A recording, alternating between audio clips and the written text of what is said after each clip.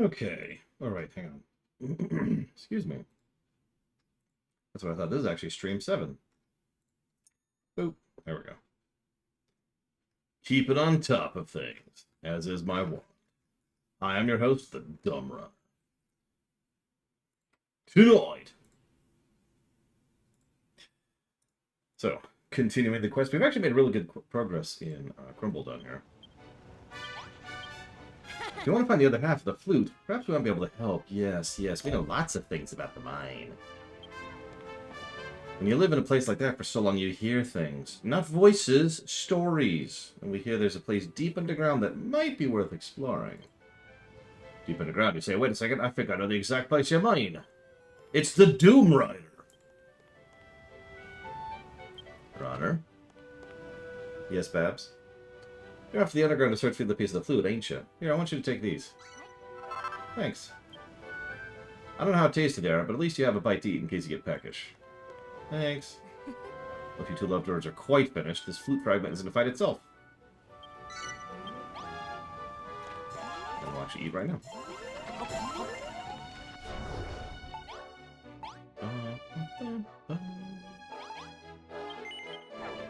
Thank you, Doom Rider, very much, as always. As a reminder, you could split that towards up to 3 things at no additional cost, thanks to the plural voting method. If you want to, you do not have to. If there's nothing else that tickles your interest or your fancy, that is acceptable, of course. But I want to make sure you're aware of the possibility.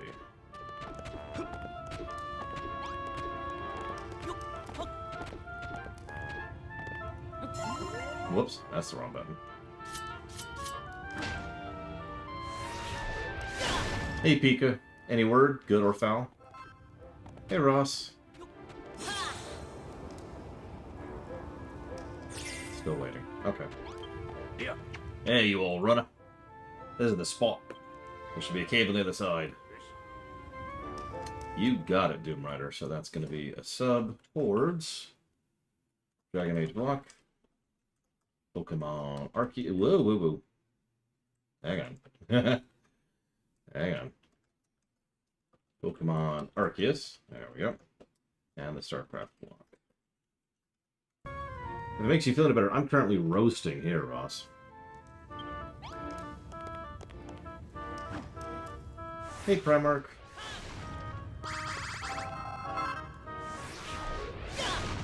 Thank you, Malroth. Hey, Robostall. Don't worry, I got your spine surgery. There you go. We're good. Seeing as we've come this far, we might as well see where this tunnel leads.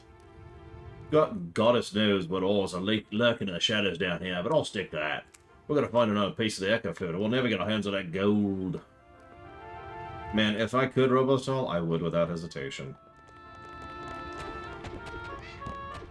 I know that'd be kind of a full-time job, healing people, but, like, if I could heal people perfectly and from range, I'd just stream it. I'd just be like, alright, hop into my stream if you have a health issue. You got a leg issue? Okay. Spine issue? Done. Cool. Skin condition? Fixed. You got it. I'm not joking. I would totally do it. That gives me a story idea, actually. A healer who can heal long distance, streaming healing. Just to get access to the people who need healing, you know? Who's Dr. Payne, Type 3B Skeleton? Also, hi, Type 3B Skeleton. So there's an ancient temple built by the builder who came to this island bleeding ages ago.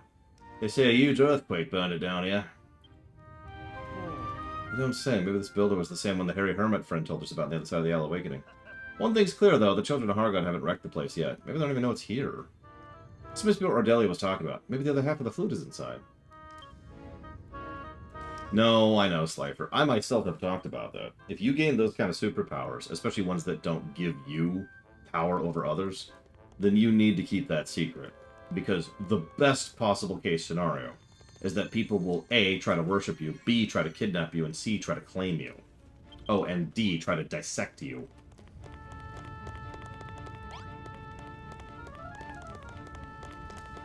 All of that sounds terrible.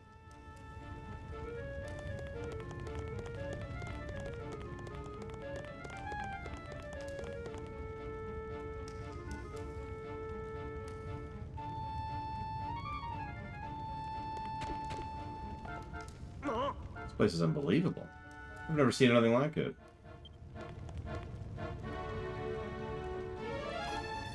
I bet this place is full of secret rooms and deadly traps. This is gonna be so much fun. Look at that runner.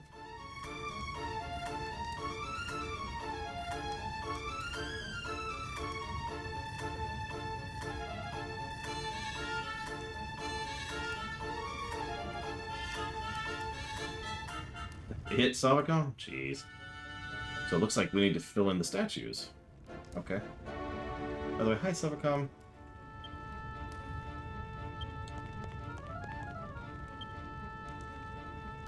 It's the Tomb of Squarewall. The world is square. So when are you heading out anyways? I'm not 100% familiar with the deets of your timing, your schedule. So this is actually our introduction to the magnet puzzles that we've actually done several times at this point. The precept is fairly basic. You pull a thing, it pulls a thing, we win.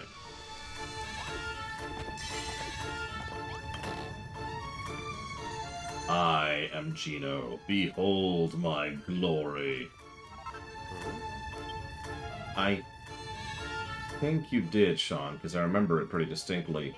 Because I'm using a slightly different method to track donations right now, and it actually came up. Because someone was asking what the Spectacular Spider-Man streaminations were, and I had to clarify, because the way we're keeping track of it on the spreadsheet is a little bit different. Either way, hi, Sean. Drakkies. Dead Drakkies. First Saturday in August. That's what I was wondering. Mimics. Mimics that hurt. As mimics are wont to do. Ow. Alright, Malroth, I'm gonna leave the rest of that to you. Or I'm gonna die, because I didn't realize he was in mid-attack animation. Non-review thoughts on Xenoblade 1 and 2. Xenoblade 1 I remember as being extremely boring. Now, you're probably thinking, what? But no, it's the side quests. It's the things that we're not going to do on camera, and we're just going to pile drive like 12 negatives on top of and then walk away from. I have played Xenoblade Chronicles X. Decent gameplay, although a little bit slow, and fascinating setting with no plot. Then there's Xenoblade 2. I'm going to be honest, I barely remember Xenoblade 2. But the combat was much better. Like, the combat was much improved. And from what I'm told, the combat is even better in Xenoblade 3. I will admit... Oh, jeez, it's still just sitting here. I'm kind of a weird one because I've never really been a fan of the Xeno series. And I know that's really unpopular, but what do you want from me? I didn't like Xenogears, I didn't like Xenosaga, and I didn't like Xenoblade. Now, whether or not they're bad games or not, that's a little different.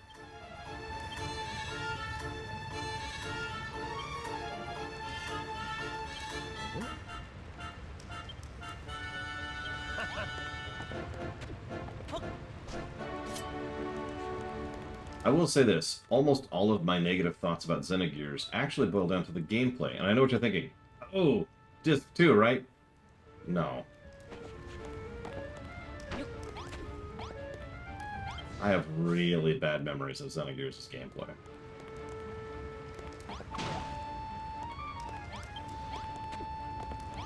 Correct, although Codemake is a bit of a weird way to phrase it. So, if you're ever wondering why Breath of the Wild and Tears of the Kingdom are so well optimized on the Switch, it's because Monolith Soft actually helped them with, specifically, rendering and... all the words I don't remember. Basically, making the overworld. Making the draw distance, making the LOD, all the stuff that makes the world as smooth and as load-quicky as it is. That's Monolith Soft. They kind of perfected that back in Xenoblade Chronicles X, because it's one of the biggest things they worked on for Xenoblade Chronicles X. And they got really good at it. It is very well optimized. Huge props to them. So, they deserve that credit. And yeah, Xenogears Disc 2 still gets a big thumbs down. I'm just saying, I'm the weirdo who doesn't like Disc 1. But then again, I don't like Chrono Cross either, so what the hell do I know?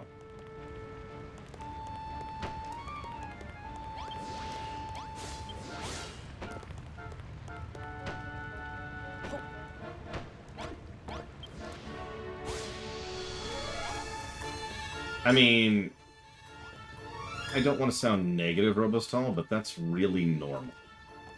Games have been having performance issues on launch for literal decades. And I know that sounds strange, but please remember, this is a problem that goes back to the NES era. There are NES games that don't play well on the NES because they're badly optimized. And on the SNES, and on the N64, and on the PS1, and you get it. This has always been a problem. The only real difference nowadays is that they can actually patch it up. Sometimes. They don't always. I mean, like, Pokemon Violet still hasn't gotten an optimization patch, for example. Yeah, no, it's one of those weird things, because for the longest time, I actually liked the fact that people would patch the games to give them optimization polishing passes. And then everyone attacked me for that opinion, and I was like, why? Well, it's because what they thought I was saying was, I'm so glad that these developers didn't do their job the first time. What I was actually saying is, developers have never done their job the first time, and I'm glad now they have a chance to do their job the second time, you know? It is nice that they can patch games now, and I mean that with sincerity, even on console games. Having said that, it would be nice if, you know, as an industry, we could get to the point of releasing games that are perfectly good at launch, but, you know... That's just the fever dreams of a madman.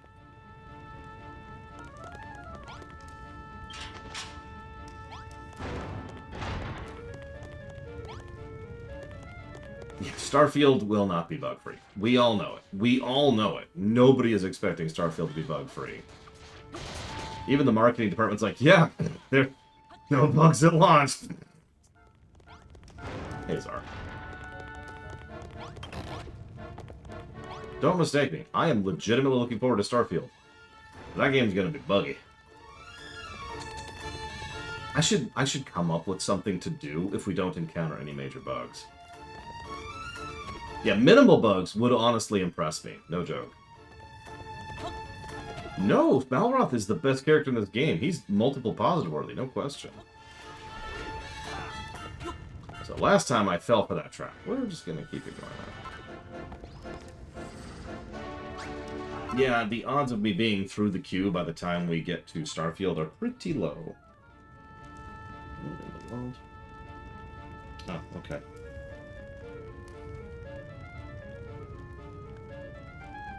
The idea... We'll see where we're at in the queue. But if we get to the point... Hey, Trithon. If we get to the point where we are good to play a new game when Starfield's coming out, I'm just going to tell you right now, I'm going to Dealer's Choice the hell out of that. But we still won't be playing it the first week, because I never, like, play a game that's brand new the week it comes out. We're doing that with Baldur's Gate 3 as well, and that's already funded. That's the main impediment, though. Baldur's Gate 3 will almost assuredly take so long that we will absolutely not have time to do Starfield. And I know what you're thinking. Oh, man. Having to play Baldur's Gate 3 instead of Starfield. Who friggin' who?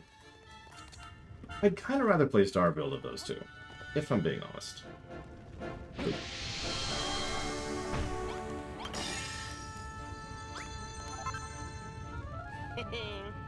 Another key, huh? Looks like it's a bit different than the others. I wonder what door it opens. I know. Must be from one near the entrance. A golden key for a golden lock. That makes sense. And we found one of the statues. Now you're probably thinking, why? Well, it's going to sound really strange, but part of the reason why I'm more excited... Well, there's two. Three. Let's go three. There's three big reasons why I'm more excited to play Starfield than Baldur's Gate 3. Reason number one. Baldur's Gate 3 is going to be a good game. It's probably going to be a great game. And I know that sounds strange, but my point is, I know that. Now. I don't know if Starfield's going to be a great game. I hope it will. So you can see why I'm a little bit more interested, especially from a review perspective, to tackle Starfield over Baldur's Gate 3. Point number 2. Baldur's Gate 3 is going to be an extraordinarily long game. That's it. And point number 3, being able to build my own frickin' ships. Well, Baldur's Gate 1 is a game that probably qualifies as good. And Baldur's Gate 2 probably qualifies as being good. That, I can't lie. I'm sorry. If you're gonna hate me, you should hate me for being honest. So I don't think Baldur's Gate 1 or 2 are good games. And I know I am in the severe minority on that. Oh, right, I need to pull up the key. There we go. Now, usually when I say that, people go, "Meh!" And that's totally acceptable, because Baldur's Gate 1 and 2 are very beloved games. However, almost every time I explain myself, people go, "Oh, yeah, no, actually, I understand that." Let's run through this. Second edition, or 2.5, actually. Clunky interface, old archaic mechanics, walkthroughitis out the wazoo, tons of ways to screw yourself over in terms of game design, clunky gameplay, irritating and frustrating feedback, in some cases, literally no feedback, so you don't actually know what's happening. And yeah, it makes for games that are really, really, really frustrating for me to play. Story's legit. I actually have very few complaints about the story of Baldur's Gate 1 or 2. They're awesome. But the gameplay, no. So, having said all of that, Baldur's Gate 3 is made by the Larian developers, and let's be honest, it's called Baldur's Gate 3, but it's kind of not. It's Divinity Original Sin 3. And that's a good thing. Because DOS 1 is a good game, and DOS 2 is a great game.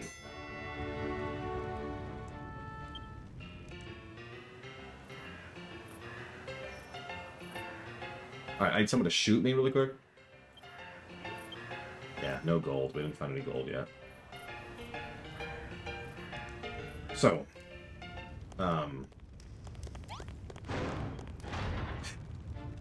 yeah, I fell through this floor the last time I played this game too, because I didn't know that stuff was there. Oh, by the way, hi Trithon. Yeah, so I have moved.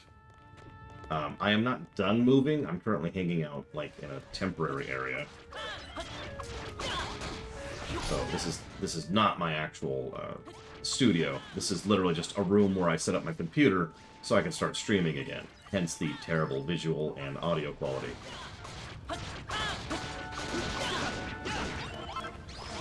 Fun fact, the soundproofing for the ceiling actually showed up today.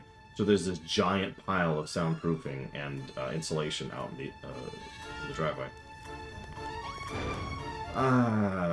It's coming along, Sonocom, but we haven't really made a lot of progress with it lately. No, jeez. This thing's hard as a rock. Yep, so this introduces our first real variation in enemy type. Whoops. Enemies that don't really take damage from weapons. You have to builder them down.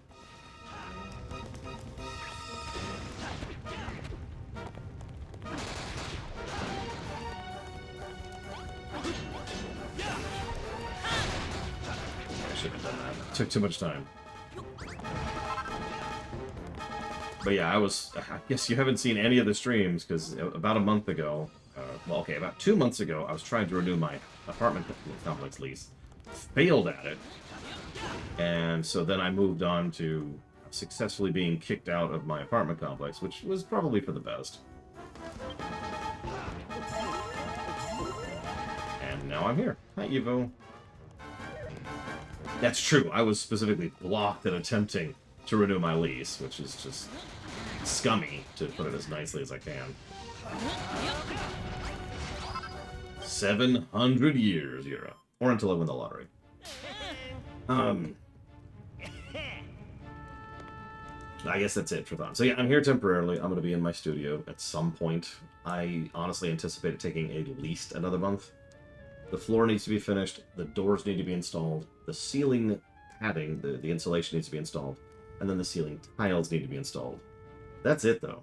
I know that's it. But honestly, all of the hard stuff is done. The carving, the drywall, the bathroom, which was a huge issue.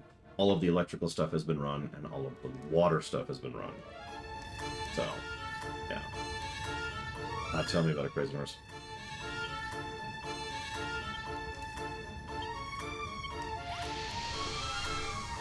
It is a very nice bathroom. The shower is amazing. So I got a waterfall shower, and the hot water shows up in 3 seconds.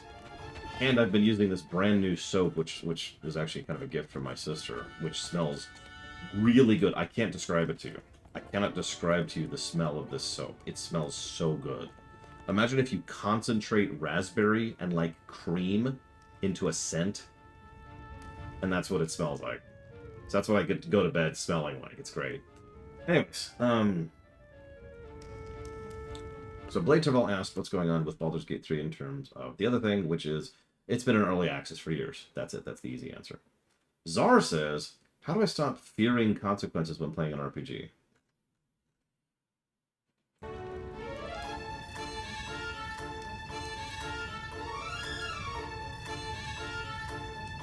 I don't know. I suppose the easy answer would be to make multiple saves. And that way, if you don't like a particular consequence, you can just be like, eh, and undo it.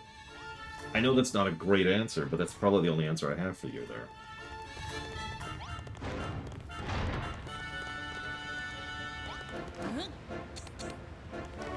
Yeah, I suppose, like, what kind of RPG is relevant, but I'm picturing something like Dragon Age or Baldur's Gate 3, which was, you know, what we were talking about, so relevant.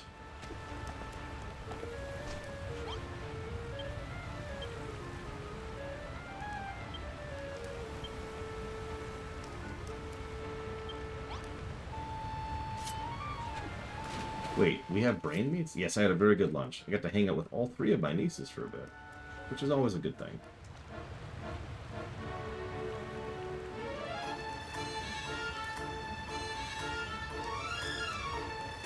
See you around, prisoners. Oh, they do, Sabacon. I mean, they're sisters, but, you know.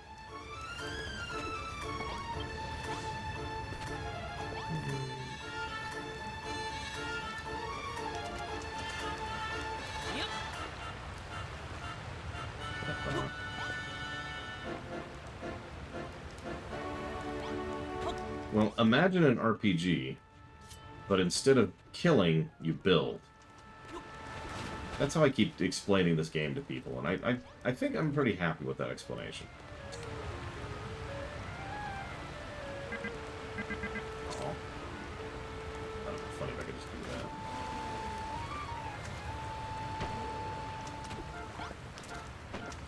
that. Dragon Quest Builders 1 was not good. Does that count? Not quite a puzzle builder. I mean, granted, I'm literally doing a puzzle right now.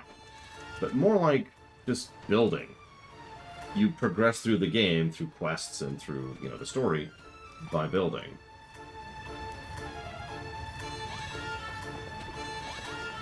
The princess?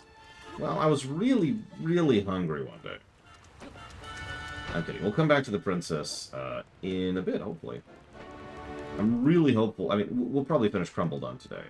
The goal.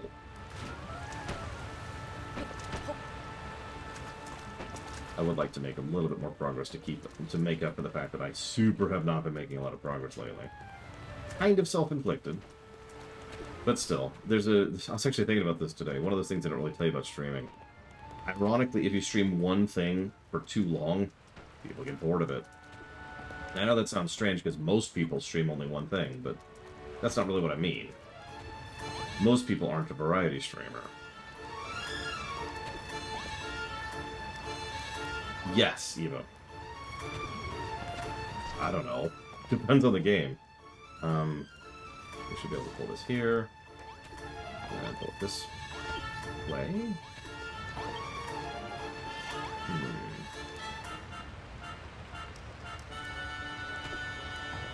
Yeah, exactly, Ross. It's a demonstrable thing, and occasionally I just live with it, right? It's something that is fine, as long as you don't always do it. If every game I streamed was a colossally huge game, that would be a problem, and it would demonstrably hurt my income and my viewership. But that's why I try to intersplice it a bit. You notice the next several games we're playing are relatively short. You notice the previous two games were XCOM 2 and Dragon Quest Builders 2, two long games. I do this on purpose. I try to split it up between long games and short games so we have a bit of variety so we don't run into that problem. And yeah, the nest block is just going to be bam, bam, bam, bam, bam for a while. So this way we get the variety. We get pretty much everybody involved and who is interested. That's the theory anyway. No, don't put it there, you moron. Put it there.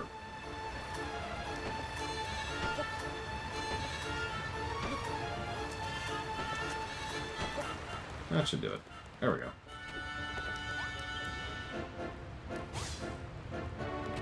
Oh, I think I get you, Czar. No, I put thought into my schedule. I know, it's shocking. Okay, so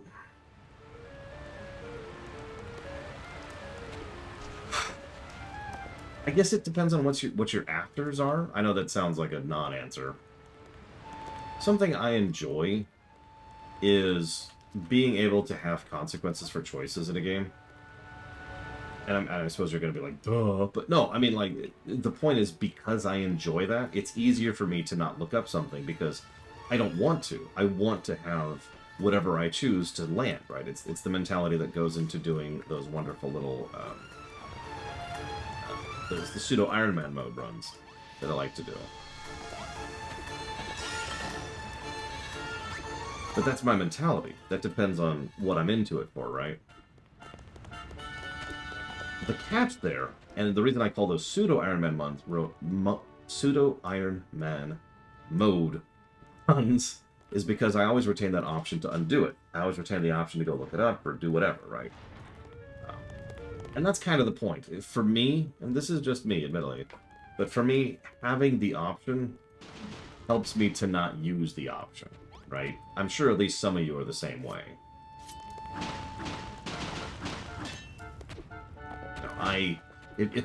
Put it to you this way. Very, very basic thing, right? I learned this when I first became an adult. When I was 5. If you have candy, I have Snickers right there. Okay. I get Snickers. I have Snickers. I can have them whenever I want.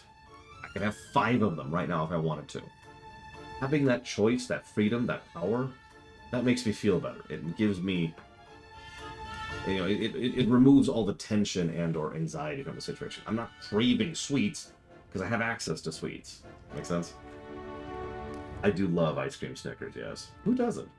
I'm joking. My sister doesn't.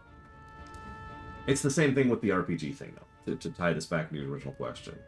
Yeah, you have agency in deciding to look stuff up, so retain the option, right? But just focus on not doing so, and know that you can if something goes particularly badly, right? And you can kind of train yourself to that with repetition and with practice. To the point where it's like, okay, I really want to see what's around this corner. I want to find out what's going to happen with this quest, or God, I don't know which choice to make on this particular thing. But then be like, you know what?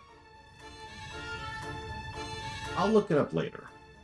You know, I can look it up later. We'll see what I think of it. And then that'll help you to just go ahead and play it and not look it up. That's my thought anyways. If that doesn't help, I got nothing. What are these? Schnitzels? Schnitzels? Exactly, Trithan. If you're worried, drop a save. Most games allow that. Turn back. Exactly, Czar. I don't mean to sound braggy, because I've been bragging all over the place today, but I have a very strong will. And I think a lot of that is because I've been practicing since I was a kid. I say jokingly that I've been an adult since I was 5. Not quite a joke. I had to grow up very, very young. And part of that was trying to train that. And I'm actually kind of happy about that, honestly. It is helpful. So, yep, we're going to ignore the things. Turn back. Turn back. Turn back. Turn bash. I mean, turn back.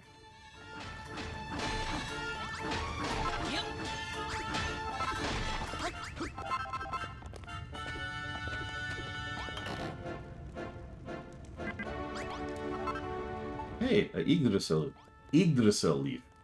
Nice. I'm just gonna plop that here. We can screw that nonsense.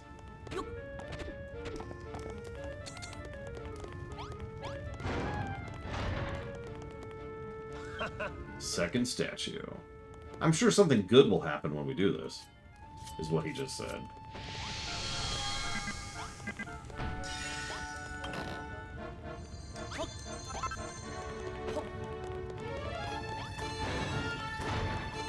That's another thing. Something else that can be very helpful in avoiding spoilers while still looking stuff up is another person.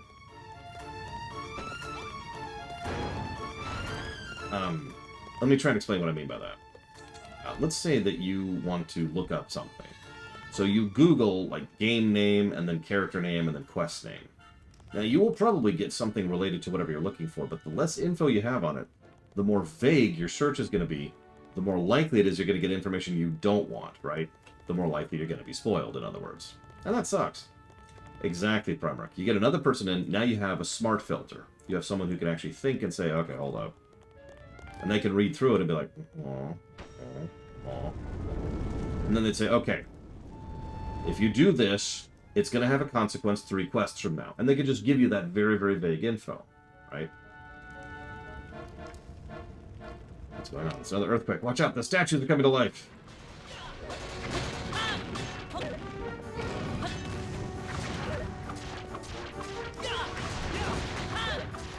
I'm just curious if it procs on these at all. It doesn't look like it is.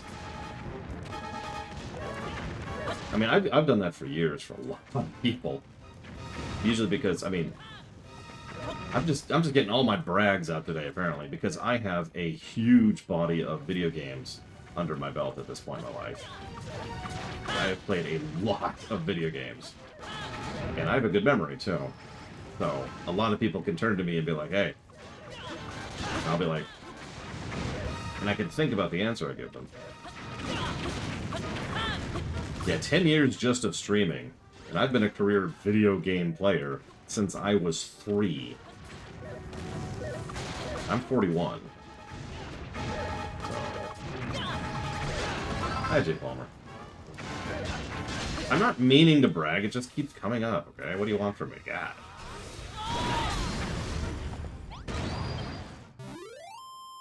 See, stuff like that happens when I brag. People just die.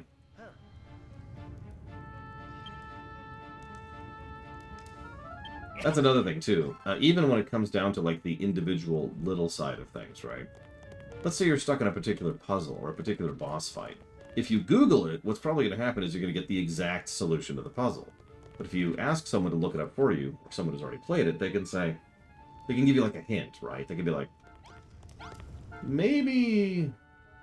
Think about the statue. And that's all... Then they can just give you something vague like that. We got the thing.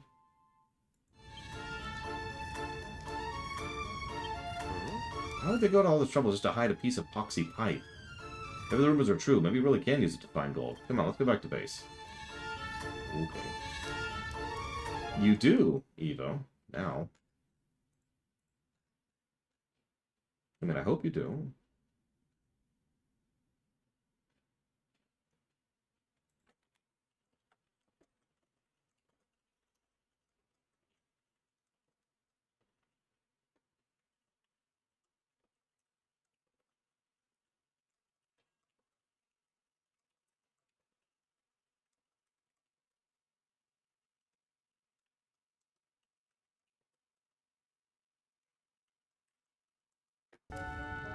Alright, just jotting down some notes. I should update the HUD. I haven't done that in a minute.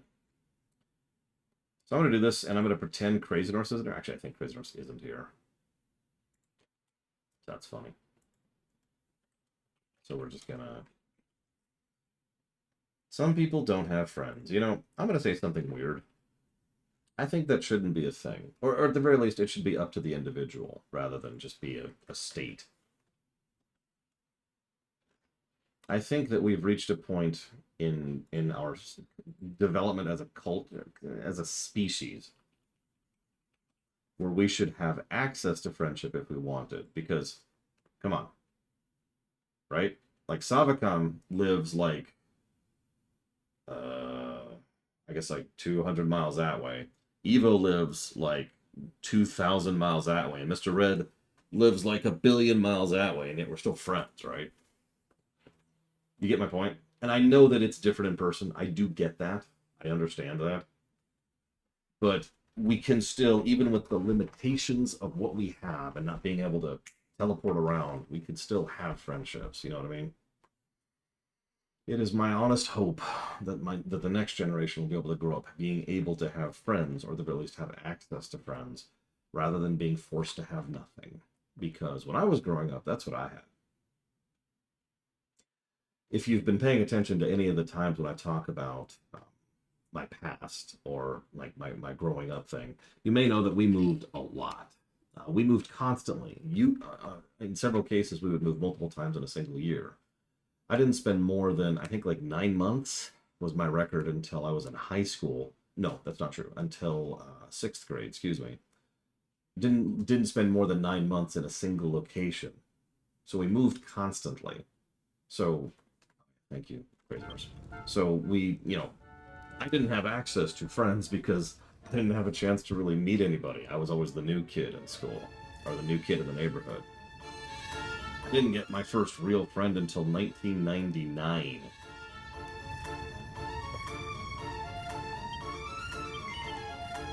I'm still friends with that person, actually. Exactly, Ross. But, right, there was no internet. And while pen pals were a thing, I moved too often for that to be really feasible. So I just kind of didn't have friends growing up. I took care of the house, I took care of my mom, and she worked. That was my life. The one thing that I had, the one thing that really made my life worthwhile, was video games. And if that sounds sad, you can take it that way. That's okay. But actually, I kind of mean that as a positive thing. I had something. And that something was honestly pretty awesome. There's a reason I call myself a career video gamer, because, I played video games. This was my shtick, my thing. It engaged me on a level that nothing else did. Now, that's because it wouldn't even be until I got older that I discovered PnP and board game stuff, right? Which is honestly just as engaging to me. But point remaining, as a kid, when I was young, I had my NES and my Mega Man.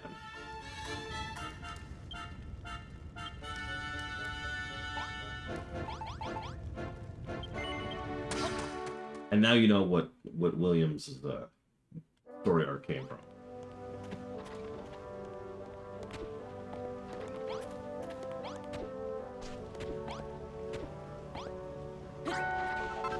See, you could say that, Lord Harrowmont, and I just don't agree with you. And you know why?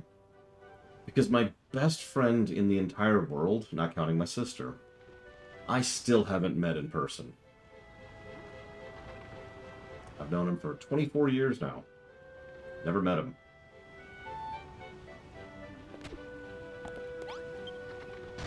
You find other piece of flute. Me remember new thing. One who break flute, Medusa. You don't say. I can also point out that I met my sister via the internet. While we're on the subject. The underseer of the island broke it, but why would she do such a thing? An instrument capable of locating all manner of valuable items would be quite the asset for a miner. The children of Hargon would hardly allow such a treasure to fall into human hands. I suppose that makes sense, but why go to the trouble of hiding it in a temple? Me no know, but one thing for certain. Must find gold. Must become gold golem. Must fix flute. Actually, my sister met her husband through a dating app, too. Late at all. What's really funny is that it was he had been on that particular dating app for like years at that point. I was like, you know what? I'm gonna put this down. It's not working. It's not going anywhere.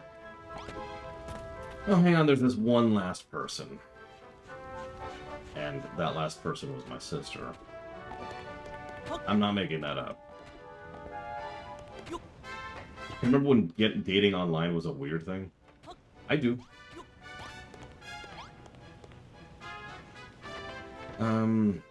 I don't have a quest. Wait, I do have a quest. What's my quest right now? Oh, duh. This is my quest.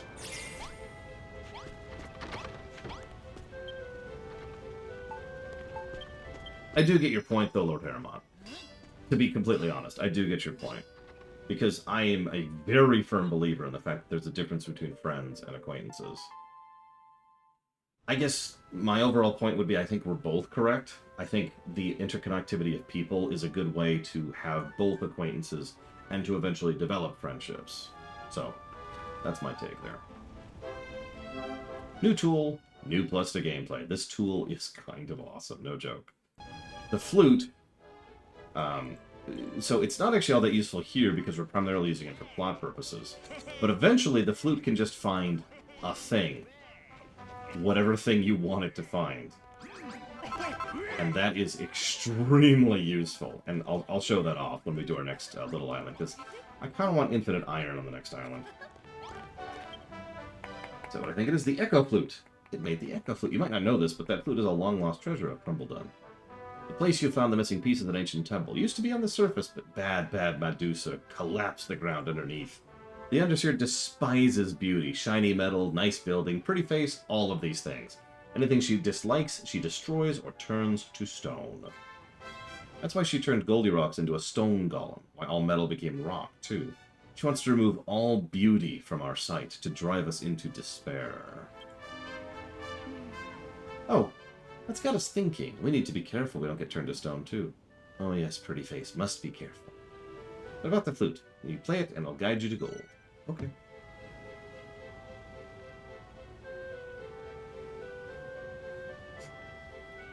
One of these days, I swear I will get back to it. It's actually in the back of my mind, Yura. Legitimately.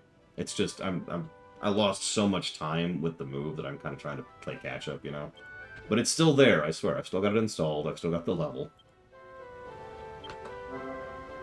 The right tool for the job. Now you can hold down R and just switch between things like this.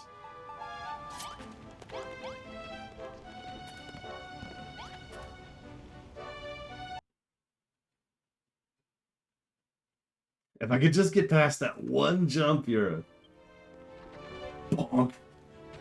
The Echo Flute is a magical instrument. Metal sings to its melody. If you play it in the deepest part of the mind, you'll hear the sweet voice of gold. That sounds like a curse. But if the gold's in between tons of rock, how's anyone going to hear it? You go down there, you start blowing that wing willy-nilly, you'll never find nothing. You might be able to help. We know the mine. We know its secrets. Go to the tunnel south of the lift. Alright, let's do it. Runner. Oh yeah, by the way, Evo, have you seen her new outfit? There it is. No, not yet, Jay Palmer. Crazy North says I should show it off after we finish the third island, which is going to be a couple days from now.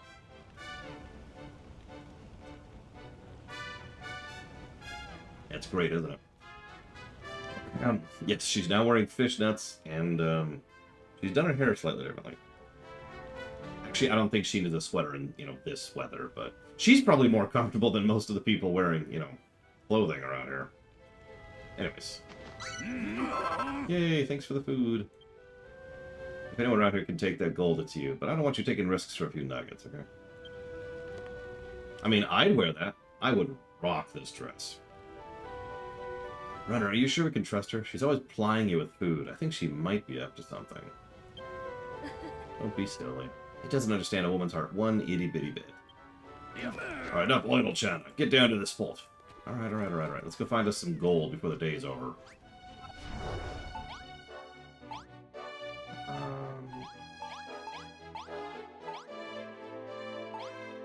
I think it was here.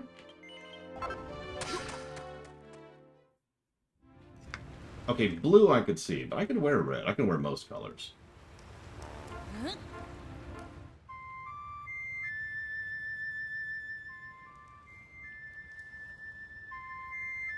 There it is.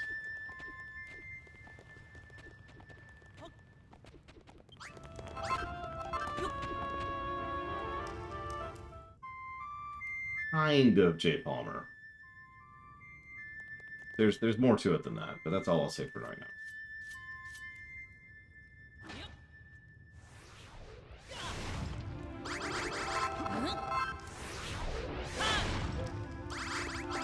Gold. Right here. Wow.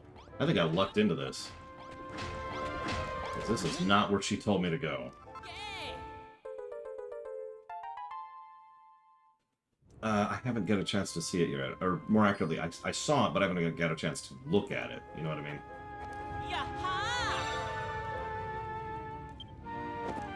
Well, we are kind of in a post-apocalypse here. Good work. It's so shiny and sparkly. Let's find more of this stuff. I do love gold. I love gold. The smell of it, the taste of it, the touch of it. I needed 3, right? Nope, I needed 5, maybe?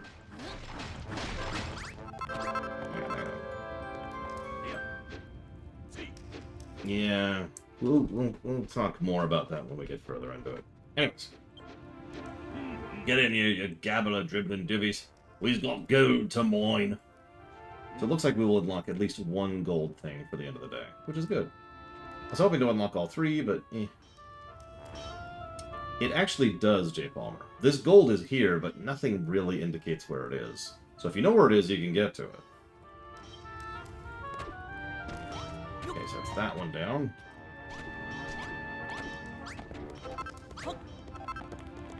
Metal slime! Metal slime! It's 3 of those now. Really? I don't remember that, Euro, but I believe you. I mean, it was probably partially a color thing and partially a rarity thing. Because, I mean, there's a reason why bronze and... The wrong thing. Bronze and aluminum. And salt, and... God dang it. And various other things have been valued over the years, like gold. Gold just stuck around because most people liked gold. And it's the old cultural thing, right? I like this, so I'm going to make this. Oh, that person has that. I don't want to be lesser than that person. I better make sure I have some of that, too. And it just kind of became a common thing across multiple cultures. Kind of because of the fact that the other cultures valued it.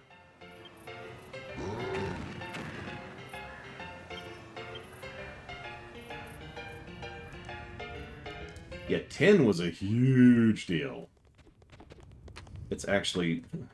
I'm going to sound pathetic for saying this, but it's one of the reasons I was inspired to add tin as a valuable resource in Primus, specifically. It's not the only reason, but it's one of the reasons.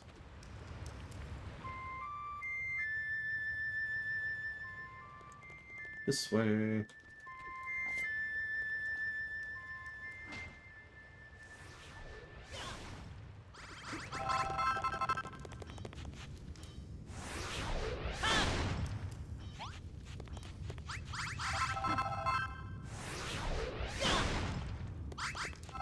Didn't China experiment with steel coins, or am I misremembering that?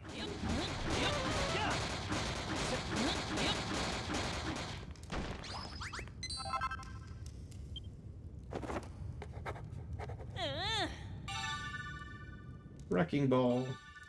I came in like a... And that's it. We're done. We're done. We don't want to get copy wrong.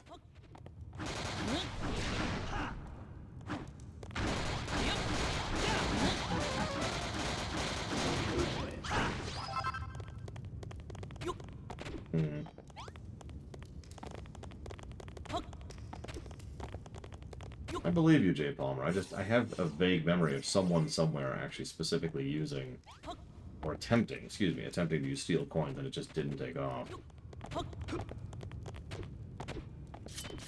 I mean, we've used weird things over the millennia as currency. Cowries are still one of my personal favorites.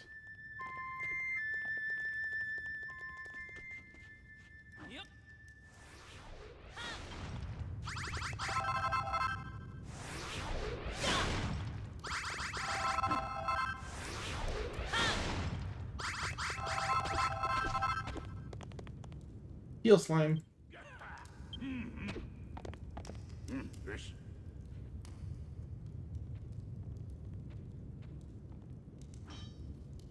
Yeah, I didn't know cowrie shells were common until I saw a random YouTube video which mentioned how common they were used. And I'm like, what? And I had to go look it up myself, and I was like, Huh. Who knew?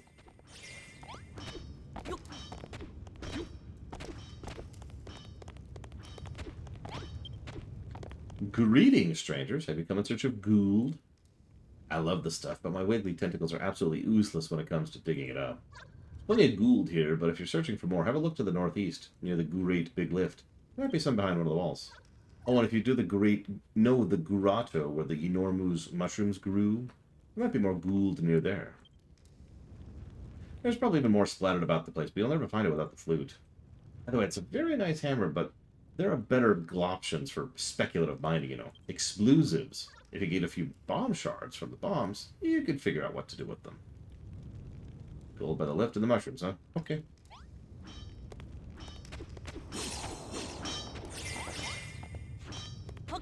No, it makes sense. Really, cowrie shells make sense when you sit back and think about it. Just, I never did, so it's like, oh. And it was on that day that Laura realized that he was extremely stupid.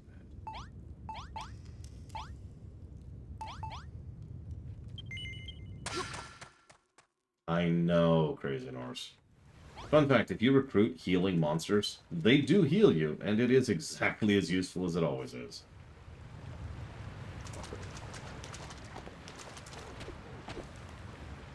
Wild.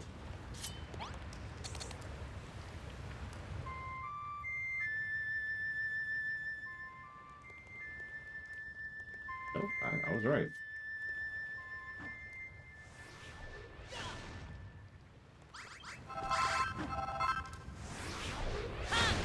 Kingdom Hearts, Trathon. Cool, blimey, and a beekeeper's bonnet. We've only gone and stumbled in a vein of gold.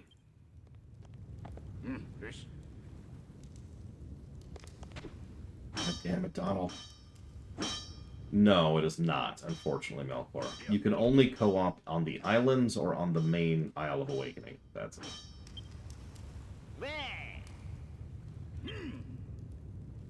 I never felt to say it, but we did it. Mission accomplished. Let's get back up top and share the good news.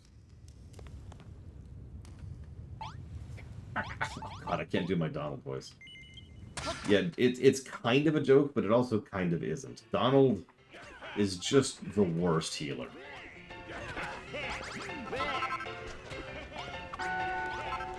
Just the worst. I want you to imagine a healer that goes out of his way to heal you when you don't need it, and to not heal you when you do. And to be spamming you the entire time. You really excelled yourself this time, Renner. You found the gold we needed. What are they doing? Ah, gold. Once the gold rush ended, I gave up on ever seeing that most mesmerizing of metals again. Well, if we turn Goldarox back into Gold Golem, Crumbledon might have its second coming. Now we've secured those gold mines. Miners can do their thing.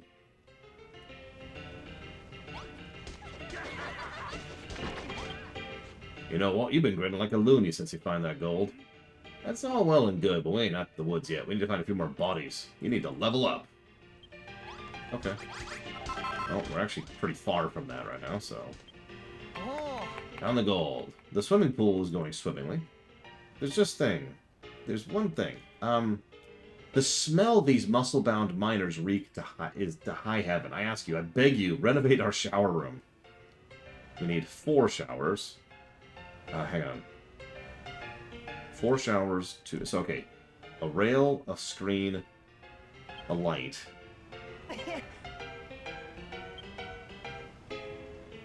Why do I want windows in the shower room? Don't ask questions of your client. It's bad manners.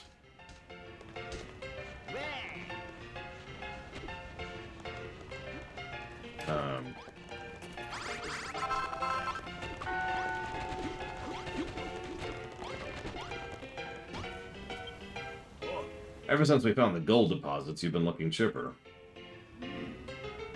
I don't mean to burst your bubble, but if you're going to be bringing in more miners, that dorm you made isn't going to be fit, so we need to make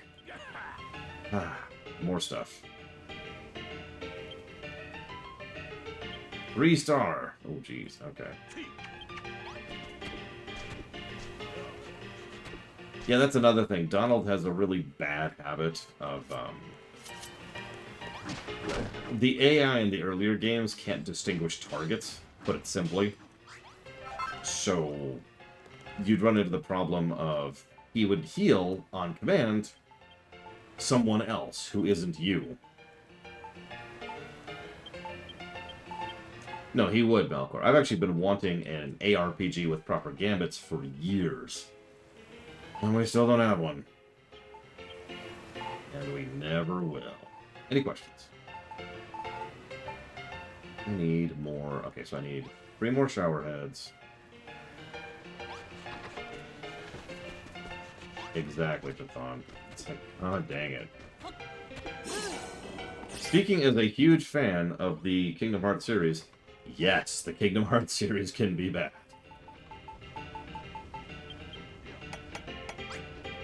Yeah, FF12 is king of gambits, and there's a reason that was such an automatic...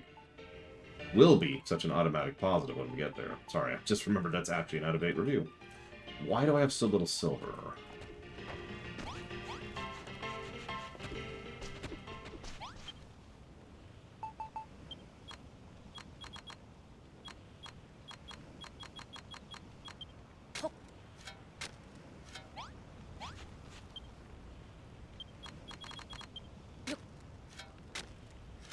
We have not reviewed Kingdom Hearts in any format, actually. Not even in the old system.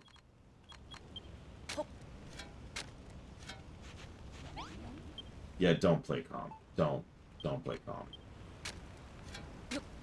Chain of Memories is something to watch. It will probably be a net negative game when we review it. Almost guaranteed. Like, I would be astonished if it wasn't.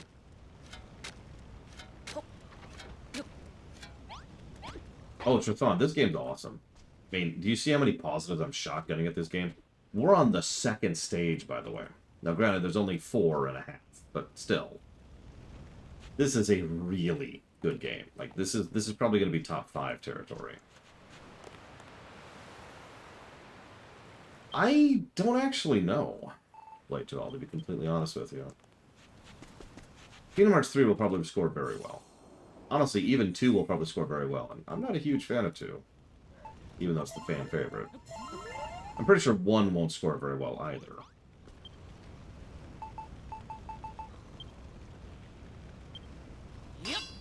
I mean, the spreadsheet is not actually up to date. It's about a week out of date at this point. I'm sorry, Evo. Alright, everyone vote me for ruler of the world so I can give Evo a pool.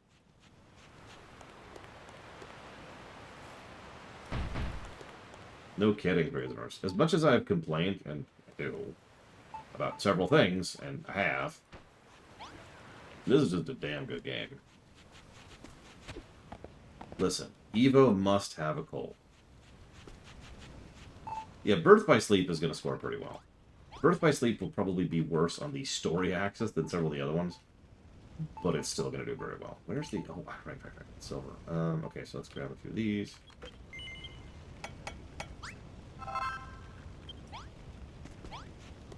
I mean, probably not Trihexia, because I only would have about 100 votes. I need a few million to make anything happen. Yeah, Chapter 3 has a fairly major flaw. Chapter 2 has a fairly major flaw. That's kind of it. We're kind of there. I'm not sure how Dream Drop Distance will do. That's going to be a little bit in the air. I've only played through DDD twice. Once for the lore run and once just by myself.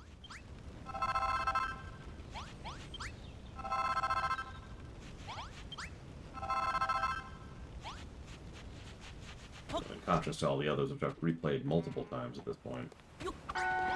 Hell, I've technically played 3 as many times as I played Dream Drop Distance. Think about that.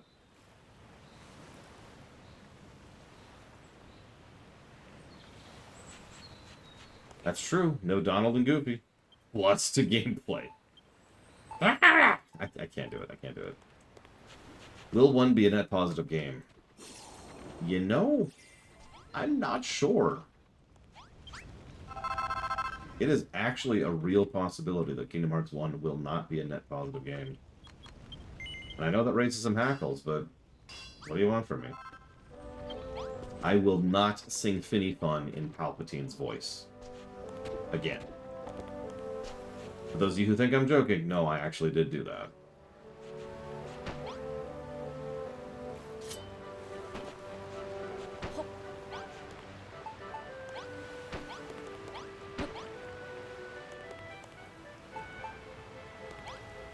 It's during the Kingdom Hearts 2 lore run. In 1, Trathon? Actually, not that many. I am one of those weird people who thinks that Little Mermaid World in Kingdom Hearts 1 is merely badly designed. Just like every other world in Kingdom Hearts 1, except for Hollow Bastion. In Kingdom Hearts 2...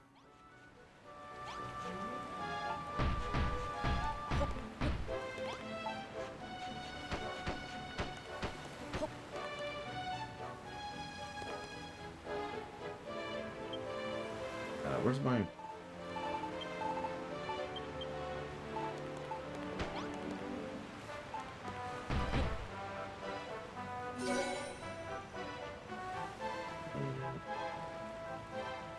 What am I missing?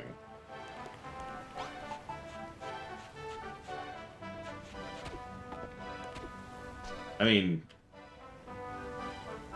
Yeah, essentially, Lord Haremont. Traverse Town, End of the World, and Hollow Bastion. Those are the good worlds in Kingdom Hearts 1. Halloween Town is not as bad as the others, is how I'm going to phrase that. But it still has several issues, not the least of being its layout is weirdly and unnecessarily confusing, and it's also claustrophobic as hell. If you really think about it for a second, really process it.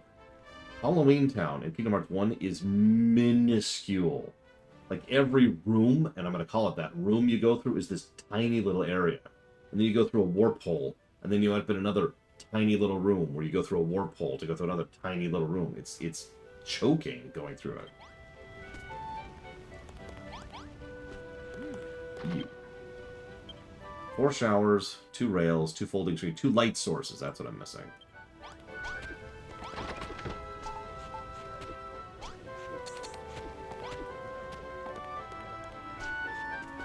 Now,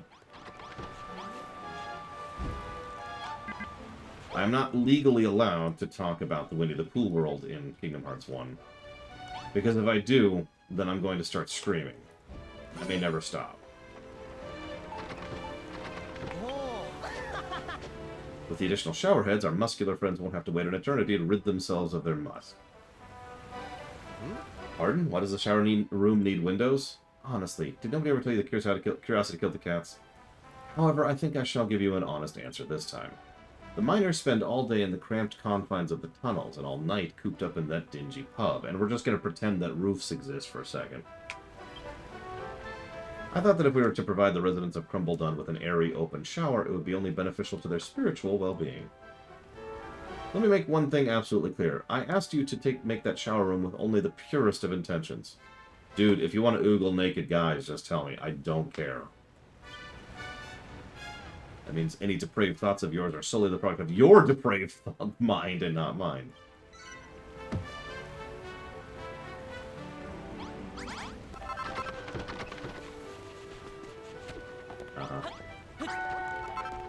Okay, so I need 8, which I have, 2, which I have.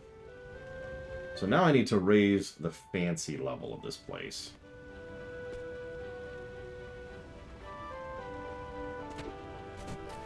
No, the guy who gave me the quest, Savaka.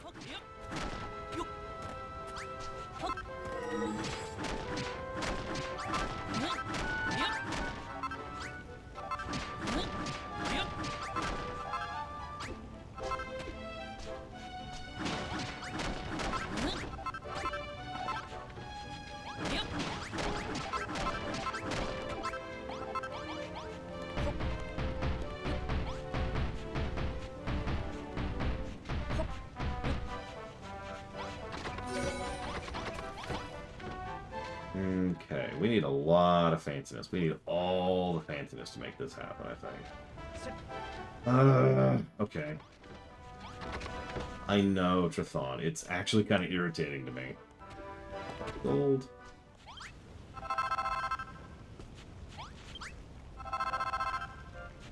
Silver and gold, silver and gold.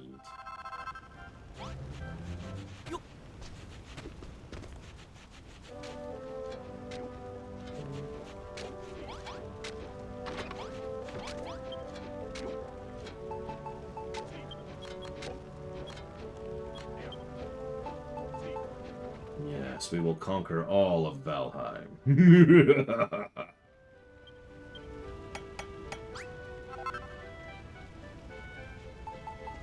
I believe they do, but I could be wrong.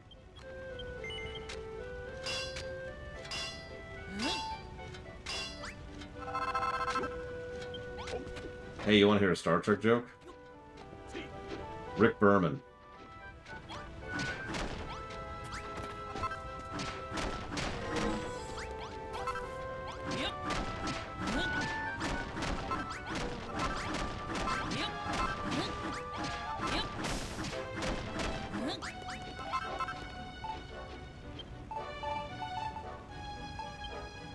I may have told that joke before. I apologize.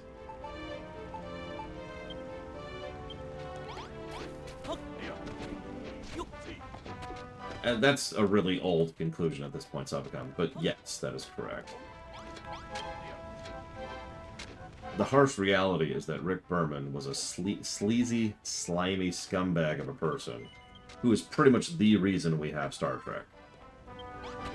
Because it was his meal ticket, and he was the executive. We just talked about this with regards to game design. The reason things get funded, for those of you who weren't here for this discussion, the reason things get funded in video games, shows, and movies is because some executive somewhere has attached themselves to that project and said, this is my baby. Now, maybe they actually care about it. You know, like Yoshi P, for example, is probably a good example of that. Maybe they just think it'll work, and they're excited about the project. Honestly, Todd Howard is a pretty good example of that. Maybe they think it'll be successful, and it'll be their meal ticket. And Berman is an example of that. But one way or another, that's how things get selected. That's how things get funded, and that's how things happen.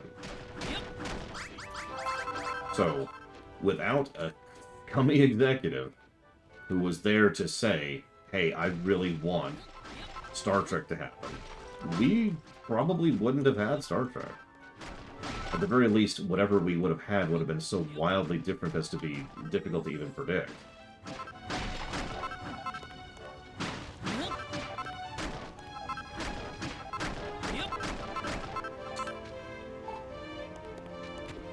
You absolutely can, Jothan. Nothing in the game really encourages you to, but there's nothing preventing you doing that from word go. Hi. What? Because I was tired of sitting over there. And I was... Wait, come back, come back. How'd it go?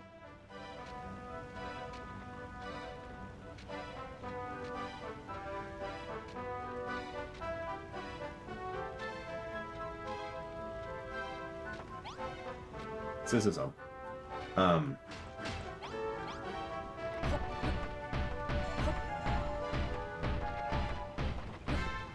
I mean, yes, Crazy Norse, that is exactly correct. Or, I forget his name, but the jackass behind Pixar. I can't actually think of his name right now. I even talked about him during my Rumination series on the Pixar series.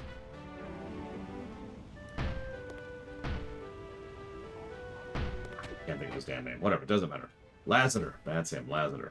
Yeah, Lasseter is a scumbag. And, honestly, pretty gross. But he was the executive who got films made. And that's how that works. The argument, of course, being that that probably shouldn't be how it works, and I would even agree with that argument. But here we are. Kurtzman?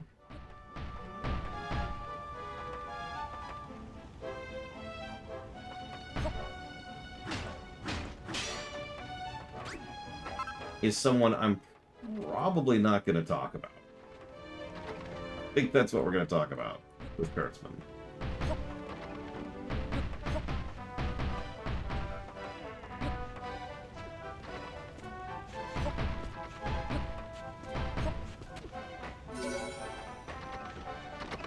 Kurtzman is the current executive behind Star Trek.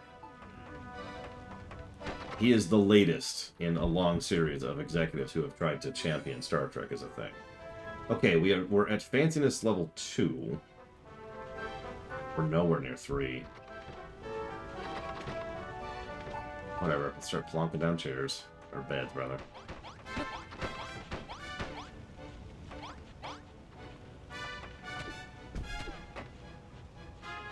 Oh, almost assuredly Melkor, which again is just kind of...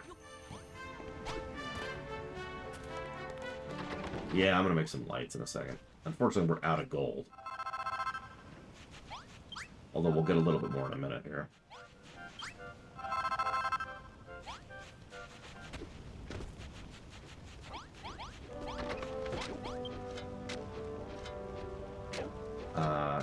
Fiber. Of course I'm out of grass fiber.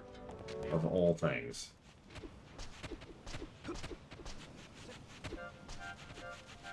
I mean, the problem is the Fancy Dorm needs level 3 fanciness rating. And I don't know if you've noticed that. Level 1 is easy to get. Level 2 is harder. Level 3 is even harder. Level 4 is even harder, etc. So each subsequent layer is much harder. Now, Ross asked, who's worse? Fleabag, Berman, or Gene? You sure you want me to talk about that? Because usually when I talk about Gene Roddenberry, Star Trek fans get upset at me.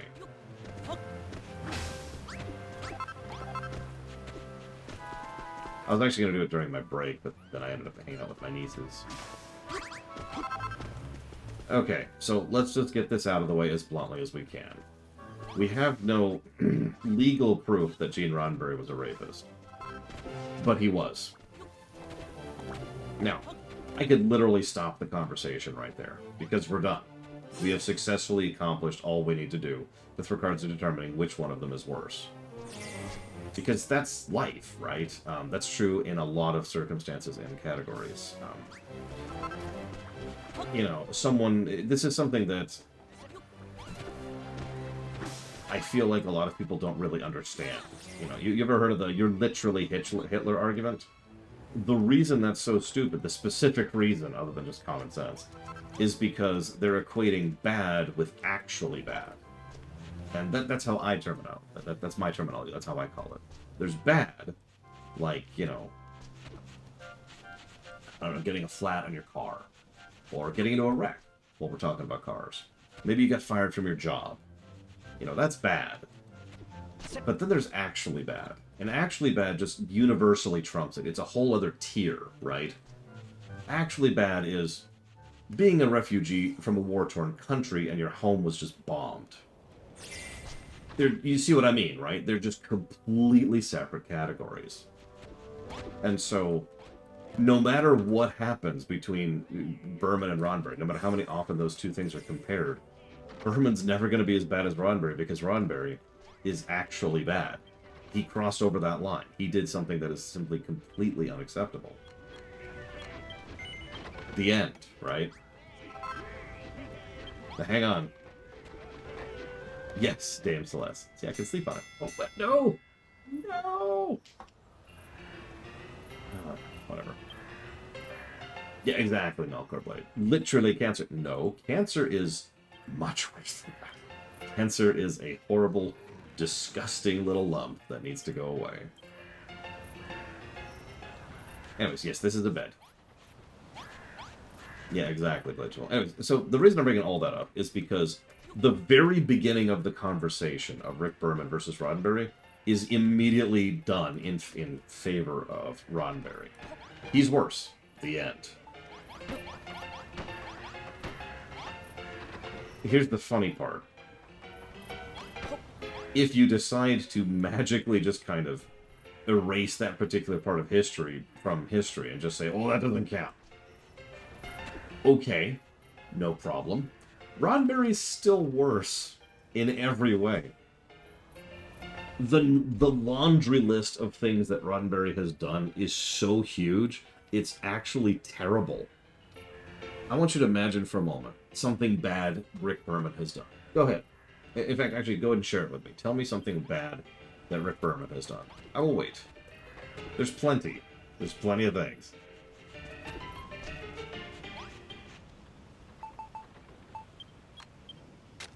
Gates McFadden. Actually, that was Maurice Hurley, but whatever.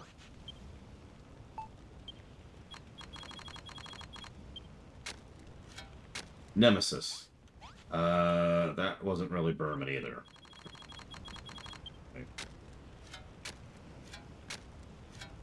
I'll give you one. Terry Farrell. There's one.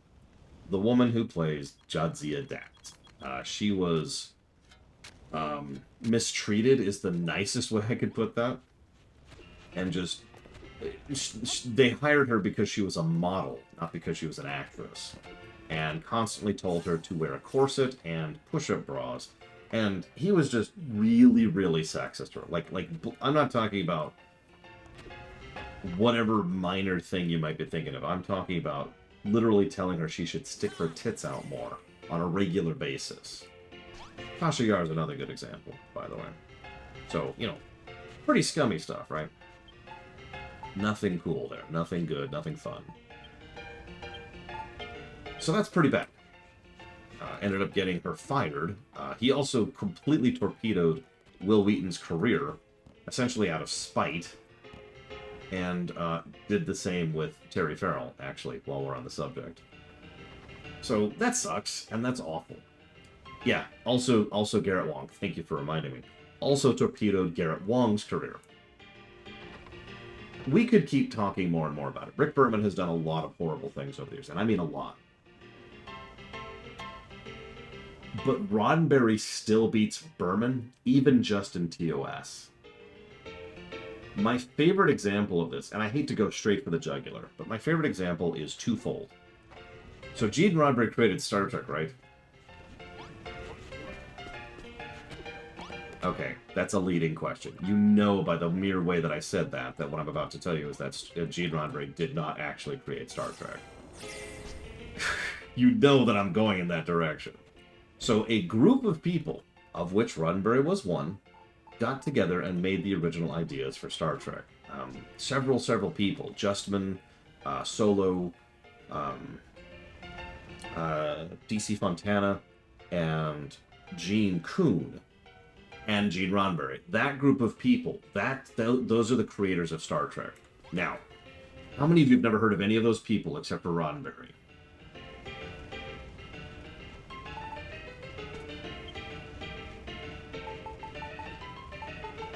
So, you might have heard of DC Fontana. She's rather well known as a writer. She was a good sci-fi writer. But so if we eject her, you probably still haven't heard of any of the other people. So what ended up happening? So first of all, they all got together, tried to get the pitch done. Several people were involved. Lucille Ball got the show its shot in the arm. The executives already pulled a season 3, even though Gene Roddenberry claimed credit for that, which he didn't get. Show goes off the air, animated series happens, yada yada yada. I'm skipping forward through this a little bit because, yes, Lucille Ball. Do you not know about that, Ross? I'll tell you that if you give me a minute. Skipping forward a little bit. So, yes, Lucille Ball, as in I Love Lucy. That Lucille Ball. She is the reason we have Star Trek. Literally. But I'll get to that in a minute. So, the, where was I? So, oh geez, I'm not, oh god, I'm still not there. I need gold stuff. So, Star Trek goes off the air, okay? Time passes, and something called the convention circuit, which was really getting going in the late 60s and early 70s, started going. You know what the convention circuit is, because we don't call it that anymore, but it's a really big deal in the United States nowadays. If you've ever been to Gen Con or Comic Con or any of that stuff, that's the convention circuit.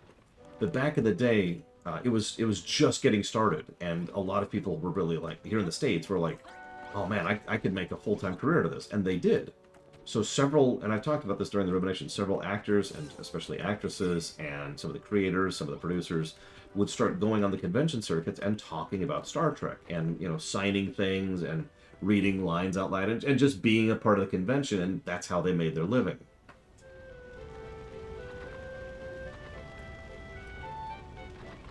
So Gene Roddenberry regularly hit the convention circuit.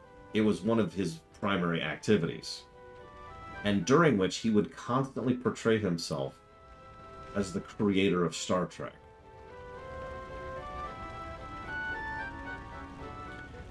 He became the face, but he did it deliberately. Every account, and there are multiple accounts from multiple people, everybody agrees that what he did extraordinarily deliberately. He constantly tried to portray himself as if he was the creator of Star Trek, the person who made Star Trek a thing. No credit to any of the other people I mentioned, including Lucille Ball. No mention of Friedberg, or no mention of anybody. Just him. He is the one who made Star Trek. And he kept portraying himself in that so hard and so often that he essentially created a cult of personality. And this is literally why, to this very day, people think of Roddenberry as not only a good person, but as the creator of Star Trek, because he was so successful in that. He was so widespread in how much he would do that constantly. I legitimately believe that he actually believed his own bullcrap on that. I do, based on everything I've read about the man. He would just... That man had issues. Let me tell you. I bet Robostall, no offense, Robostall, believed that too. Because you're the one who reacted earlier, right? One of the reasons I have literally made it a mission of mine to repeat these facts over and over and over is to try and undo the damage that decades of lies have done. And before you think I'm trying to be all snooty or high and mighty, please remember, I didn't know any of this either until I actually was doing my research and doing my due diligence for the TOS ruminations specifically. It wasn't until I started going through the TOS crap and started learning about where Star Trek came from and how it came to be and blah, blah, blah, that I was like, oh. Like, I've never had a good opinion of Roddenberry, but what? So that's the first, by the way, that is the first thing that I have to say bad about Roddenberry. I would honestly say that's already worse than Rick Berman. Like, just right there. Is this counting? I can't tell if it's counting. No kidding, Robostall. Speaking of someone who is unabashedly a Star Trek fan, yeah, at a certain point you gotta just separate it. That didn't count at all. That didn't do anything. Here's another one. Do you know what a backdoor pilot is? This is one of the more well-known things.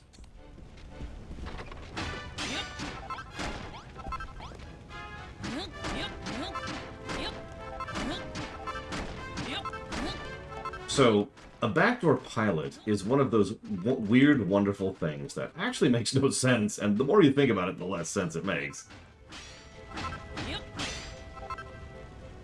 That actually is lowering the fancy level. Wow. A backdoor pilot is when... Okay, so let's explain this very, very simply. You want to make a new TV show. That means you need to convince a board of executives and a staff to greenlight you.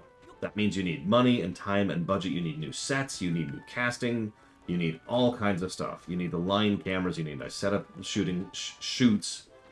It's a lot of work, and it's a lot of money. And so people tend to be hesitant to greenlight new projects. You know what's a lot easier to do? Getting an episode of an existing TV show greenlit. So a backdoor pilot is exactly that. It is a pilot of a new TV show hiding as a new episode of an existing show. I am, of course, referring to the episode... I can't think of the name of it. God, it's the end of Season 2. It's the end of Season 2, and I can't remember the name of the damn episode. Assignment Earth, thank you. I kept wanting to say the Enterprise incident. I'm like, no. Assignment Earth. So, it's kind of scummy, and honestly, kind of insulting, like all at the same time. Actually lowered my fancy level, replacing the silver with gold lowered my fancy level. Wow. So, and it's easy to explain why it's so scummy. First of all, people who are here to see an episode of Star Trek are not here to see an episode of the new show. Second of all, It's really insulting to the existing cast who are now playing guest stars in someone else's show. That's a problem in general, but especially in a backdoor pilot. Yes, this is the silver block. I may need to literally just make this bigger so I can fit more stuff in it. God dang. Okay. Yeah, they also completely hand-wave the time travel. Just, nope, they're time traveling. Okay. So, Gene Roddenberry, the creator of Star Trek, who cared so passionately and so vibrantly about his baby, which was very important to him, believed so little that Star Trek was actually going to be viable going forwards that he was already planning to do a new show during the creation of Season 2. Now, if you don't understand how scummy that is, please remember something that I talk about constantly, and that is production schedules. It's not like while Season 2 was coming out, he was working on this. This was something that was happening while Season 2 was being made. That's an important distinction for several reasons, but not the least of which being the fact that it means that Season 2 was already doing quite well for itself, all things considered, and he had so little faith that it was going to go anywhere, that he thought that the show was going to get canceled, that he was already working on his next show. He was already working on his next thing. How good or bad that is, that's kind of up to you, but it's worth noting that it was a direct contributory to several things wrong with Season 3, not the least of which being budget. Oh, speaking of which, third fact, and then I'll stop boring you with how terrible of a person Roddenberry was. I want you to imagine that you are an executive producer of a project. Yes, Ross. Let's say you're an executive producer. Cool. Okay, you've got your project. Cool. That also means that you have all kinds of like a great paycheck coming in and a great job and tons. I did mention these things, Lord Aramont. All of this, everything I'm telling you is stuff I talked about in the rooms. Like every bit.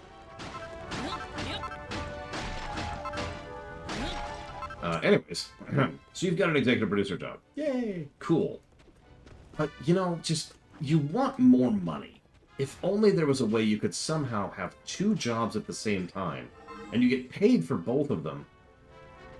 But it's okay, because you only have to work one of the jobs. Wouldn't it be great to get paid twice, but only have to work once? So what Roddenberry did was, after claiming credit for getting Season 3 happening, which he did not do, and after literally staging a campaign which is actually illegal and using company resources in order to do a grassroots campaign to try and prop up Star Trek, which I want to re-stress for just a second, is illegal. It's actually literally embezzlement.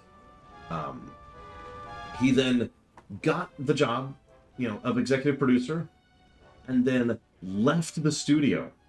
Not literally, of course. That would be silly. He still had his job, his parking lot, and his office, and his paycheck, but he physically left the studio and went to work as a producer on some other show. I don't even remember the show right now. Just walked away from Star Trek.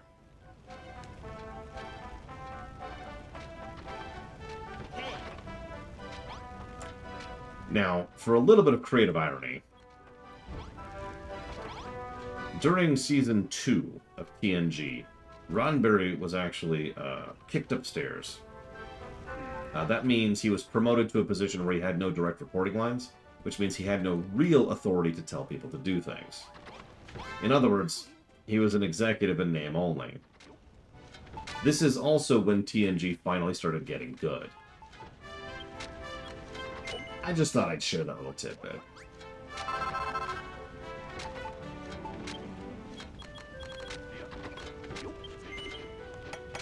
Oh yeah, Roddenberry got away with all of that. To this day, people venerate the man. The dude was ejected into space. His ashes were ejected into space, not to get him the hell off of our planet, but as an honorific.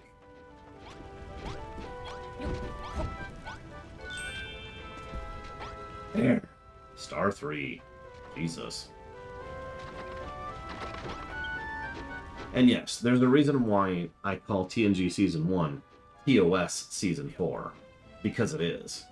And having recently gone through TOS Season 1 again, no, really, it is TOS Season 4.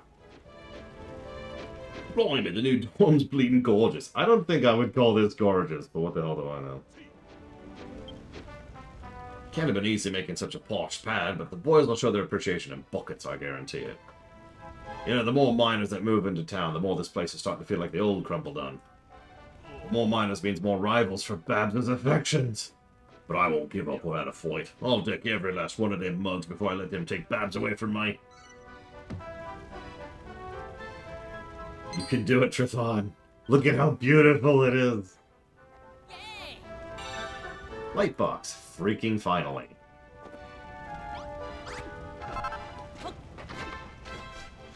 Here's one last little tidbit about Rick Berman. Now, I obviously speak very ill of Rick Berman, and I will continue to do so. But he's better than Maurice Hurley. And we almost got a TNG, a Star Trek, under Maurice Hurley. You're probably thinking, how is Maurice Hurley worse? Gates McFadden. That's it. That's all we're going to say about that. So, Lucille Ball. God, I don't remember all the specifics right now because it was actually a whole thing. Who's Maurice Hurley? Okay, pause. So, I just told you that the way things get funded and get greenlit and all that fun stuff is because there's an executive somewhere who has attached themselves to the project like a parasite, right? That's how it works. We've already talked about this like 50 times. So, in TNG Season 1, the executive for TNG was Gene Roddenberry.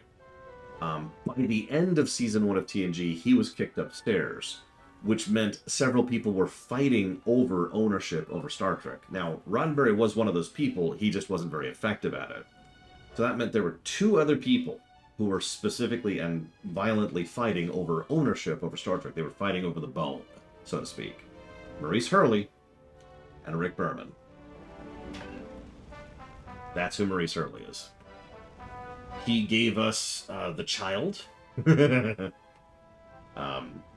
which caused other issues down the line.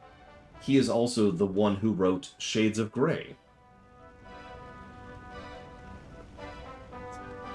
He's also the one who came up with the original idea for the Borg. And I say it that way because he doesn't get credit for the Borg. He doesn't.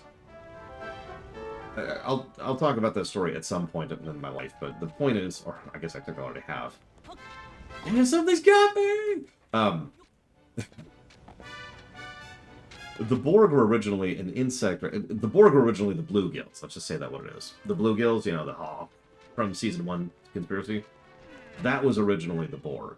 And then they were turned into like giant insect things, and they had a whole hive thing going on. And all of that was completely untenable. Also, Maurice Hurley was fighting for control of Trek, so he couldn't make that storyline happen the way he wanted it to. So instead, they took some of his vague ideas about a hive mind and turned that into the freaking Borg. So again, he doesn't really get credit for that. And yes, Brannon Braga wrote Threshold. Now, you might be thinking, oh, he's terrible then, right? Well, no, because unlike every other person I just listed, Brannon Braga has publicly, repeatedly apologized for what a crap episode Threshold is. In fact, he did that like 15 years ago. Braga is someone I'll always have a lot more respect for than a lot of these people. Because Braga will own up to things he screws up. Berman has never admitted wrong in any of his activities, but Braga's like, yeah, no, I completely screwed up. Sorry, that's on me. And what, you mean Gene Roddenberry, Mr. Ed? Braga is also very inconsistent. He can be a great writer. He wrote Timescape, for God's sakes. Among other things. Come on, ring the bell, I know you're gonna do it. I just want to be sure. You're asking me if Gene Roddenberry ever apologized for Turnabout Intruder. Just want to be very clear about that.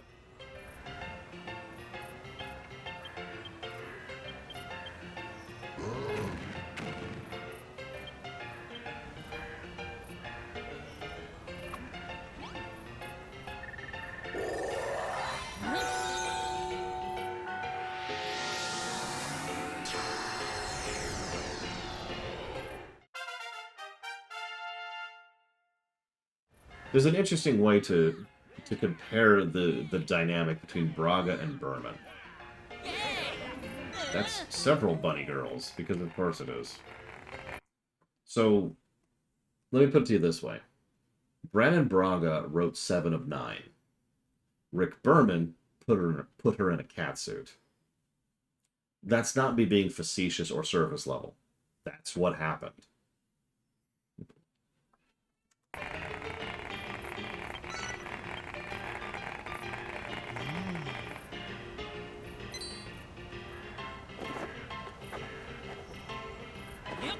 Oh god. Originally it was the guy, I can't remember the name of, the guy behind Insurrection.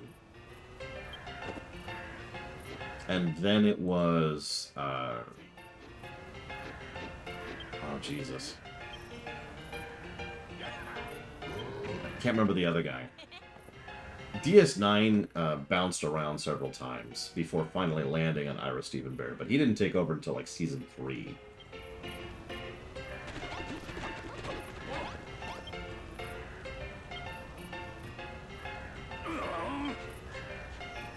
So yes, the children are evil, blah blah. My opinion of Ira Steven Behr went down a lot doing the Ruminations of DS9. And you know what's really sad? Opinions can drift, right? They can go up, they can go down. And every time I've heard something come out of Ira Steven Behr's gob, ever since I finished the DS9 Ruminations, my opinion of him has continued to go further down.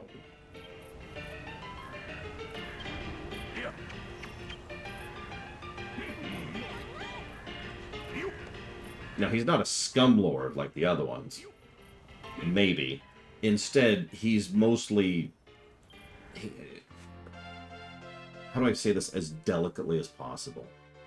If he could have, like, little dispensers throughout his house that spew forth the scent of his own farts, he would be very happy.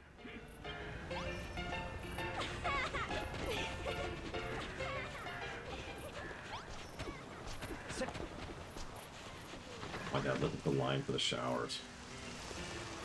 He is a legitimate egomaniac. The dude just absolutely eats up his own image. It's kind of disgusting. Like, I was bragging earlier. No. Imagine if I was sitting here thinking, yeah, I think the real reason that World of Warcraft is doing as well as it does, and has honestly recovered from the state it was in Shadowlands, is because of my World of Warcraft videos. And honestly, I think that's how it should be, because I care a great deal about the environment, and I care about human rights, obviously, and women's rights, obviously, you know, and I'm very much part of the scene. You know, I'm there. I'm a defender of the people, and that's why I made the World of Warcraft series. And that's Ira Steven Behr.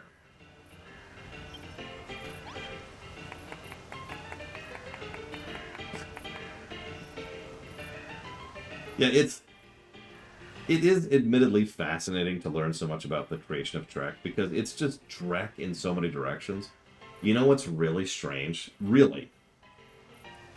The overwhelming majority, like 99.9% of the main cast of all of the main Star Trek shows are just legitimately awesome people. Yes, even Shatner. Now, hang on, let me walk that back. Shatner back in the day, he's nosedived a little bit. But back in the day, Shatner was a pretty legit guy. Nimoy was great, you know. Nichelle Nichols is a great person. George Takei is a great person. You get it. Like the cast of TOS were great people. The cast of the TNG people were great people. And just so forth and so on. Except for Spiner. Spiner's a dick. But, you know, Jonathan Frakes, wonderful man. Very loving, very kind, very helpful. LeVar Burton, great man, national treasure, etc., etc., etc. Like, it's weird how many of the cast members of Trek are just awesome people, considering how many of the executives are scumbags. And we have such a gradient of scumbags in Star Trek 2. It's wonderful. Anyways, would I play an RPG in an RPG Maker game? Yes.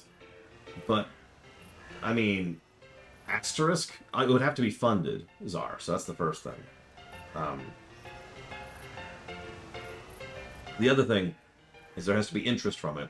And the third thing is I have to vet it, because obviously I'm not just going to say yes to any game, whether it's an RPG Maker game or not.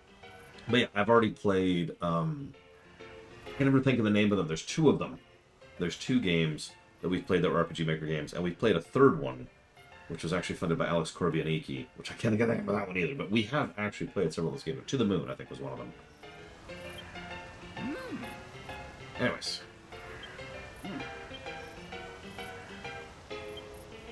Oh. Lucille Ball. Okay, so I'm going to be honest here. I don't remember every little detail of the Lucille Ball thing, and I apologize for that. And that actually sucks, because there's a lot of details that go into it. I talk about it more in the rooms, but here's the deal. She was the functional head of her studio, Desilu. Right? She was an executive producer, and honestly a great woman. Like a great person by every measure. And so she was cool, and they had their things going on, and what happened was Star Trek had a really hard time getting greenlit originally. And one of the biggest things that ended up getting them greenlit was actually the fact that Star Trek was very colorful. Which I know sounds so weird from a modern perspective, but it's because the studio that was producing it also was selling color TVs, which were kind of new at the time. So Star Trek was literally a, what do you call that? A console mover, right? People would buy the PS2 to get GTA 3.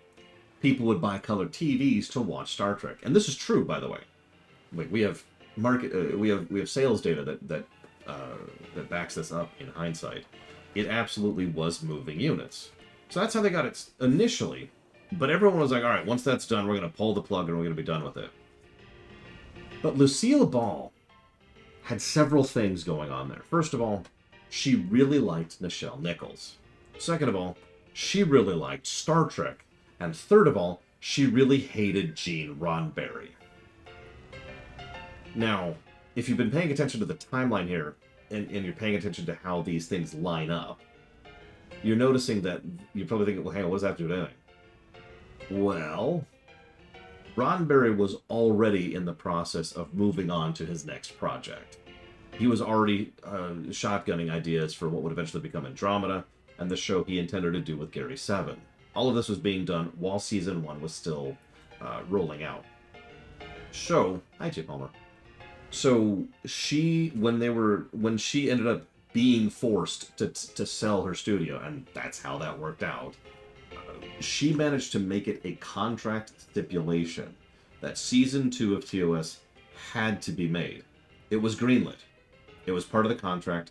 No budging on that point. I should also mention another name, which is a little bit more well-known, but this is something that went into this as well, because another name that was very much in favor of Star Trek, the original series, was Martin Luther King Jr. I'm bringing all this up because there was a lot of pressure to actually get Star Trek off the air because of how progressive it was seen at the time, which I know sounds shocking from a modern perspective.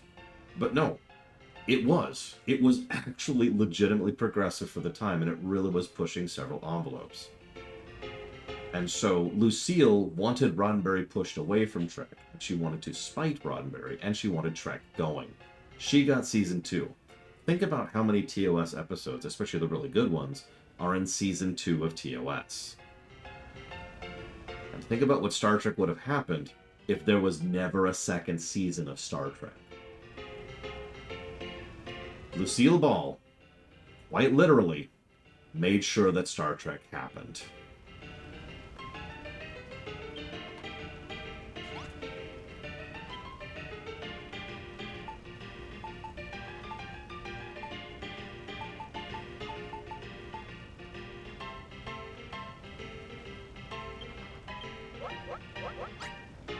And yeah, Roddenberry took all the credit for that. There we go. Just for you, Evo. I told you I'd rock it.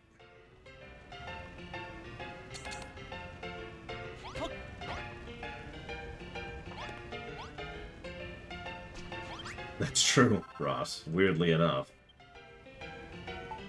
Like, I don't want to put all of it on her. Obviously, there's a lot of things and a lot of people involved in the fact that Trek kept going.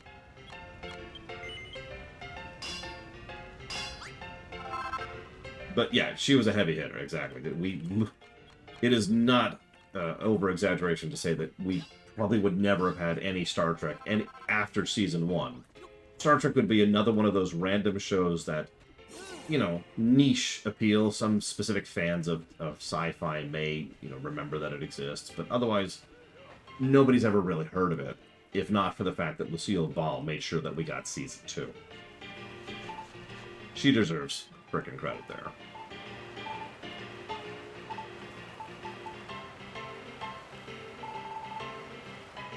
Where the hell did my... Oh, there they are. Right here. I've got them selected. God, more.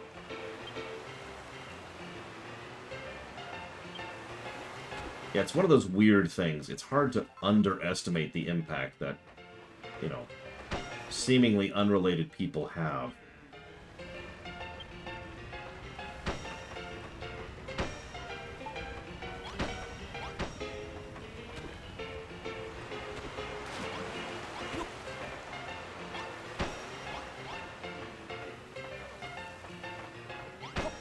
I mean, a lot of people like Datalore. My usual example is actually Heart of Glory.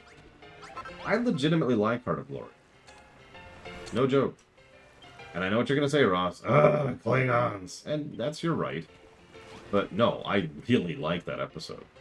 It was actually the first Klingon episode, and I know that sounds strange to say that, but it's true.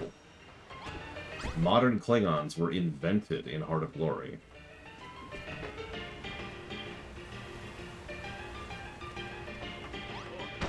They wouldn't be refined until Ronald D. Moore ended up joining the show. But...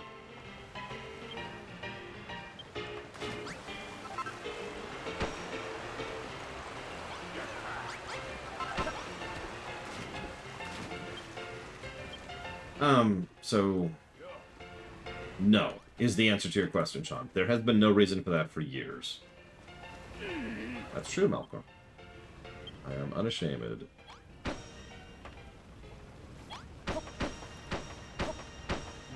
I mean, being honest, the only reason Worf is not as vacuous of a character as Tasha Yar in TNG Season 1 is because of Heart of Glory. Oop.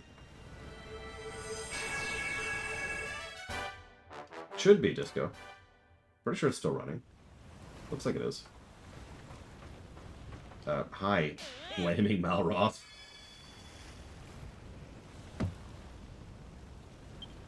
Hunter! Babs, you don't have to climb all the... You finally finished the silver bar. I gotta say, the place looks absolutely stunning. Thanks a bunch. Does my dad know yet? I can't wait to see the look in his face when he sees the new Gap in all its glory. There's an episode of Season 1 Voyager that I enjoyed despite it. Because the episode tries to ruin its own impact and drama every turn. I forget the name of the one, but it's the Neelix episode. The one about the war criminal, the scientist. Played by the always amazing James Sloyan, who is just one of the best guest stars in all of Trek. The silver bar's finished. They're all climbing up here. This is the best bit of news I ever heard. Babs make a promise. When bar finished, Babs dance. Now bar finished. Babs dance. Jetrel. That's the one. I still like Jetrel. The episode tries to ruin itself because of bad directing and bad music direction and bad pacing and bad scene transitions, but it's still a good episode, I think. You didn't think I'd forgotten, did you? I've been practicing the Crumble Done Rumba every night in secret, looking forward to the big day when I can strut my stuff on stage. That's why we love you, Babs. You gonna show us your moves or what?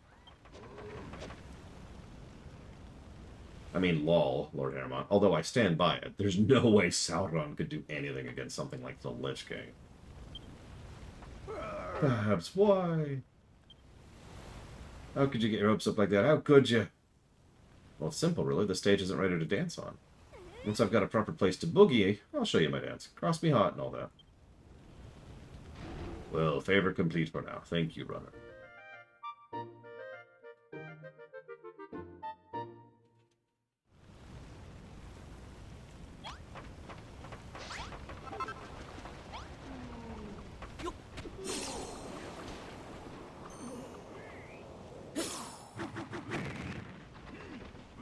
Well, Sauron is a good liar.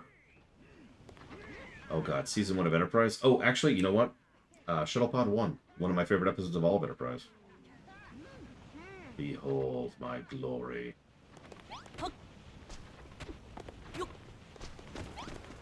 Yeah, Shuttlepod 1's an easy one, honestly. TNG's hard, Voyager's hard. TOS is relatively easy. DS9's a joke because of Duet.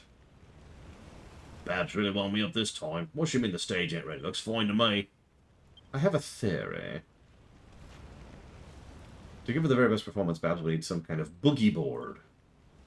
You might be onto something there.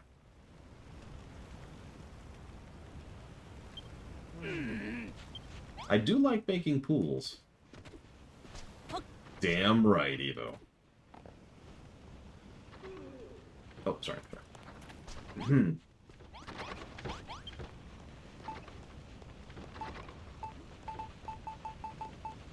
Yeah, I'd probably go with Balance of Terror for Season 1. Balance of Terror has some flaws in it, and it does, but goddamn, that's a good episode. Still. Favorite original video game story based on a movie setting? Ooh. So my very first thought, and this is probably a bad thought to jump into, would actually be Alien Isolation. And that's what you mean, right? Like a completely new story set within an existing movieverse. There's a couple like that. There's the... you can make 3 of these, apparently. There's the... oh, God. Well, basically all the Aliens games, but the Starship Trooper games would qualify as that. Lol, Crazy Norse. My, End of the... or, not End of the Matrix, the other ones. Jedi Fallen Order? Okay, being honest, if we're counting Star Wars, all of a sudden this question just gets a lot easier to answer, so let's ignore Star Wars for a moment and just not, you know, do that. Let's just, yeah.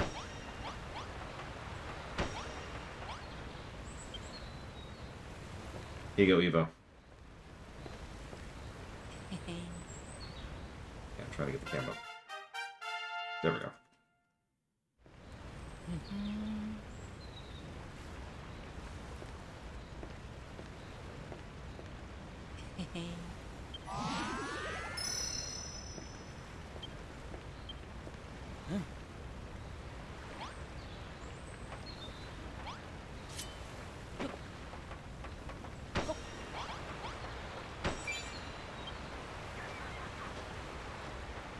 Yeah, you like how we leveled in the middle of that.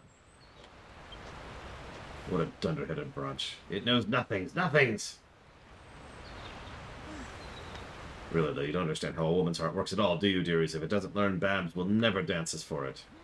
What a girl needs is something to show her what a superstar she is, something spectacular that puts her name in lights. If it were us, we would put up Babs Billboard. You make it out of any old junk. No, you can't make it out of any junk. You need Zenithium. Very rare. Very shiny. If you love her as much as you say, only the best will do. Yeah, the lady. Let's go find Zenithium. Goodie bags will be able to help us find it. Okay. I'm gonna put my armor back on. There we go.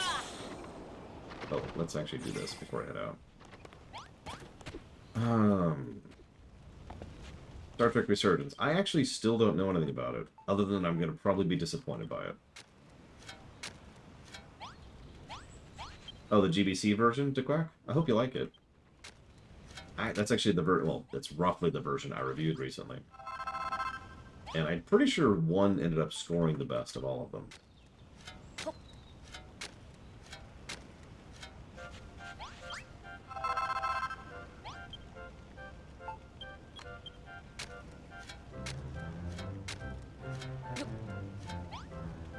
Okay. Put all this stuff away.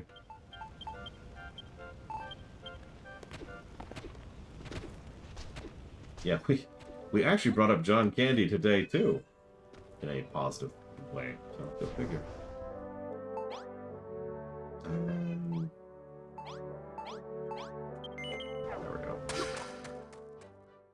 So yeah, like if I stretch Disco's question, I could come up with what feels like cheating answers, like Star Wars games, Star Trek games, you know, MCU games. Feels like cheating. So I'm gonna skip all of that. So now I'm challenged. I'm trying to think. Alien Isolation's a good answer, and I stand by it. But now I'm trying to think. Because the biggest problem most movie games make is they're trying to make a game of the movie. And I feel like that's already a flawed concept that usually doesn't work. I don't know, maybe they just need to have some talent and skill involved to make that happen, but historically speaking, games that are trying to be the movie, the game, suck.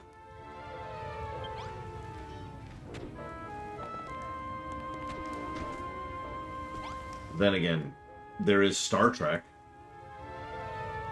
No, really. There's a video game. I believe this was Xbox 360 era. It was on the PC is what I played it on. Which is called Star Trek. Based off of Star Trek 2009. It's a completely different story. You're fighting the Gorn. And it's a whole other thing. And the game sucks. We've actually streamed it. It was really bad. So... Bona Tavarda to your dolly old eeks again. I know you can't have minced it all the way down here just to visit little old me. What do you want? Zenithium? Oh my, you certainly got a bona orb for a Fortuny's trinkets. Luckily for you, I've got an eye for valuables too. Unfortunately, I've charpered high and low for that stuff, but there's neither to be found, Jax. No, there's none at all nearby. However, there's one little spot I haven't got around to charpering just yet. A big old rock in a little tunnel east of here. Why don't you troll over there and have a Varda? I don't expect to find it right in front of your orbs. If there's anything, it'll be behind a ton of rock.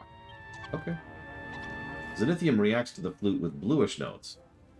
Okay. Thank you for that.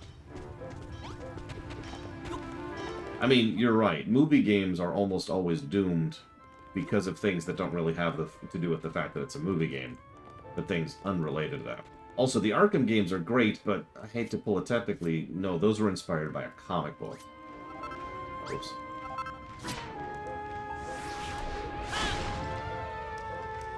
I mean, even if you want to stretch it so that they weren't inspired by a comic, but were instead inspired by the show, then they were inspired by the show.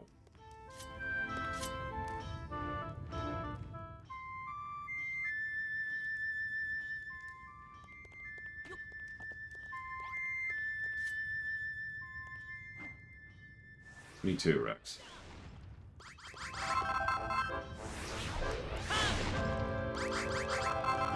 GoldenEye. Okay, that's not a different story, which is what Disco was asking for. GoldenEye the game is just is GoldenEye the movie. It's a retelling of the movie. Which is, of course, fine, but not the question that was being asked.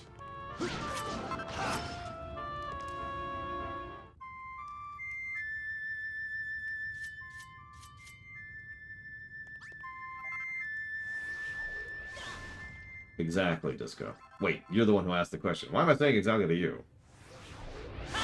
I was actually thinking Indiana Jones, but the problem is, other than the original point-and-click adventures, I couldn't think of any really good Indiana Jones games. Well, because we've never really had any. It's like Back to the Future. How many good Back to the Future games we've had? I'll just spoil it for you. 2.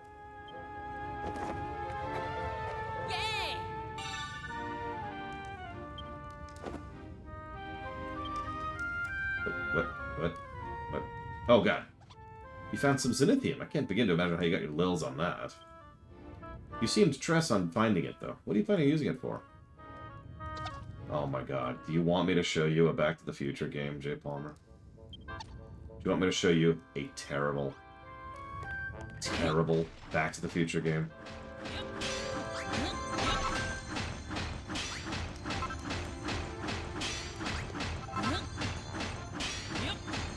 I know it's possible to make a good movie game because it's been done, but in almost every case, the circumstances behind the scenes just kind of let that happen, you know. Alright, hold on. This really will not take me long. I apologize, Crazy Horse. Please don't hate me.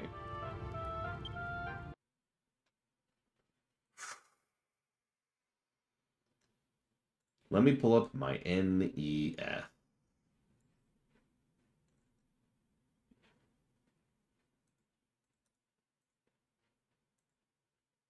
And let me show you Pain.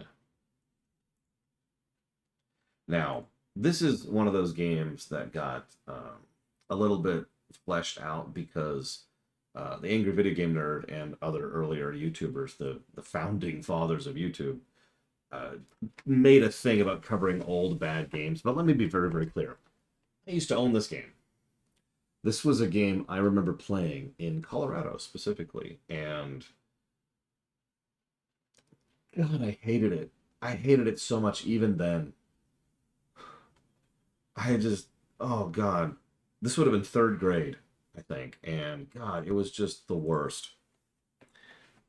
But words do not suffice. So who's ready to play the future, the game?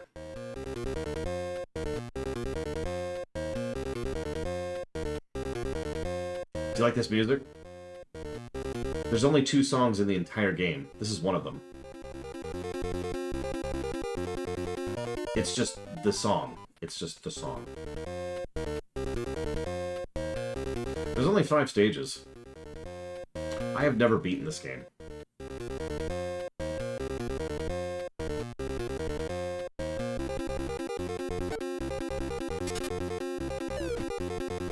Anything that touches you kills you instantly, including the terrain.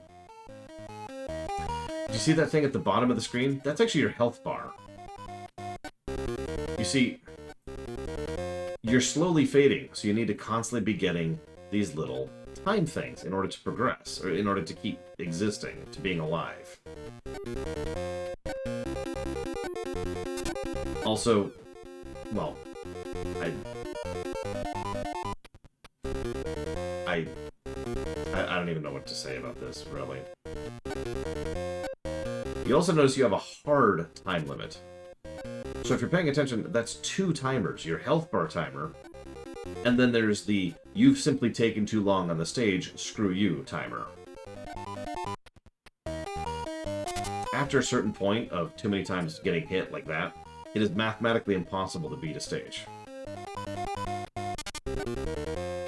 I like this song, by the way. And we're dead. Ladies and gentlemen, Back to the Future. I honestly was kind of hoping I'd make it to the second stage, because I got pretty good at the first stage, and I did. I practiced the hell out of that first stage. But then I'd hit the second stage and instantly die. Guess what the second stage is? Just guess. For me. What do you think the second stage is? As you can see, the first stage is just roaming up and down this thing. Hi, sis. Hi. How you feeling? Tired. I can tell. You like the roofing thing? You mean the pallet that you're going to have to move so that Kazra can take the kids to daycare in the morning? I literally only left, he and I already talked about it. I literally only left there because I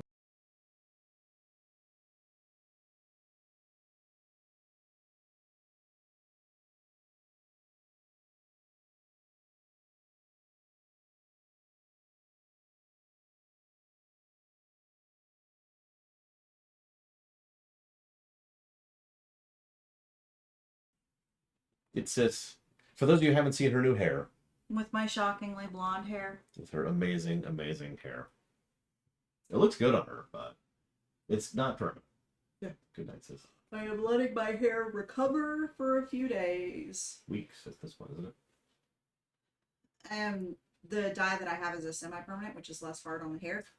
So you're gonna just do it this weekend? next week sometime. Okay. Did you find your game? I did, actually. Where was it? Oh my god. Was it in your DS? Hang on. Your spare DS? So for those of you who didn't hear, I found the game, right? I found my copy of this. So last night, I spent absolutely forever going through this. I found a spare box. I'm like, aha, empty. Found another one, empty. Found the one case we didn't find, Which is empty. It's Smash Brothers, okay. but it's empty. And I'm like, oh, and I spent an hour last night staying up way too late looking for this. I finally give up. And I'm sitting here sharing the exact same story in much more detail with them. One of my viewers named Darkrai says, well, do you have a Switch case? You mean that case that's been sitting there this whole time? So I pulled this out. And the only game that's in there. Yeah, literally, by itself, right there, on its own. Because you brought your case over here. It makes perfect sense in hindsight. And that's also why it was the only game, because it was the one I used to play with her all the time. And you, even. So I could show them the stuff. Yeah, no, that was wild. Okay, I am going to crash for a little while. Okay. Good night. And then I'm going to work on standards if I wake up. Okay. Well, potentially good nights. Yeah. Yeah. Oh, did I tell you I left early? Mhm. That's why I got home at 4.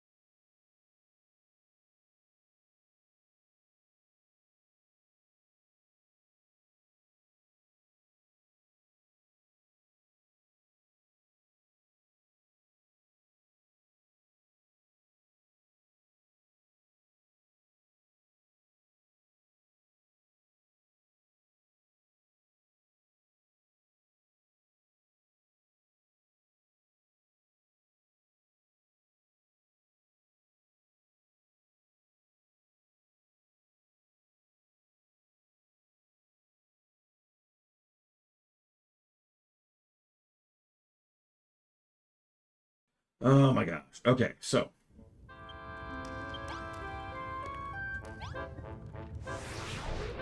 It occurs to me.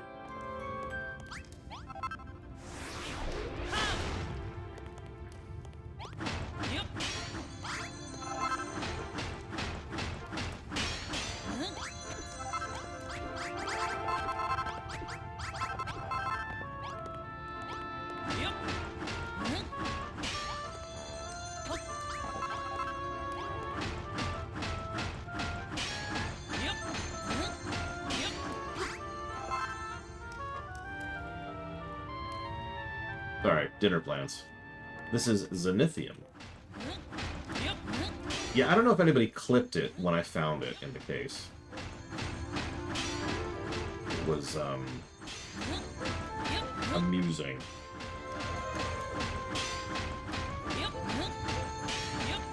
Don't worry, I'm gonna make a diamond hoe. Actually, if you make a diamond helmet, you can make a toilet.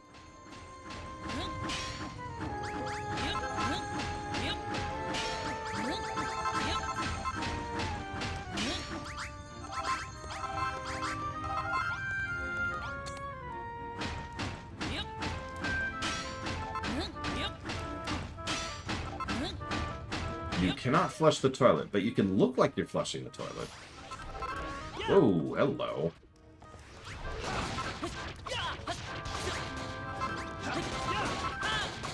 Seriously, it's something that my niece came up with. It's really cute. I don't even know how you do it. You'll have like an upside down staircase and like a one of those see-through lids that you have attached to a lever, so you can use the lever, which makes the lid go chkunk, chkunk, chkunk, like you're flushing. And then you put a diamond helmet underneath it so it looks like it's the water in the toilet. It's really cute. She does all sorts of crazy creative stuff like that in Minecraft.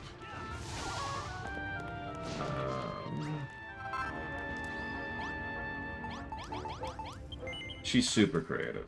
I was actually trying to think of other build games I think she would like, because most of the kind of build games I like, I don't think she would, because most of mine are more logistics, large-scale things like, you know, Oreo or City Skylines. Oh, she loves this game. So this is where you live, Runner. It's Tre Fantabulosa. Look at who it is. Bona Tavarda, your eek again, Goldilocks. Honestly, there's so much muscle on show around here, I don't know where to cast my orbs. Not that I mind a few dolly dishes, Ajax. You understand. Before I get settled in, I need to ask you something. How'd you find that Zenithium, anyway? Well, she plays the crap out of Stardew. I don't think she'd like Valheim. You've got your fambles on the Echo Flute? The Echo Flute, I could chop her out all the zooiest treasures in the world. I have a screech with you later and ask you to help me a few fortuny bits of treasure. I hope you don't mind. But for the time being, thanks for letting me move in. You're welcome.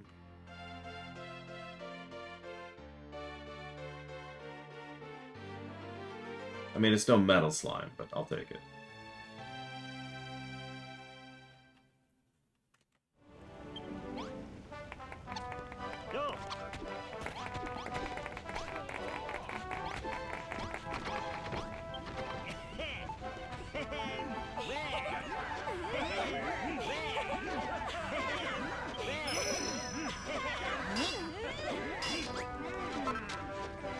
Could you all please leave my forge? I'm trying to work here. Ah. These people have never heard of privacy. Now go back to your eight bedroom room and your public bath.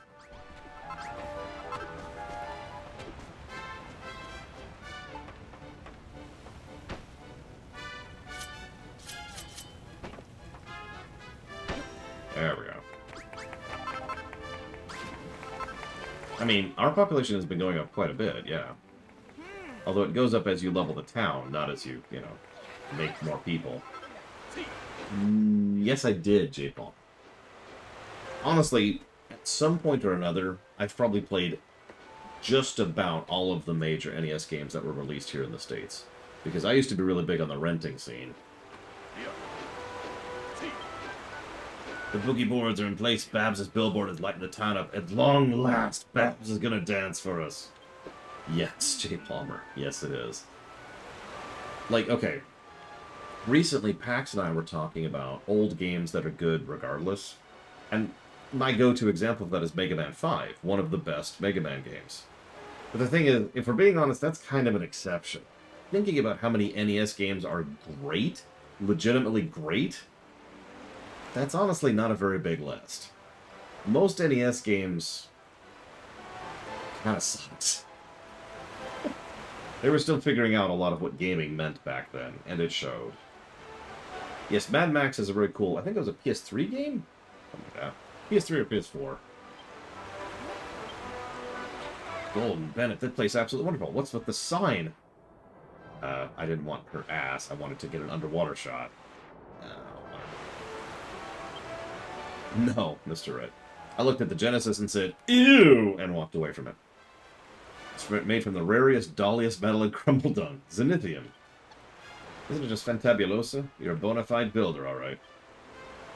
You build this for me, Runner? I don't know how to thank you. You've made me one happy bunny. I'll dance extra special version just for you.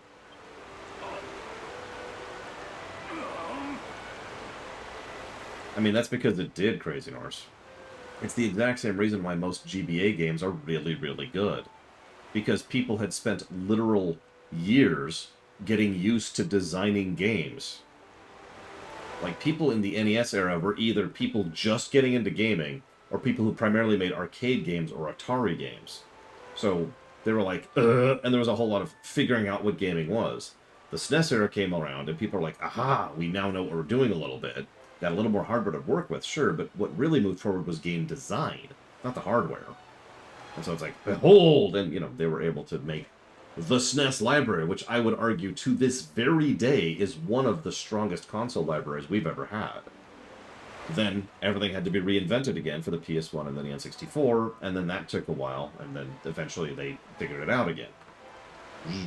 Do I consider Zelda 1 to be good? No. Did I ever play Hydro Thunder? Yes. Is Crazy Norse an alien? Yes. So she still won't dance. When everything's done, I'll throw a whopping great shindig to celebrate. I'll kick the party off in style. Okay. Is Lore an alien? No, I'm a robot alien. Big difference. All those squishy aliens? Ugh. We still don't have all the gold we need to turn Goldilocks, but the lads are working hard. Yeah, it actually should only be one more day if I timed this right.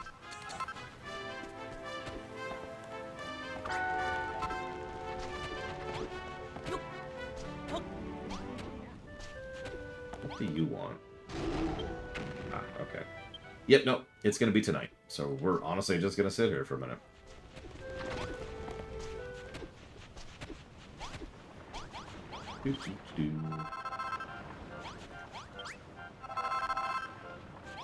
Didn't I think Crazy Norse can't hear me.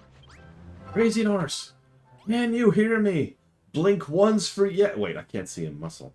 Or I can't see him blink. Yeah, let's watch all those people shout. Oh yeah, behold the glory. There we go. Yep, yep, yep.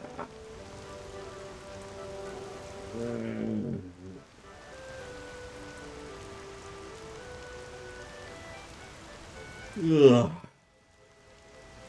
Alright, into the pool. Wait. Okay, into the pool. Sploosh, sploosh, sploosh, sploosh. Sploosh, sploosh, sploosh. Okay, so how do I feel about the Genesis and that era of Sega stuff? Which I'm going to call the Genesis because that's functionally what it is. I didn't like the Genesis. I would say that, honestly, the Genesis is kind of like the NES. There's a few games on it that are unique, or memorable, or interesting, but if you want to actually narrow it down to really great games, that's a small list. And that's my opinion on the Genesis in a nutshell. And it makes perfect sense from a hindsight perspective. Once again, Sega was way behind the Nintendo, and were just kind of making it up as they went.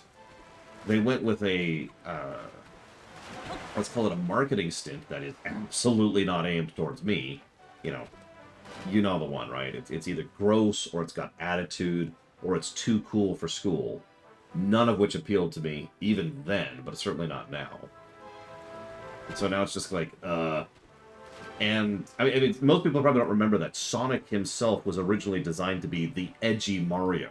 I know that doesn't really track from a modern perspective, but that's what it was intended to be back in the 90s. And the Genesis was very 90s. So name 5 great Genesis games that aren't Sonic. Phantasy Star, absolutely.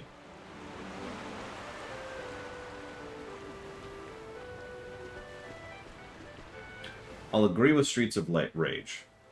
I'll agree with that.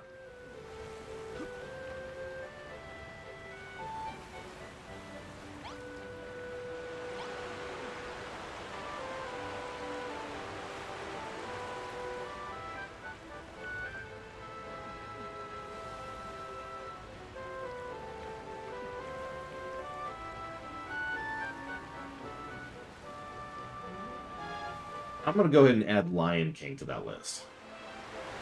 I think it's Lion King, because one of them is completely different between the SNES version and the Genesis version. So it is its own game, so it counts. But it's either Lion King or Aladdin, and I can't remember which one it is. But one of those is a unique game on the Genesis, and so that counts. But that's a that we're up to 3. I'm just making my point here.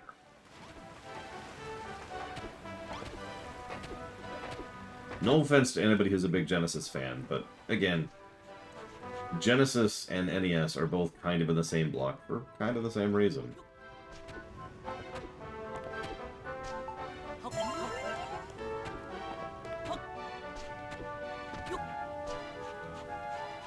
I cannot consider Echo a great game. I can't. I'm sorry. Now, you're probably thinking, The Machine, and you're right. But there's one other little problem with Echo.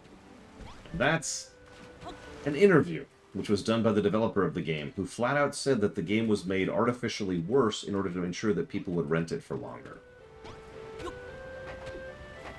Now, even if that isn't true, the game has serious control issues. And honestly, I can think of several stages that are not The Machine that just kind of suck. Like the one where you have to go through and use your new Echo powers on, like, the rocks or whatever in the right order, and you have to do it really quickly because there's a timer attached, and nothing tells you where it is. So good luck figuring that out. Like, there's just... I can't consider Echo a great game. Unique? Sure. No question. Great? That's exactly my point. A lot of NES games and Genesis games share that same thing. Unique? Sure. Memorable? Absolutely. Great? Episode 1, Phantom Menace, is a memorable movie. That doesn't make it a good movie.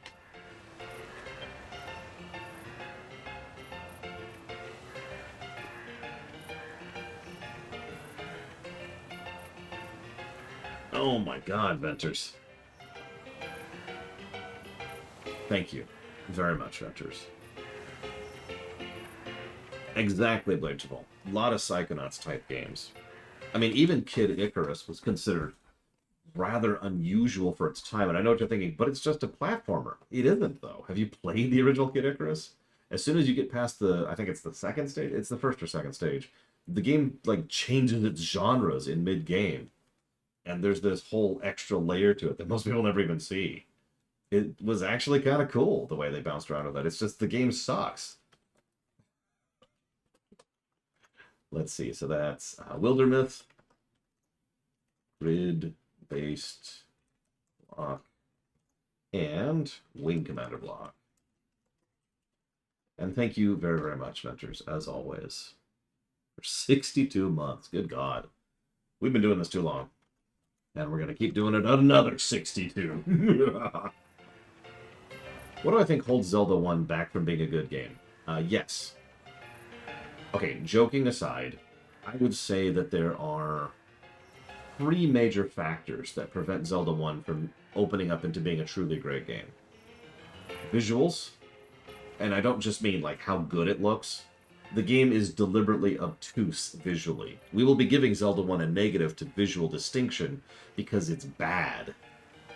You know how I give praise for things like guidance and flow in terms of world design and level design? Zelda 1 has the opposite of that. It has nothing. So I hope you know where you're going. The second thing would be music. I know that sounds antithetical, especially for a Zelda game, but honestly, Zelda 1's... Remember, Zelda 1 had a soundtrack of, what, 5 games? Or 5 games. 5 songs. There's the overworld. There's the dungeon. There's the final dungeon. There's the title screen? That's 4. Yeah, exactly. And that leads me to the third and biggest problem with Zelda 1. Good luck figuring out what you're doing if you don't know the game. If you don't have a walkthrough, or don't just have the pre-existing knowledge. Zelda 1 sucks to play without a guide, to put it very bluntly.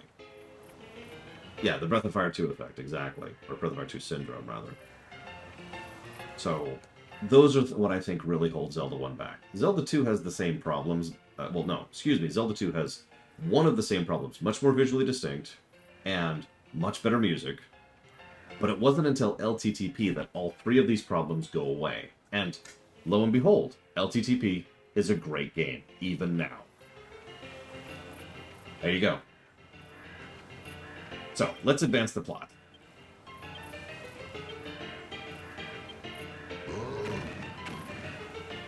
No, Jay Palmer, you are definitely not the only one there. You managed to get enough gold. Let's go turn Goldie Rocks into a gold golem.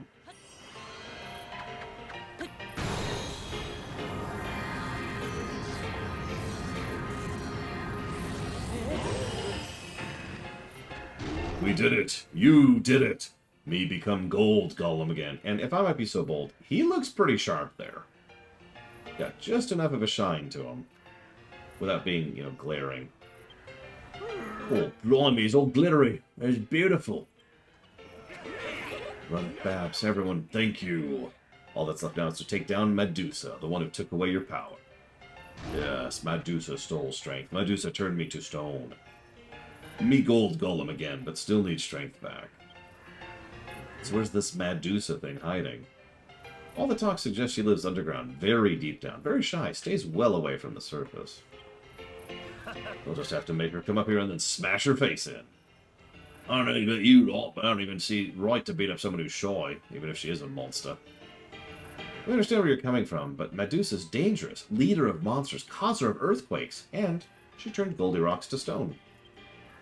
She's not to be taken lightly. Very powerful monster, very scary monster. Normal rules don't apply. We have to defeat her. But first, we need to figure out a way to lure her up to the surface. We need bait. You're always so serious. In case you forgot, we turned Goldilocks into a gold golem. It's celebration time. We said we'd throw a massive party once everything's done and dusted. Who's in? The answer is everybody. Runner, me get bad feeling. Dangerous feeling. Boss battle feeling. Okay, hang on. So let me make sure. It looks like I need 1, 2...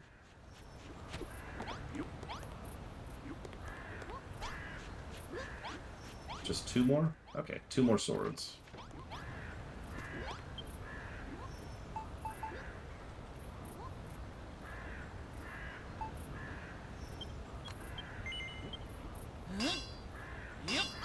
I should probably put some armor on, too.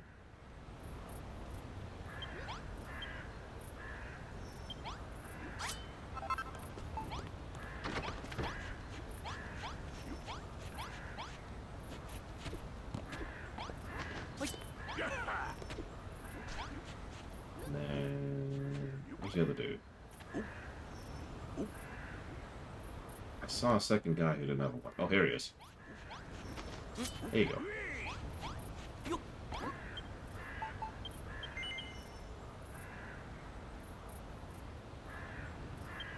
A bedrock golem would be insane. Bad news. I got a feeling the children are going to be preparing a massive attack. Defeat them all. No, J. Palmer.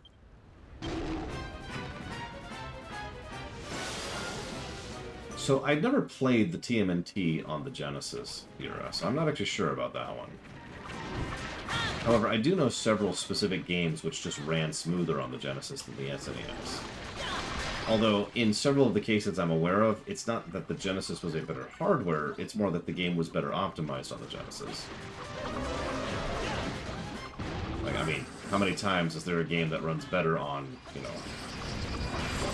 the Switch than it does on PC, for example?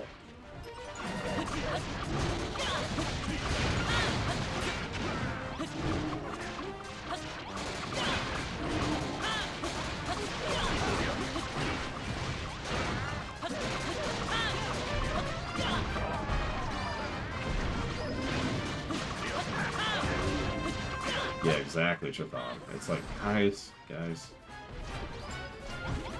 Yeah, let's go heal somebody.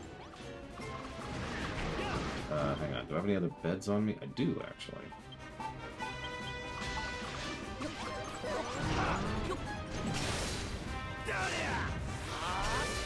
Also true, Crazy Norse. And ironically, the same is true in reverse, too. There are several cases where a game came out on the Genesis, and then later it came out on the SNES, and the SNES version is better, because they had more development time on it.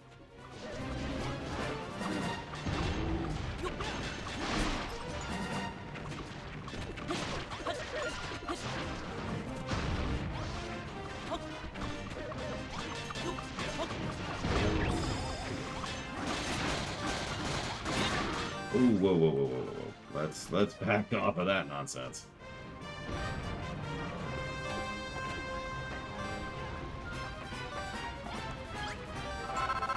No.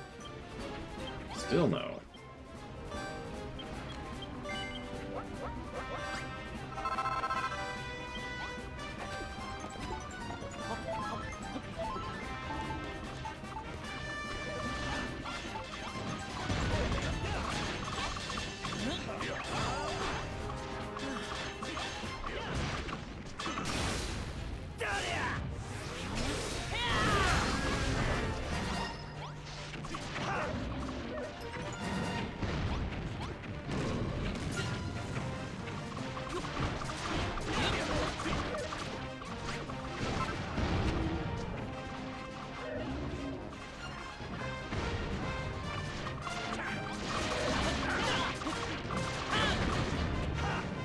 Wow, it actually procced. Did you see that?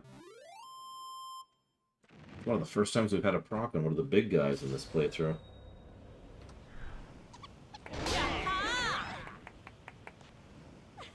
We really showed him whose balls this time, eh, Runner? Still, the Medusa wasn't with them. She's the one thing standing in the way of us in the next golden age. We have to get rid of her. Merolf, I think you're forgetting something much more important than that. That's his dance! So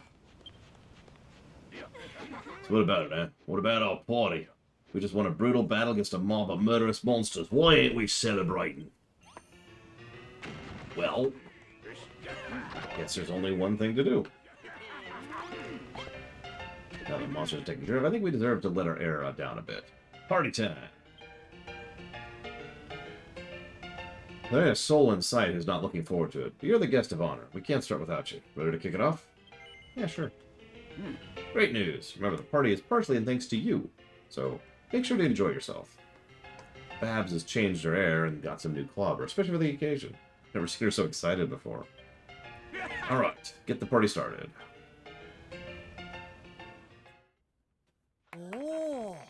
Oh my god, look at Babs. That's right, we've got a third outfit. And hairstyle.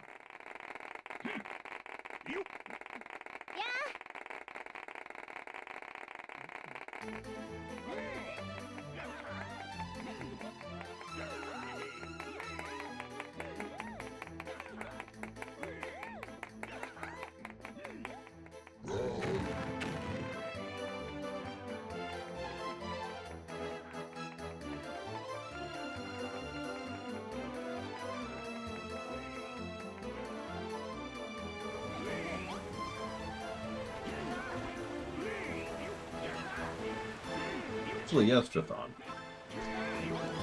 Not often.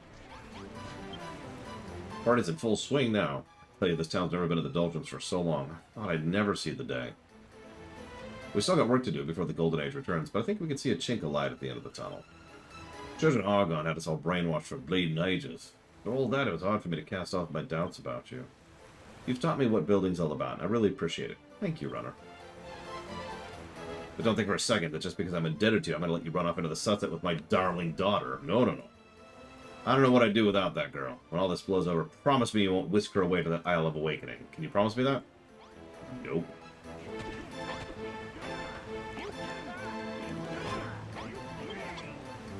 Babs wallops wonderfully, doesn't she? Such fancy footwork.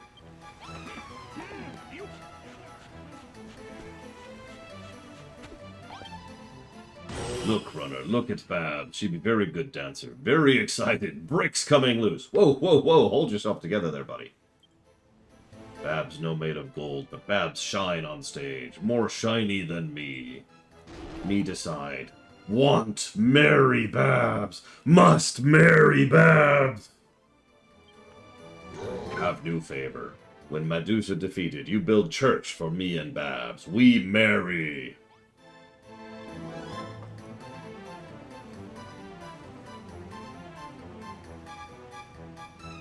Okay. No, I'm not even going to talk about that. Babs and an angel. She kept her promise and put on a blind over show. Right, Runner. Time we kick this party up a notch. Plan is to rush the stage and go bleeding bonkers. It's going to be mental.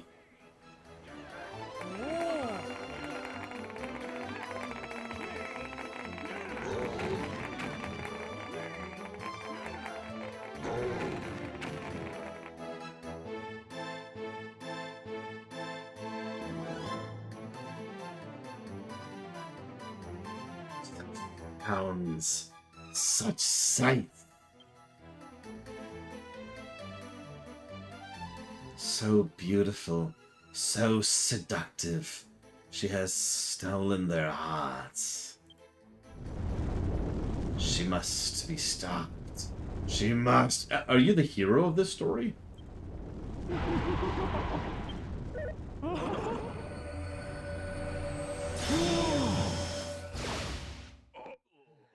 Babs?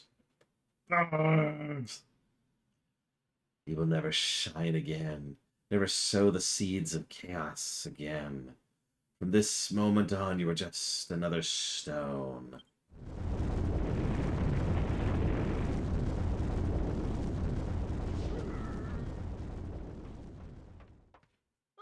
Oh, Babs, what's happened to you? That was her, wasn't it? The children of Hargon's infamous underseer, the Madusa. But why's she showing her face now? I thought she hid away underground. Too cowardly to come up to the surface. Who cares why? It's the what that matters. Just look at what Medusa's done. How can anybody stoop so low? Babs, this all my fault. Babs, Babs. Babs, Babs, Babs, Babs, Babs. What? I'm awake, I'm awake. Runner, me feel bad. Been thinking, deep thinking, me want to help Babs. Want to defeat Medusa. When Medusa gone, full strength return. If strength return, maybe lift curse. Save Babs. We all want the Medusa dead as much as you do, but how are we going to fight her when she's holed up underground all the time? It's not our only problem. Look at the miners. Their morale's at rock bottom. Oh, whoa, our shining light has disappeared. Our daily diggings will surely follow suit. It's like we're right... It's like we're right back to square one. Runner, you builder, must build special thing. Bring Medusa to surface. Well, the Medusa hates anything that's Dolly and Zushi. Maybe a bright, beautiful building would draw her from the depth. You won't be able to resist mincing it up here to try and turn it to stone. You want to build another bar, but this time out of gold? A gold bar? That's a fantabulosa idea. You missed Babs, Evo. That sounds like an excellent plan, but where would we build it? The town's too tiny. No space for a big building. You can let us handle that. Diggy, Dougie, get your hides over here. What do you want, Merolf? Can't you see we're angry right now? We're hurting the emotions. Oh, give over. We need you to go up there and clear those rocks out of the way. Runner needs the space for a new building. Yeah, I was originally going to build my house up there. We're going to build it up? Yeah, you got a problem with that? No. It's just... Listen here, you two. Stop being so pathetic. You're supposed to be the life and soul of the town, but all I see is a pair of sniveling saddos. Sort yourself out. You're right, Marolf. Imagine what Babs would say if she saw us like this.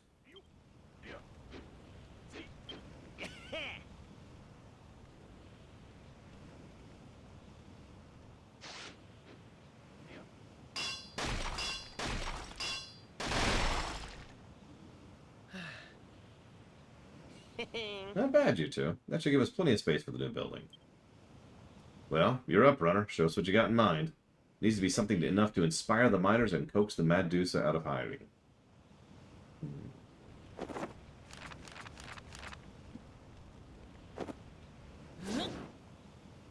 Yep. So, similar format to the last stage. The end of the island is a large-scale construction project. Done in multiple tiers. Now, this is going to take 365 gold bricks, among other things. This is going to be a thing. Yes, J. Palmer. That thing's huge. You want to make it out of gold? Amazing. What a fantabulosa idea. Something that Shiny will drive Medusa Meshinger. She'll troll up here in a flash. It's impressive, but are a bunch of muscleheads capable of appreciating such a classy pub? Malroth, a pub made entirely out of gold is not classy.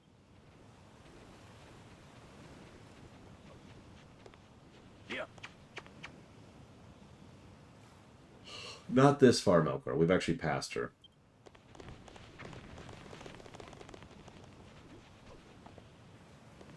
Cool, you're really gonna build another pub? That's gonna help Babs too? Oh, thanks, mate. I love it. I'm even gonna help build it. You boys are too, right? We're through with the Children of Hargon. We're gonna help with the new pub and save our beloved Babs.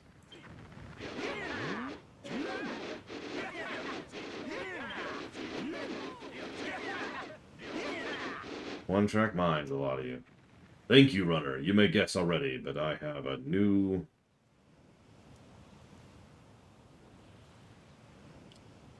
favor to ask. Build Guild Gold Bar. There's one thing I don't get. We just finished turning Goldirox into solid gold. If this Medusa hates shiny things so much, why'd she turn Babs to stone and not him? Is it obvious? Because she's the zooshiest, most fortuny thing in the whole island. Uh-huh. When the monster turned the metal to stone all those years ago, it tore our hope right out of our hearts. We had nothing we had nothing, nowhere to go. That's when we turned to the children of Hargon. And now the beastly brute has done the same to Babs, to fill our hearts with darkness once more. That ain't gonna happen this time. We'll work together. We'll save Babs for sure.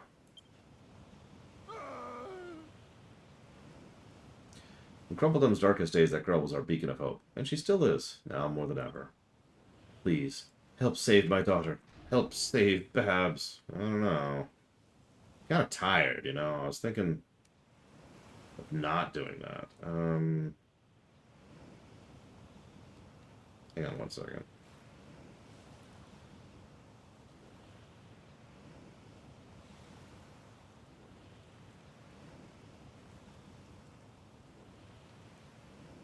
I'm checking something that just occurred to me.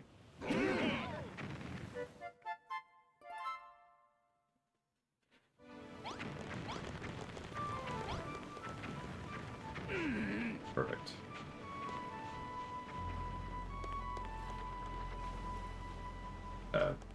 Hey, come back here. Notice the same music from the last act of the previous island. That time we got stuck into building a blueprint. Really a striking design, but I can't shake the feeling it doesn't look finished. Well, back on Furfield, we did the Deitry in 3 stages. I suppose that makes sense. I'll trust you to come up with the perfect way to finish off the gold bar in due time. Anyways, we all agreed to lend a hand with construction. If you can make a start, it should give the others an idea what's expected of them. So, hey Evo. I've been sitting on this for literal days, and you're here now, so I have to pull the trigger on this finally.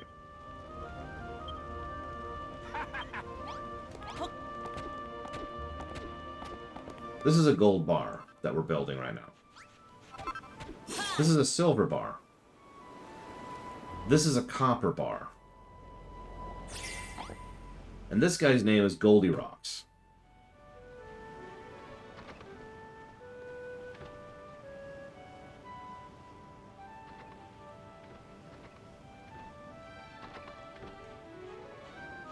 Savor that, because it's the most well-built-up pun in the entire game.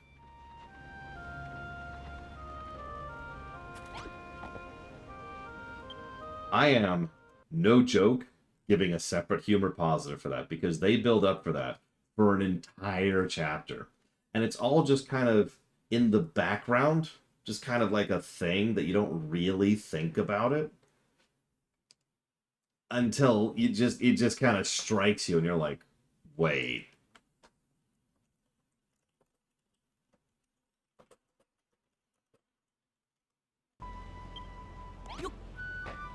Okay, so I need... Yeah, nobody does puns like Dragon Quest. Have I ever told you the Xerox pun, Evo? It's one of my other favorite. Goldirox and the 3 bars, Lord Harrimont.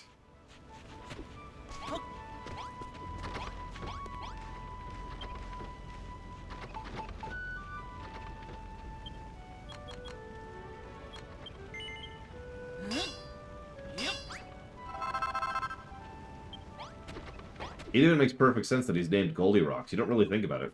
He's a rock golem who was supposed to be a gold golem. Goldirox. Like, you don't even really think about it. It's just there. Okay, so I've already given away that it's a pun, and that's a shame, because I didn't know this was a pun walking into it, so I apologize for already preemptively ruining this. Have you never heard of the story of Goldilocks and the 3 Bears? Which is known as Goldilocks and the 3 Bears?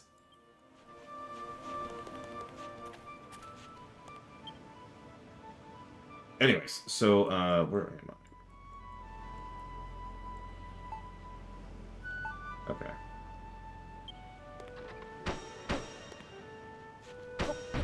Whoop.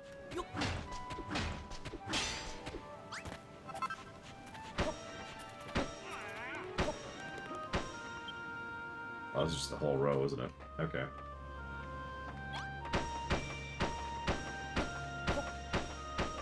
Oh, wow. Okay, yeah, if you're not familiar with Goldilocks and the Three Bears, then yeah, obviously the pun means nothing to you. So, there's a town. It's called Zire, okay? Zire, actually, excuse me. And it's this whole town, and it's cool, and it's fun, and you do some quests there. It's neat, but as you're leaving Zire, as you're going through Zire, not as you're leaving, excuse me. As you're going through Zire, you find out about an old builder, an architect. And this architect was really well renowned for this place. He was a masterful person. He could make all kinds of things. He was a builder, you might actually say. And he was world renowned for his skill. But he left the town some time ago. And he pursued his career, and you know how it is. And then you move on for some time. Eventually, you come across a new town. In the new town, you find the architect, and he's been living there ever since. And it's very sad, and he, ends up dying because it's a Dragon Quest game, because that's what happens in Dragon Quest games. But, point being, that while he was there, he used his incredible memory and architectural skill in order to replicate his hometown, Zere, out of just the rocks of the area. And so the whole town looks, literally in gameplay terms, it's identical to the town of Zere. It's just everyone's made out of stone instead. Everyone has a stone texture. It's really cool, and it's really sad, because the whole reason he did that was he wished he'd never left home. And so now that he was stuck here and couldn't go back home, for reasons I'm not going to go into right now, he replicated it so he could at least feel like he was still home in his heart. It's a really sad and tragic tale, and he, like I said, he ends up dying over the course of the quest. And that's when you find out the name of the new town, which is Zere Rocks.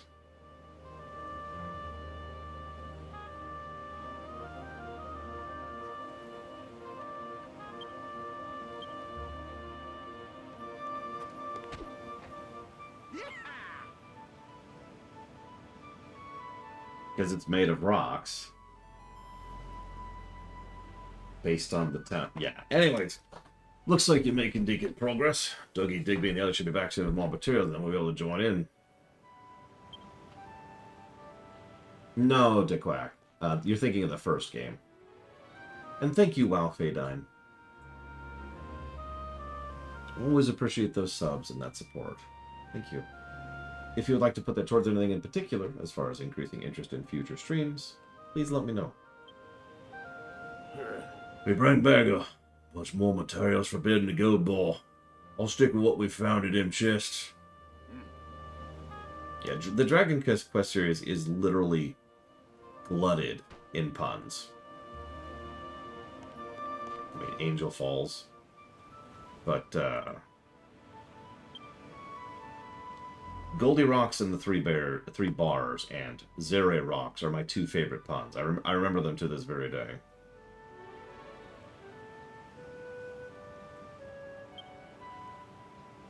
I made so much bleeding carpet, so many curtains, my bleeding figures are bleeding. And don't get me started on the golden braziers.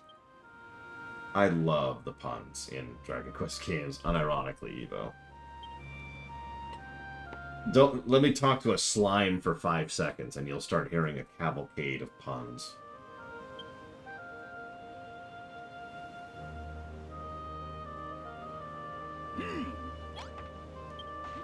Now we got everything we need to build a gold bar. We can follow your lead and get to work. And now they're going to follow the blueprint, just like last time. Oh, the localization in Dragon Quest games is bonkers good. And has been since 8. Now, what's really weird is you're thinking, well, hang on, you just mentioned a pun from, like, one of the early... Actually, it's from 9, but whatever. Point is, when they went back and did the DS remakes, that new localization team localized 4, 5, and 6, and 7, actually. So, 4 to 11 and the Builders games all have the fantastic localization.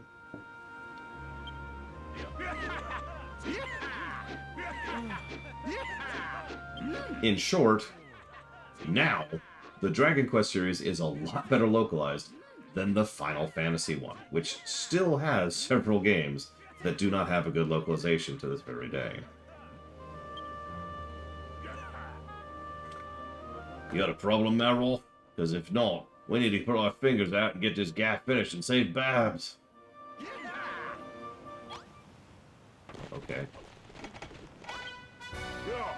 We're all builders here now, Runner, so you leave the gold bar construction to us. In fact, while we're working, there's something I want to ask you. I've spotted a few gaps in the blueprint around the braziers. Do you have a plan for what you want to put there? See you around, Brigham. Light boxes, but you need them to be red. Well, why don't you go get the red dye that you've already gone and gotten? Although I should probably go get some more. You can absolutely put it towards dealer's choice in order to just walk away from that. That is absolutely a valid thing to do. So I'm going to go ahead and warp over there quick alike, because I already have that warp point.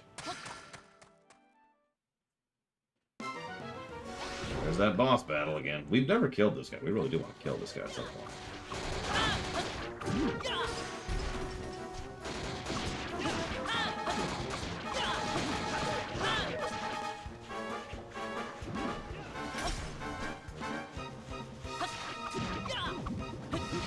Well, his slime is up.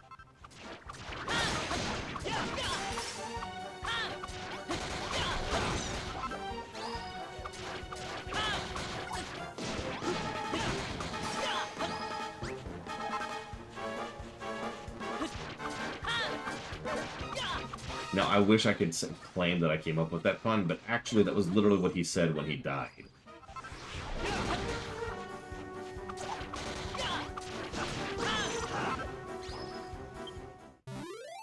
Victory.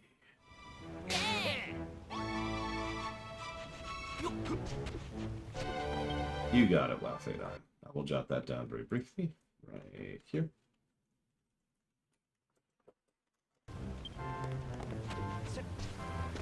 It's funny you say that because we fought him 3 times before. He's killed me already. Let's make sure we get plenty of red dye here. There we go. Plenty of red dye.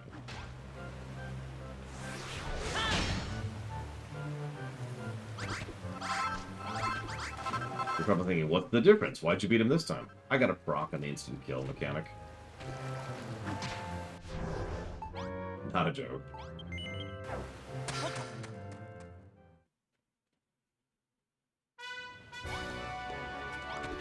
So do me a favor, Evo. Don't abandon me until we finish this island. I want you to see Babs' new outfit. I want you to suffer. I also want to watch this build. This is one of the more satisfying builds. I mean, they're all satisfying.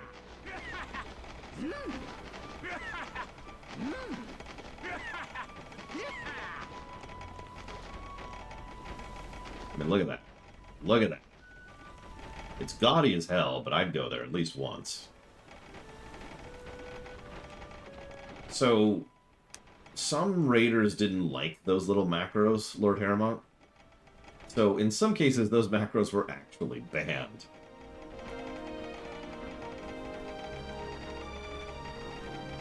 I did do that, though. And I did it for a bit.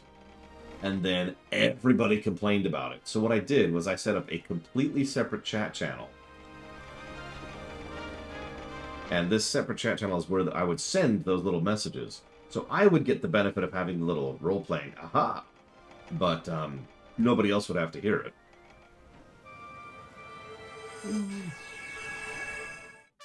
Nice open-air bar.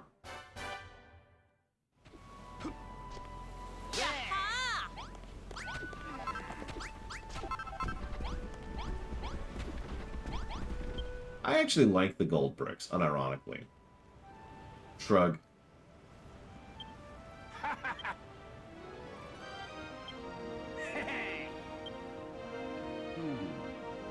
So you need a special workstation to dye an item. An open-air shower. The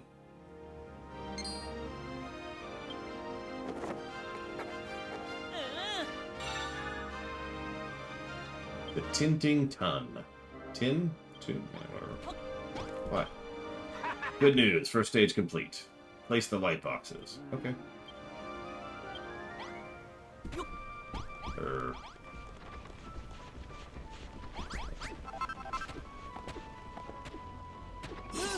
Yeah, there's a little less freeform building, but that's probably because the first island was literally a tutorial. So they want you to have more structured experience here. The third island looks like it's less freeform, but it actually isn't. You can build in a ton of different ways on the third island.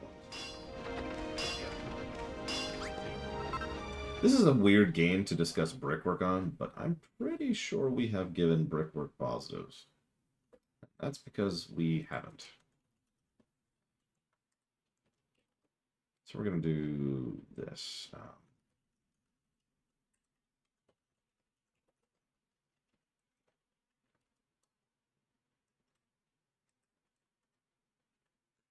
I thought I had two. I even talked about it.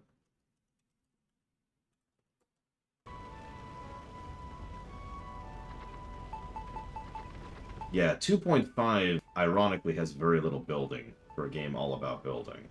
Don't worry. We'll see what we think of it when we go there. What am I doing? I need white stuff. That stuff. There.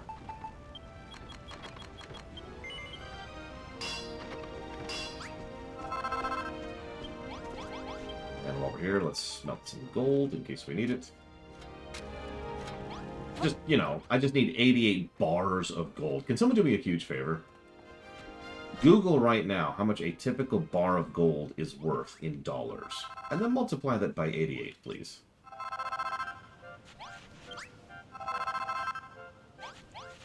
I actually haven't heard about that game, but I have seen one of those films and seen parts of the other two films. And I sort of spit a lot of venom at them. I've literally used them as examples of games that are, excuse me, of movies that suck and why movies suck. What's the size of the bar? I have no idea. A bar of gold. I trust in your ability to determine what the bar of gold weighs. Somehow.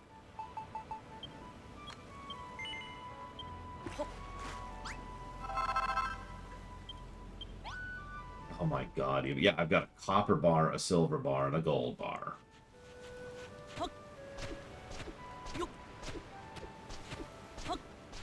$2 for a 1 ounce bar. Pretty sure those are heavier than an ounce. I don't know though. I don't actually know how heavy that would be.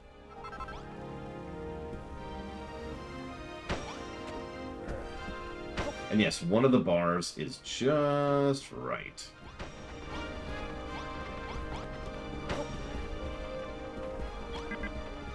Yeah, because we have 88 bars we just made.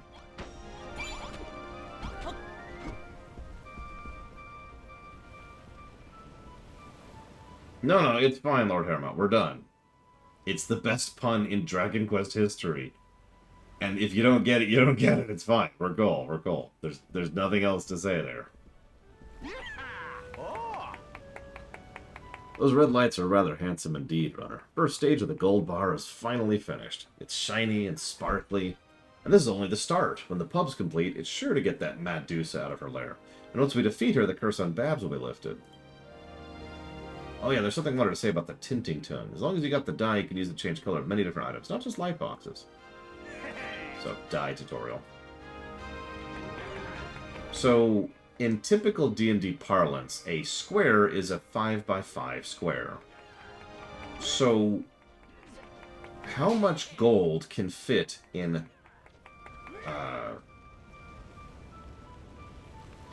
I guess that's 125 cubic feet? Something like that? That feels wrong. In a 5-foot cube. How much gold can fit in a 5-foot cube? And then figure out the weight of that, because that's how we value gold. And then think about how expensive this bar is.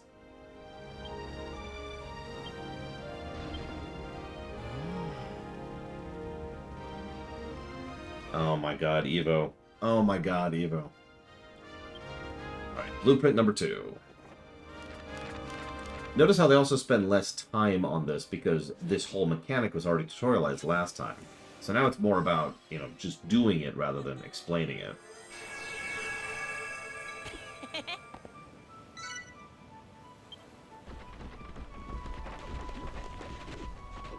God, that's 693. Hang on.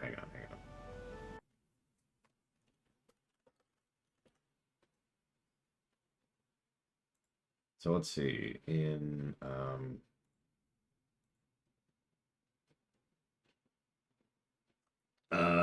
I mean, by default, it's probably Scrooge McDuck, Lord Haremont, but that feels like cheating.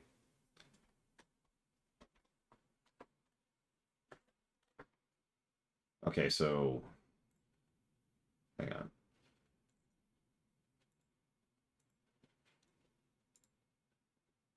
Here we go. Okay.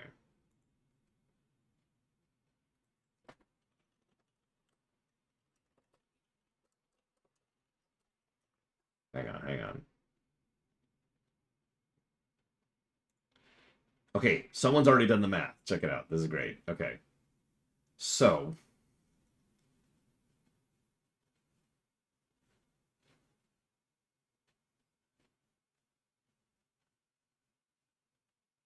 wow, this person did a lot of math to figure this out. How to make a 5x5 cube of gold in D&D specifically.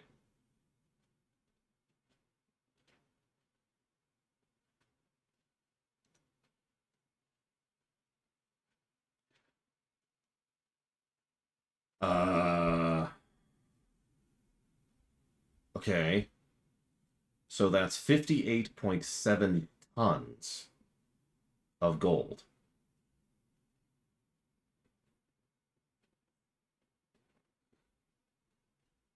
So, hang on. Let's look something up here really quick.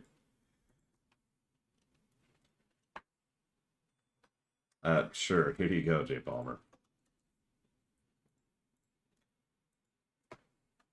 Gold is heavy. That's a thing. So hang on. So let's figure out the value of gold really quick. Per gram. Okay. Now we need to figure out how many grams are in a ton.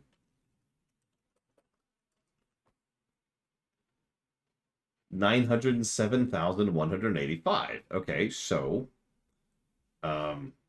that's 58.7 times 907,185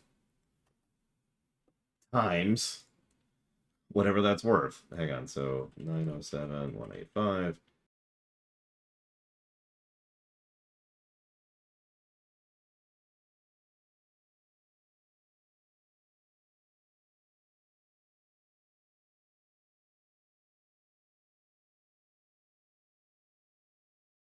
Times 62.28. No.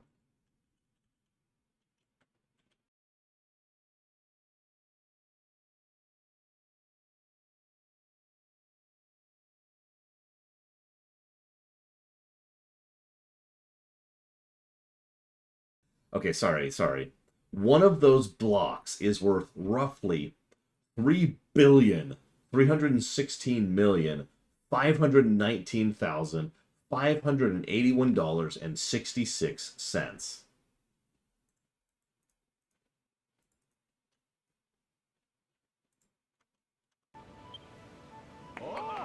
One of those blocks.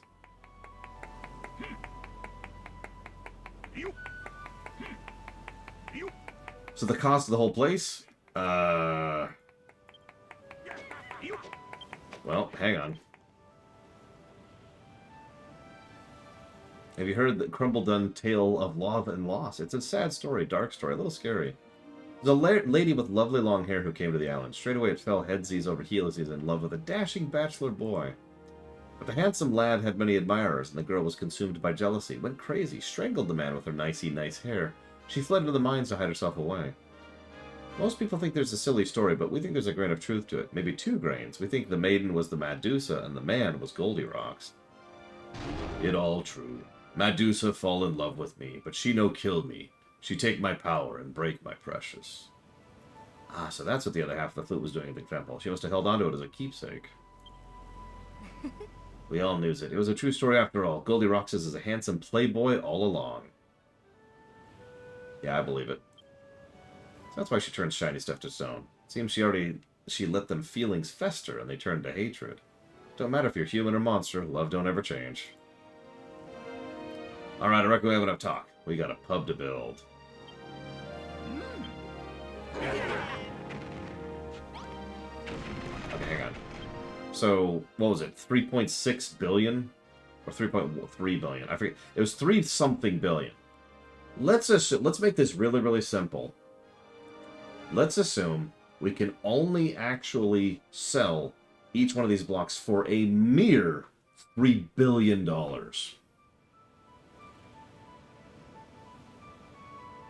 That's it. So, that would be $2.1 trillion so far in this building right here. Right off the top of my head. Is there a figure for how much gold it currently exists in the market in dollar value? I'm actually kind of curious if we could just completely replace the entire gold market with this one building. So, I think of something else to add to the gold bar while we do this. Light boxes. Blue light boxes. Okay. I don't know where to find blue dye. I can help. We have an inkling where we might find some. It knows underground lake. Near there. A heel slime lives there. Maybe he'll help you. Okay.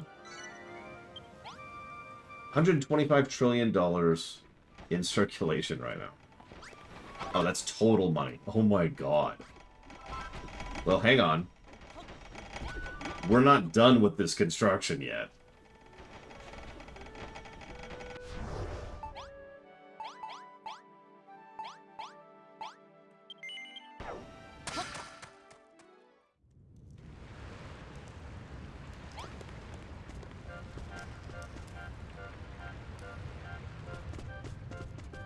Yeah, it's actually funny you say that, Jay Palmer. I had a random thought a while ago. One of the easiest ways to make money if you have, like, superpowers isn't just to win the lottery or whatever. It's to recover lost resources that cannot be procured elsewise. Such as gold at the bottom of the ocean.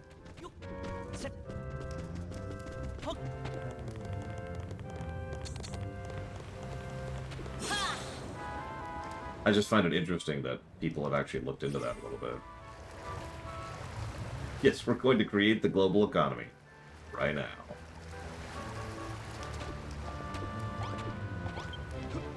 Hello, Gooman. Are you enjoying life? Oh yeah, speaking of slimes, this is for you, Eva. Hello, Gooman. How are you enjoying life above ground? If I had to choose, I'd pick the subterranean life of every slime. The water here is perfect moisturizer. Keeps my skin all soft and slimy, not to mention blue. There should be something in it. Why don't you go jump in and see what it could be? Go on, gunk yourself in, head first. Don't be scared.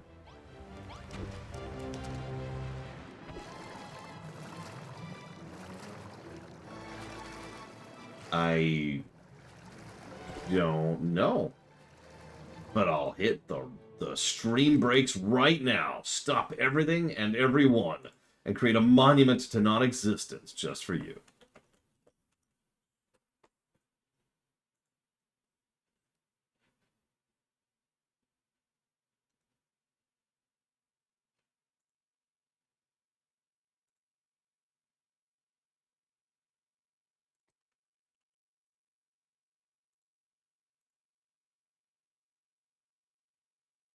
Okay, yes, I own Darksiders Genesis.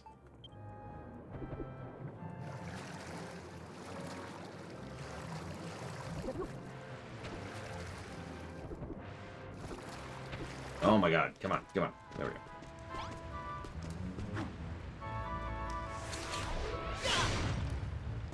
go. Now, I may have bought it about 5 seconds ago, but you know.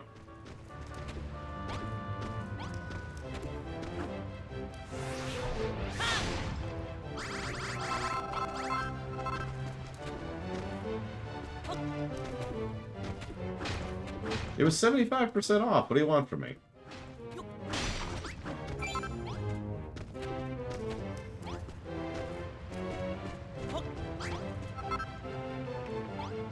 I am very mean, or so I'm told. In fact, people call me evil all the time, and what is being evil, if not the epitome of meanness?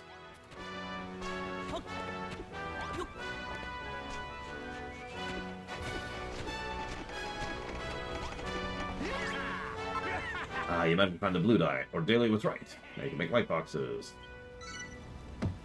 What, 15 of them, I think? I guess I can look. How many do we need?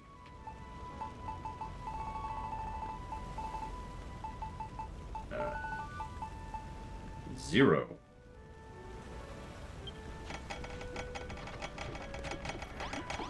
That's true. I do give negatives to games that people love. I mean, I loved XCOM 2. I gave that game a lot of negatives. Can I just say, by the way, for all I complain about my comment section, I really appreciate most of my viewers. Really. No joke.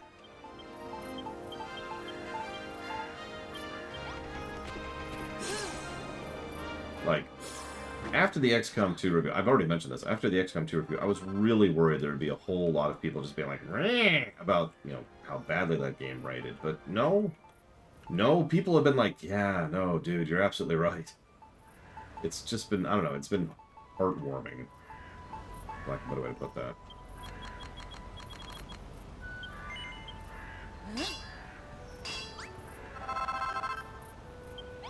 Well, at the moment, we're up to, what was it, 1.5 trillion?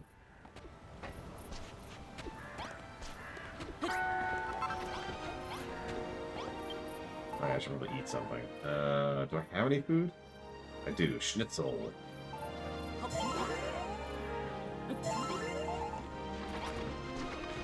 Probably save one of those for the boss battle.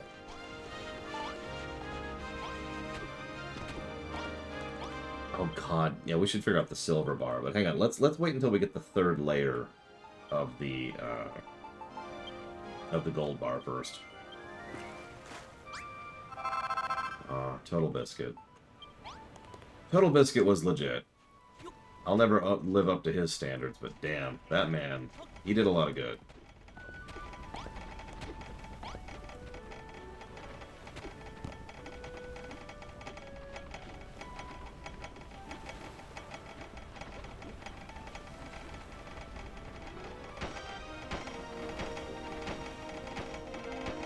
And just think, people are called influencers now in his honor.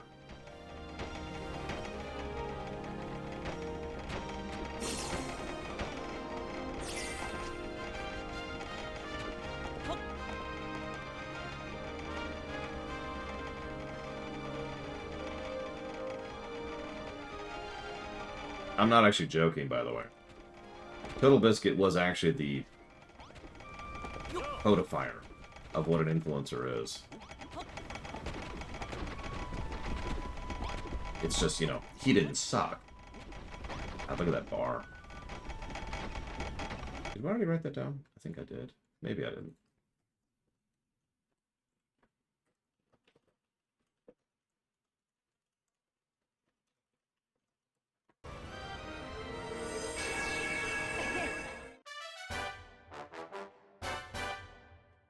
So here's our $1.5 trillion bar.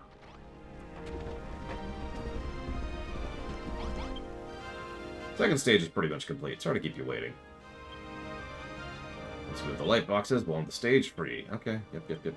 I know what to do. I just don't know where to put them.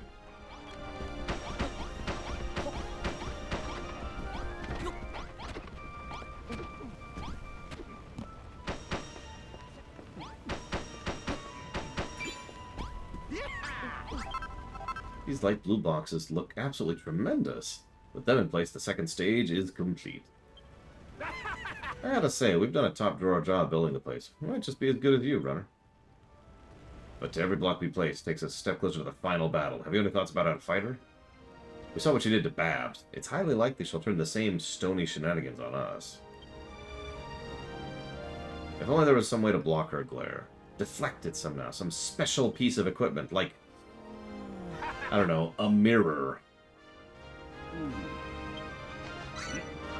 I have a chunk of mystery metal.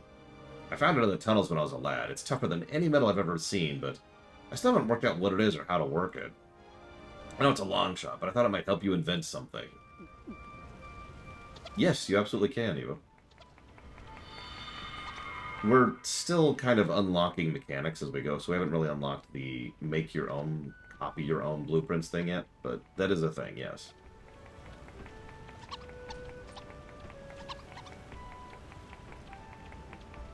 Hell, when we finish the third island, there's going to be a mechanic where it's like, here's the beginnings of a blueprint, and they expect you to finish them. Now, we won't this time around, but obviously I did last time. Second blueprint, complete.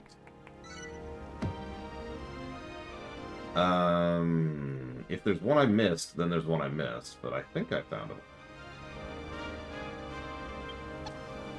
Okay, yes, it's very fancy. We want to fight Medusa. Please, finish bar.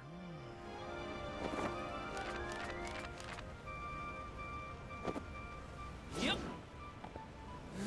Yep.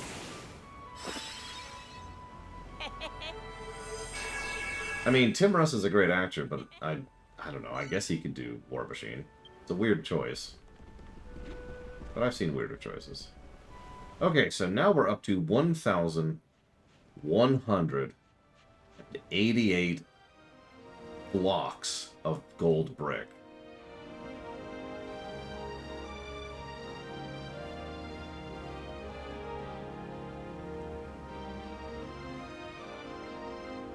Okay, hold up. Let's pull out the calculator for this one. Let's see if we can make all the money in the world in this one place. I don't think he could, Jay Palmer, personally. Although I am biased because, you know, I can't think of his name, but the guy who actually played Valkorion. Okay, so this time...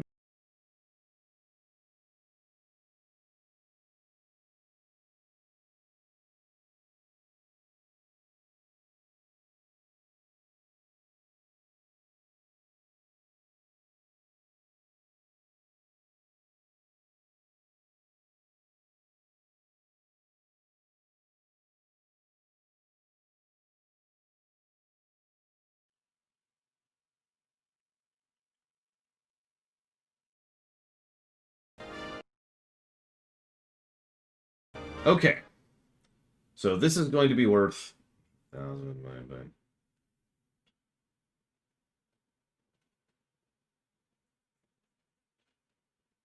3.9 quadrillion dollars. I'm just gonna summarize that.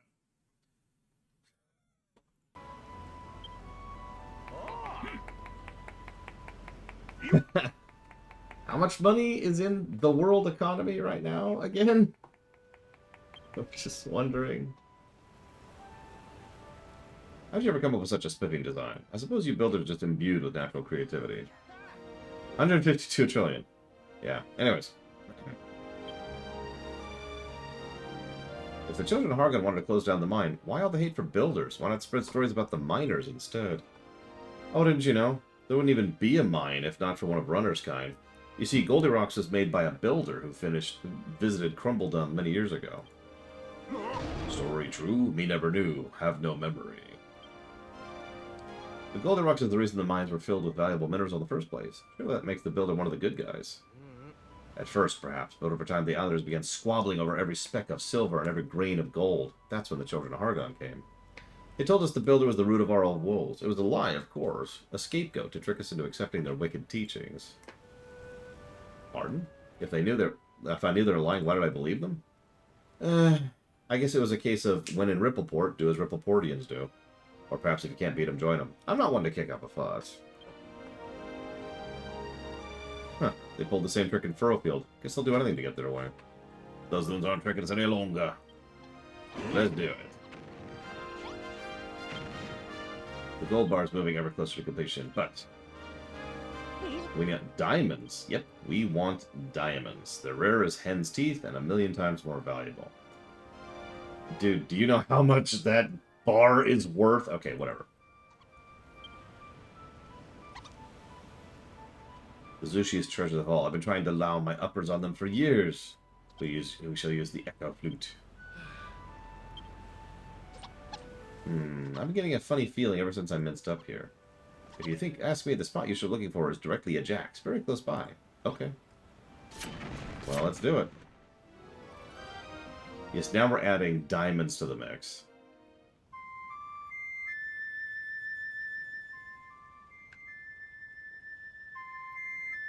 Where is it? I don't see it.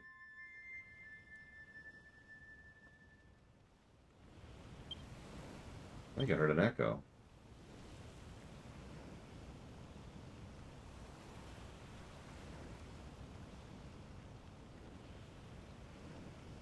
Rocks. Do you see it?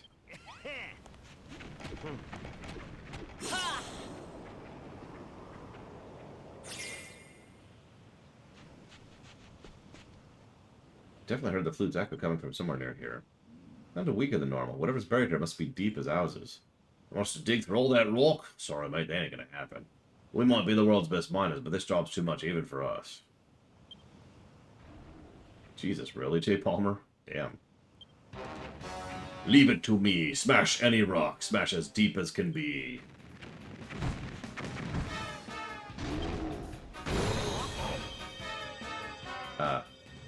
Goldilocks, what are you doing? Holy crap, dude.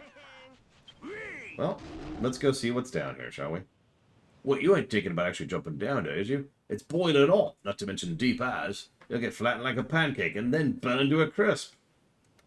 There'll be no crispier pancakes today, not if we use our windbreaker. All we have to do is throw ourselves in and float the way to the bottom. What could possibly go wrong?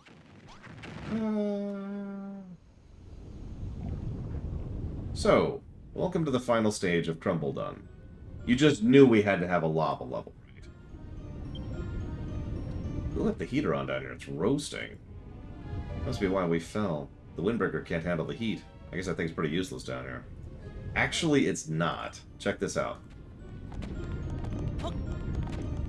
Hang on, I gotta get enough height to show this off properly.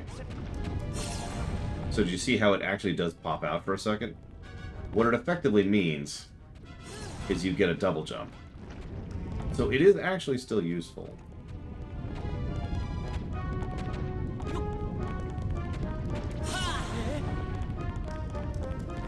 Yeah, Anakin and Obi-Wan are just... they're doing something. Playing Pinnacle, I think? I don't know.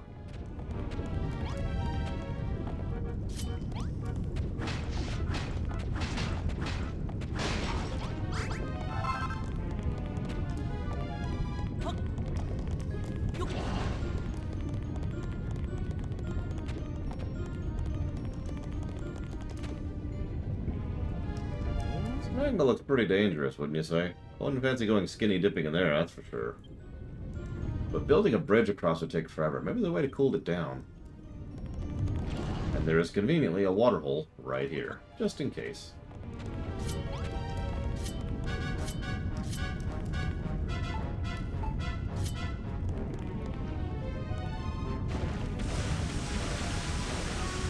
Insert Minecraft joke here.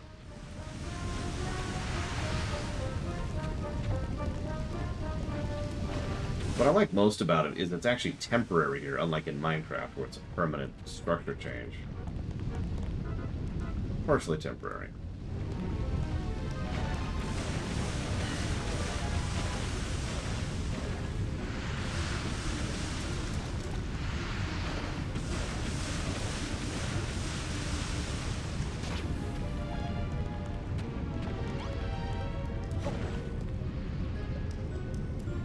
Game.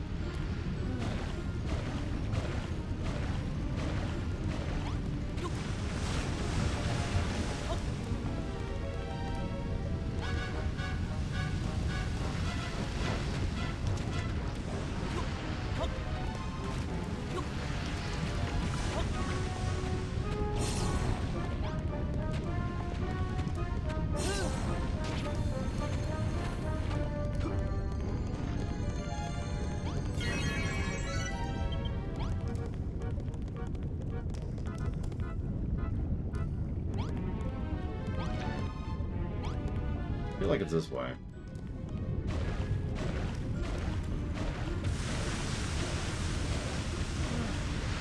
Yeah, this is scalding hot water.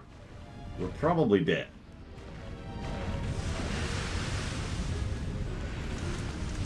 It's fine. It's fine. It's fine. Everything's fine.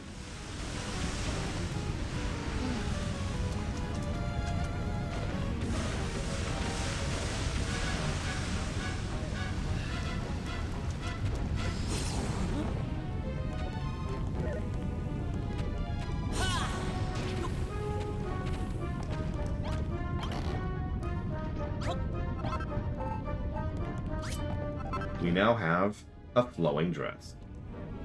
As it should be. Thank you, Ryman. Always appreciate the sub. I will jot that down for KOTOR 2.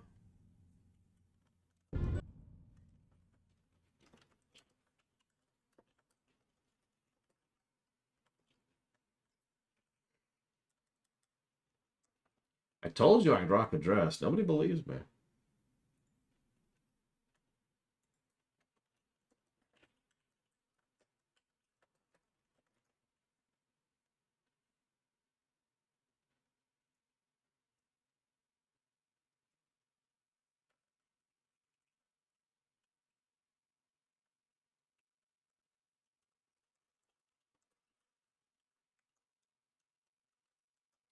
Thank you very, very much, Ventures.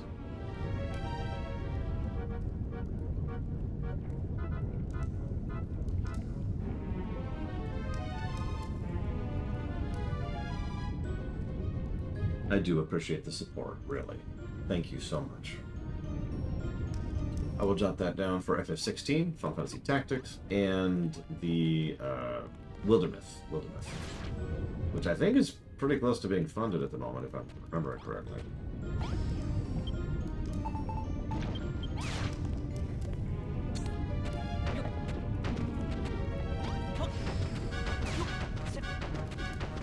No, we're still looking for diamonds. We're doing effectively the last stage here in order to reach the diamonds. Uh-oh. I fell. Into lava. And my platforms are slowly melting away into lava. A lot of lava going on today.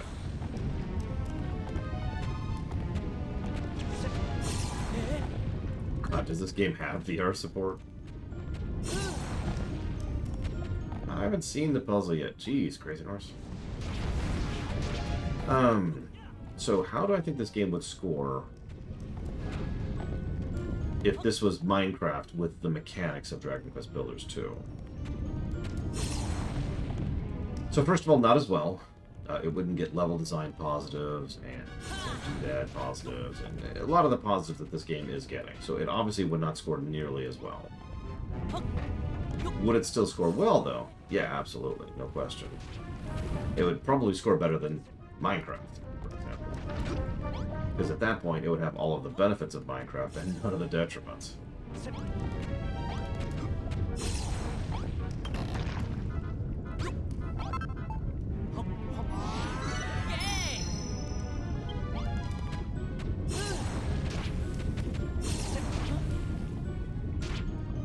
Game. That's... I should probably take off this dress.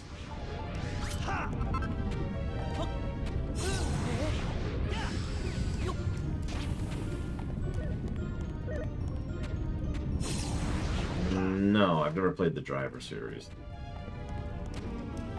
I remember a friend of mine had it on Xbox, but I'll do that to him.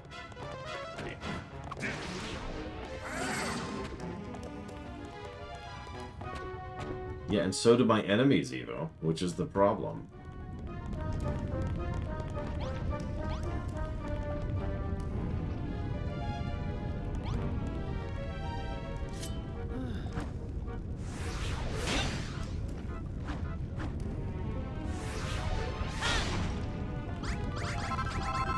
I would not want to play this game in VR. I mean, granted, I wouldn't want to play any game in VR, but still.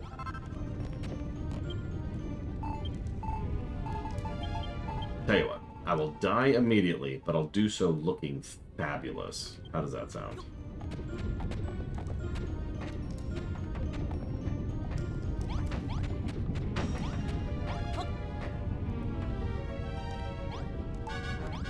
I am astonished WoW doesn't have VR support. Whoa! Okay, that's a thing that happened. I do like the Covered in Spiders Simulator game.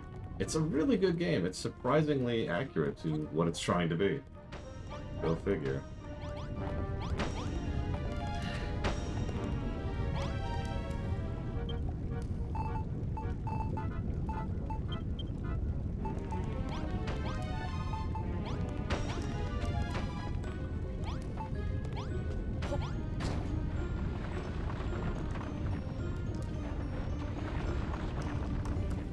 Okay.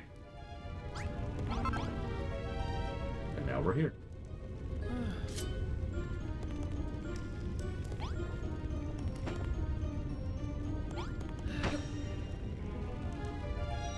Yes, there's actually only first-person mode.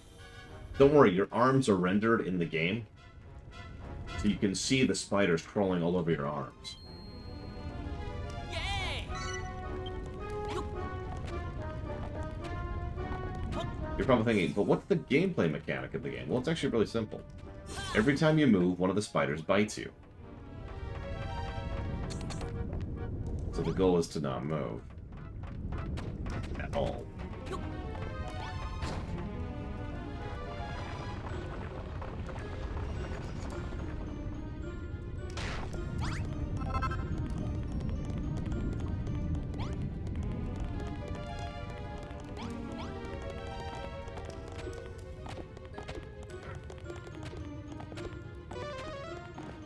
Oh yeah, also, if you die in the game, you die in real life.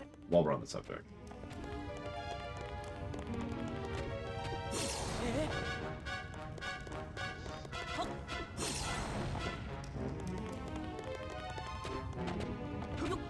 I mean, you're the one who likes that game, Evo. Don't ask me.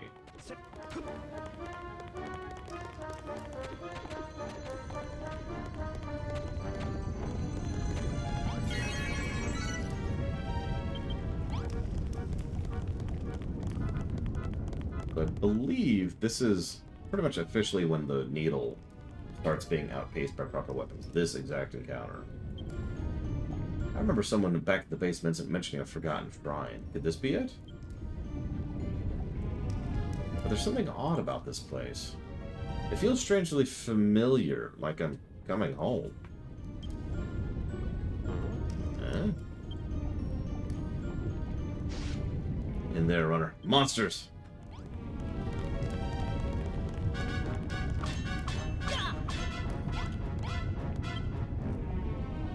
Okay.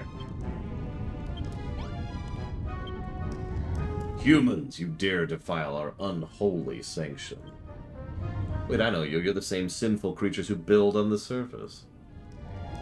Wherefore do you still explore these caverns? I thought your hopes had been dashed when the great and glorious Underseer turned your shining star to stone. It seems we must take it upon ourselves to deliver these fools into the abyss of despair they so eagerly seek. And yeah, I could picture people just harvesting the hell out of this place. Especially if you're going for the evil aesthetic.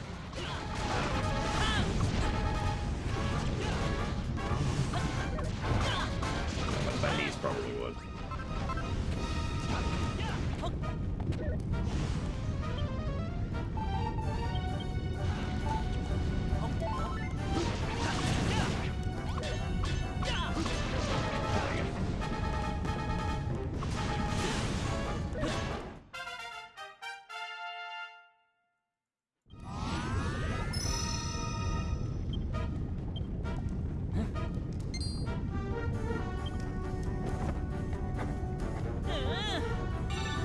Iron armor. Nice. We'll deal with that in a minute.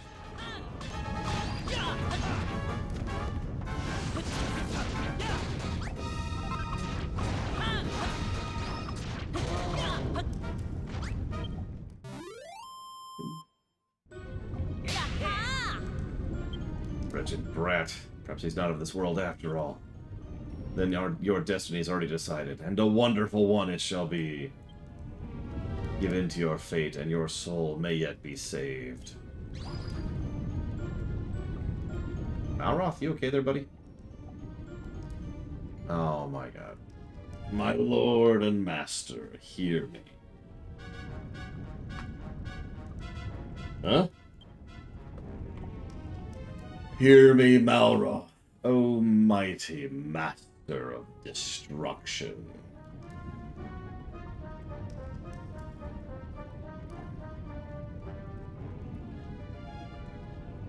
That voice, it's the same one I heard on the island. Those monsters worshipped you, and yet you showed them no mercy.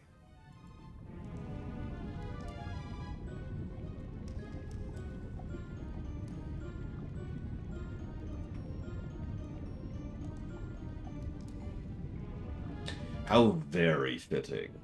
But I would expect no less from the Lord of Ruin.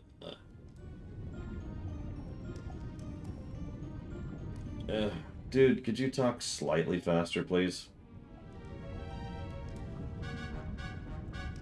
Give it a rest, will you? I'm not the lord of anything. I don't know what you're talking about.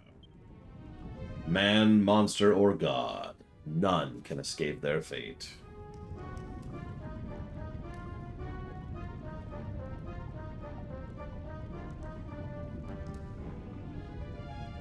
You are the master of destruction. Your destiny is set in stone.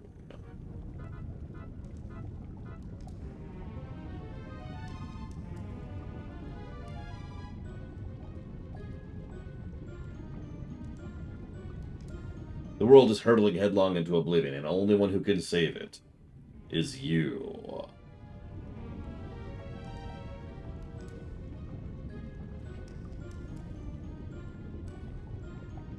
Eventually.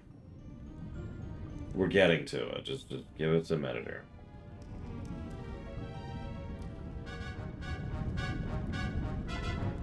What the heck is going on? Sorry about that, Runner. The heat down here must be addling my brain. I'm sure it's nothing to worry about. Besides, we got more important things to think about, like digging up diamonds. Maybe if we play that flute, we'll have an idea where to go next. Okay.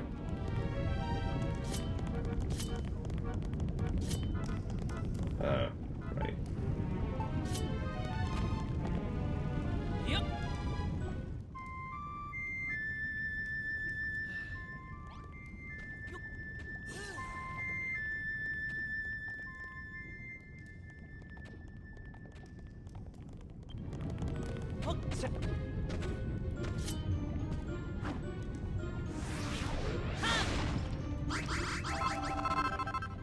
Diamonds.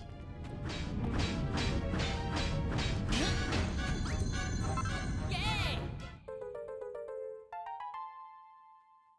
Which are actually arguably less worthwhile than gold, but let's not get into that. That sparkly rocks must be a diamond.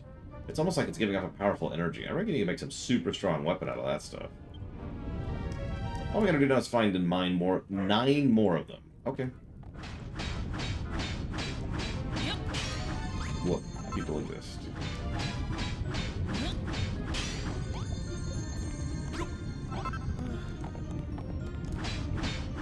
I mean, that just sounds like Palpatine at that point, Chthon.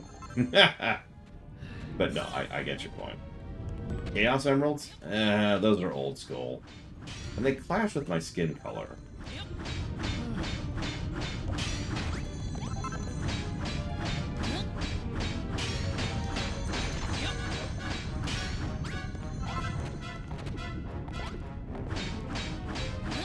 Alright, did you notice the basalt we can get down here?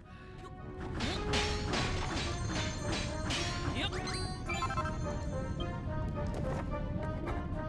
Yaha! The golden gauntlets.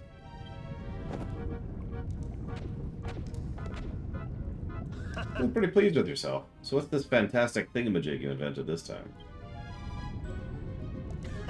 So, I don't know if you know this, we can actually get lava into the pot, so we can spread lava.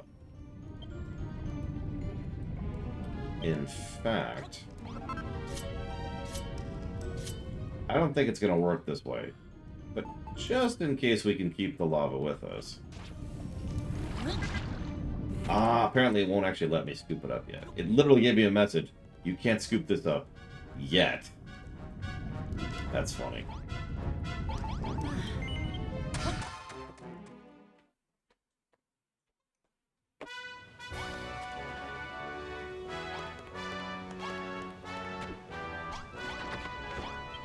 If you're wondering why I wanted lava, first of all, you don't know me very well. But second of all, there's a specific thing in the third island I wanted lava for. Yep.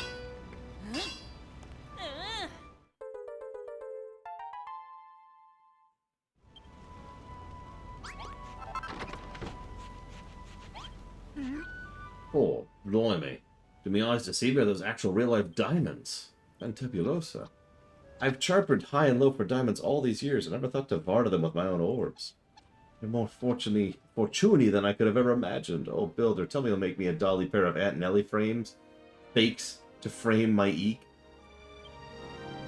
Hey, let's fast forward a little bit here, Evo. Be patient, Evo. Be patient. I know you hate me and you want me to die, but patience, patience.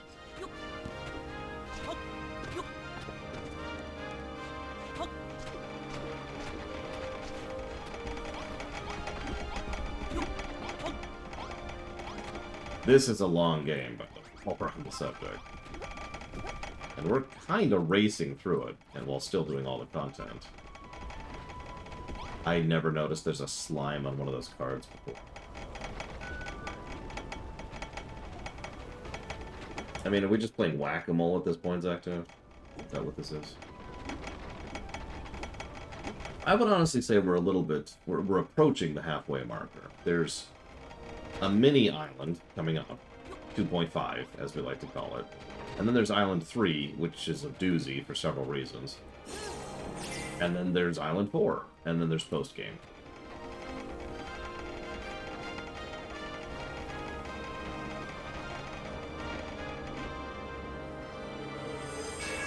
I mean, they steal something, we steal it back. They steal something, we steal it back. That sounds like whack-a-mole to me.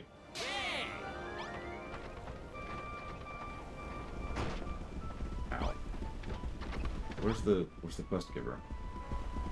Why are you up there?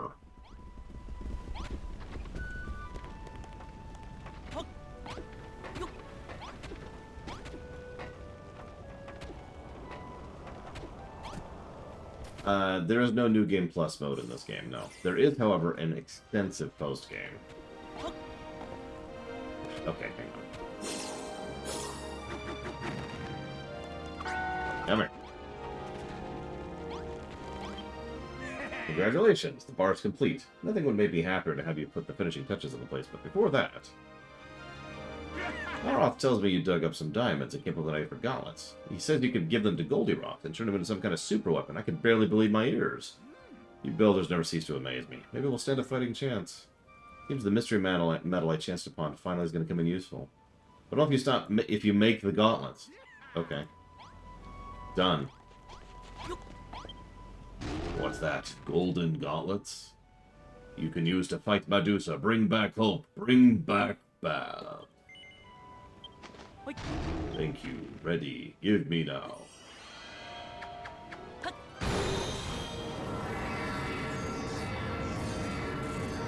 Yes, Savacom, but even better than Minecraft, because you can do a lot of things in this game and post-game. Recruiting, unlocking, fishing. You're very clever. Make good things. Long ago, islanders dreamed to get rich, dig much metal, but humans get greedy, become bad. But humans not bad from beginning, only go bad because they lose dream. Humans need dream. Dream to make money, dream to build future. Please, runner, defeat Medusa, lift stone curse, time to build future comes soon. Alright, we are able to hold our ground against the Medusa. Who's ready for the boss battle? Something doesn't seem right. We finished building Gold Bar, but Medusa's nowhere to be seen. There's something missing. We need one last item. Almost, Savacom. Almost. I think Dragon Quest II beats this game on the gameplay axis.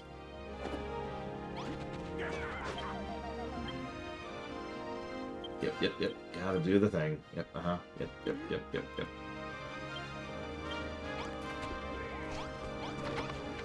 Yep, time to put up the golden noggin.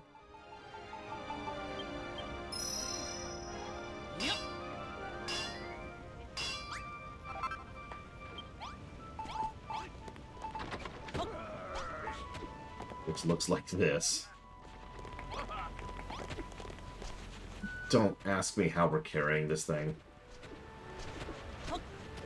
Keep in mind, this is made of gold and diamonds, so...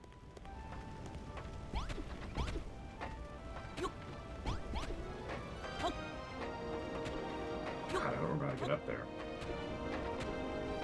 Oh, there it is. You eat your spinach. I mean, yeah.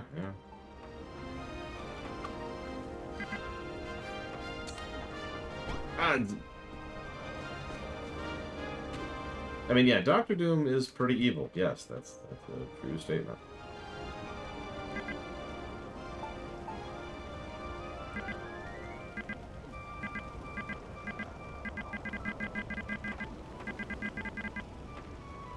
Game.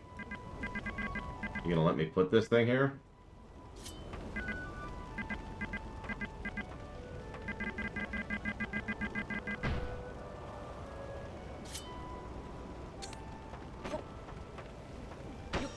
There we go.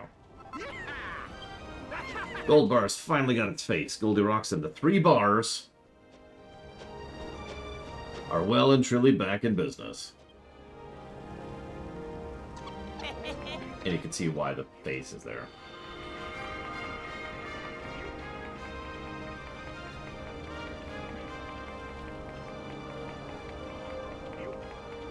So what you're saying is, oh god, Wakanda is evil, which actually, yeah.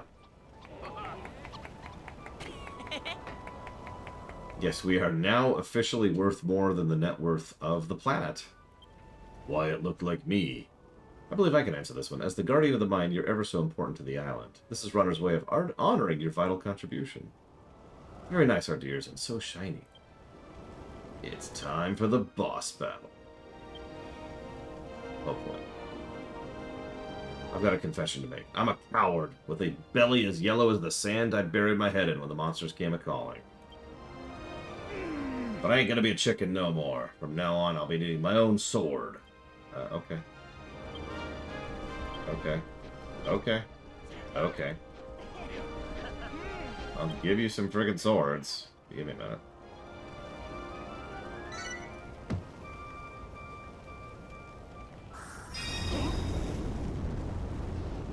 So yeah, there's the boss battle.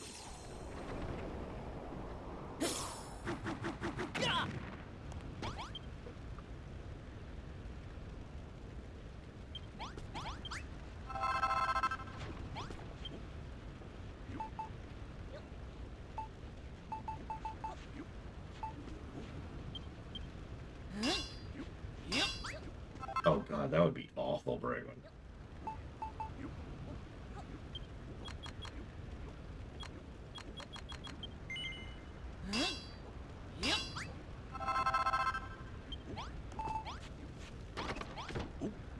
Okay, so a weapon for... Where's all the new people? Here they are. Weapon. Weapon. Weapon. There's one more. Oh well. Let's do it. Woof.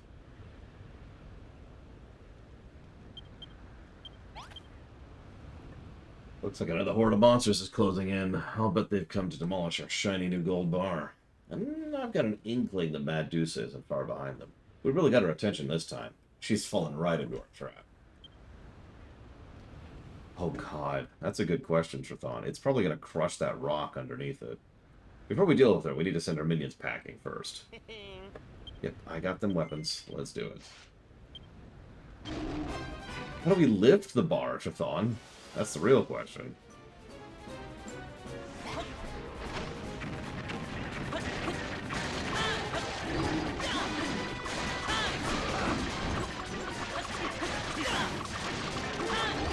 Carefully.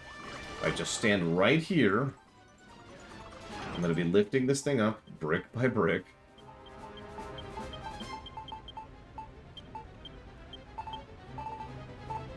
Just give me a minute.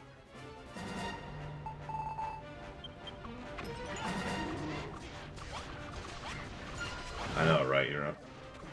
Nope, we're Sonic the Hedgehog, and that's just kind of that. The mushrooms are saying that Hargon is a really fun guy.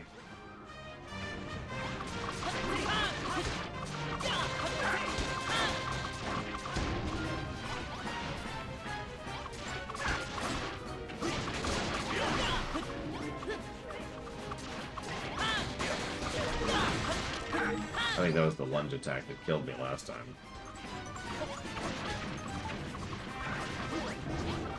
Oh my god, J. Palmer, do not remind me of the night stages, please.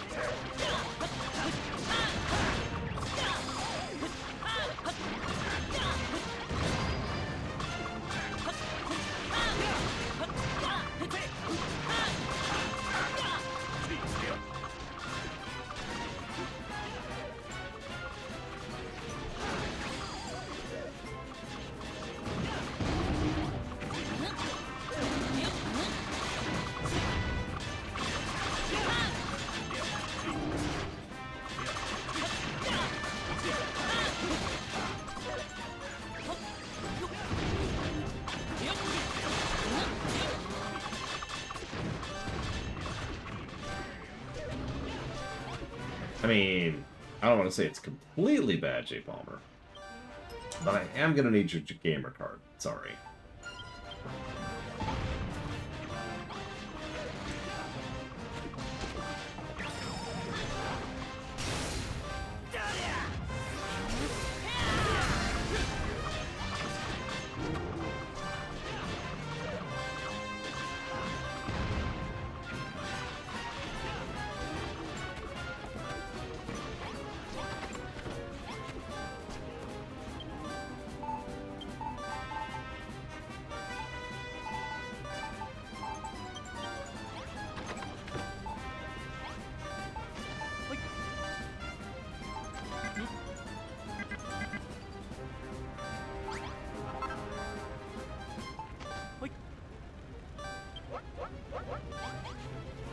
No, I have not, Yura.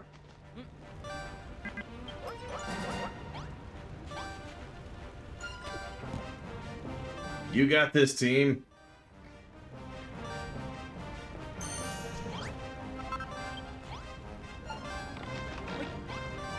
Whoop.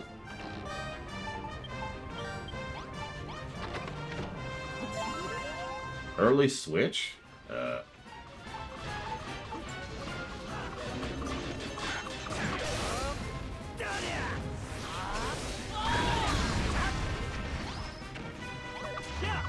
I remember it being really weak, because it was Breath of the Wild, and that was it. That was their launch title, Breath of the Wild.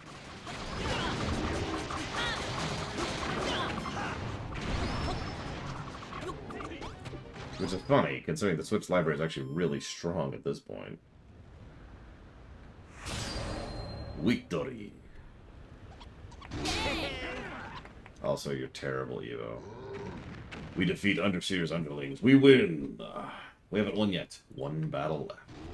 But me slow. Timing no good. Runner much better. That's why they call me the runner. You climb on back again. Help block Medusa's stony glare. Okay, we got this. Yeah, let's fix up the town before the boss battle.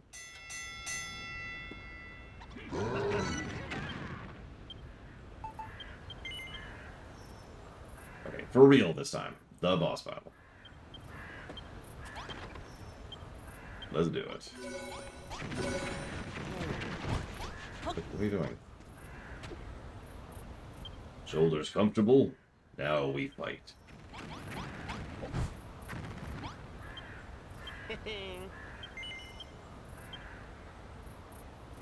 Funny, isn't it? When we first got here, everyone was so scared of the Children of Hargon. But now Babs needs saving, and they're all willing to lay down their lives to take down their boss. Just goes to show you what they really care about the kid, I guess. What was that feeling called? Can't remember. Whatever. This is it, Runner. Time to put that Medusa in her place and stick it to the Children of Hargon. A little more of a drastic change than last time.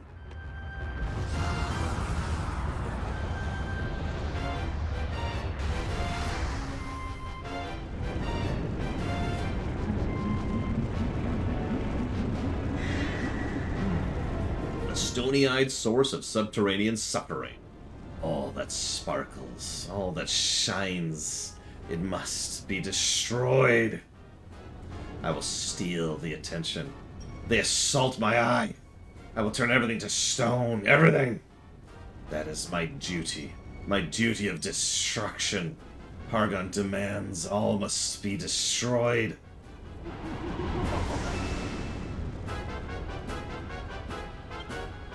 Yep, I know how this works, thank you.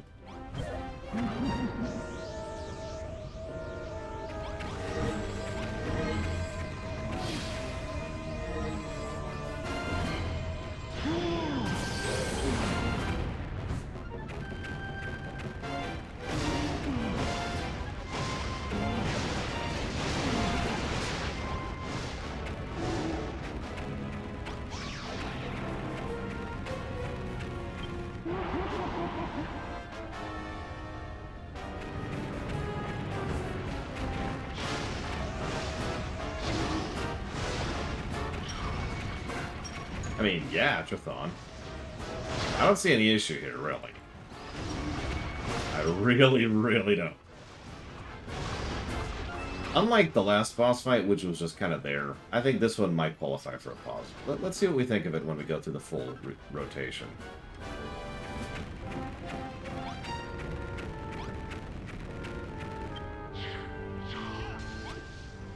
Whoops, I did not mean to do that. Time to run.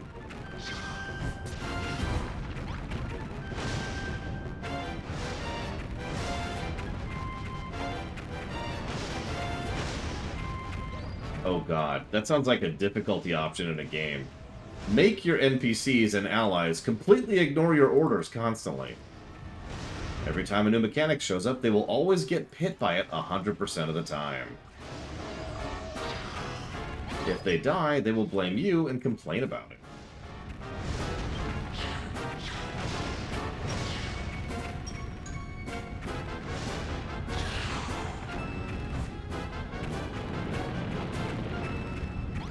Yeah, they also ninja the loot, obviously.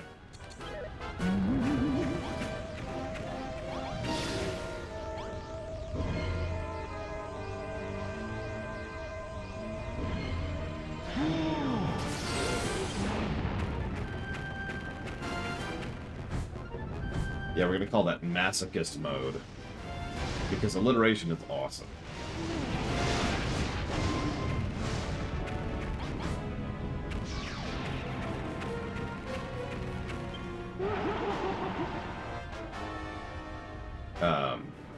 I think the same thing that happens to her happens to you, Jay Palmer. You get petrified for a bit, and you lose a round, essentially.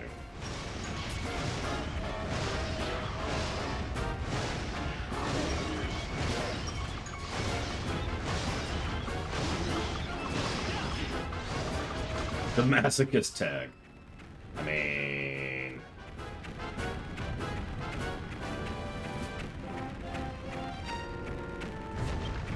I'm pretty sure we've technically covered games that would qualify for the masochist tag.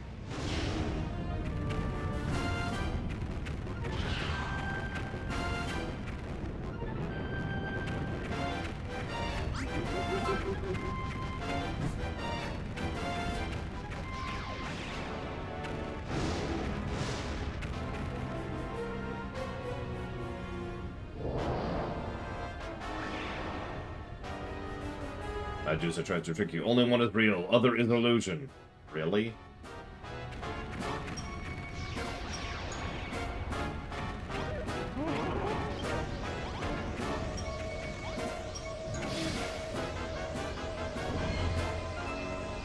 Yeah, Kingsfield 4. You know what? Actually, yeah. There's a masochist game for you. Not even jokingly.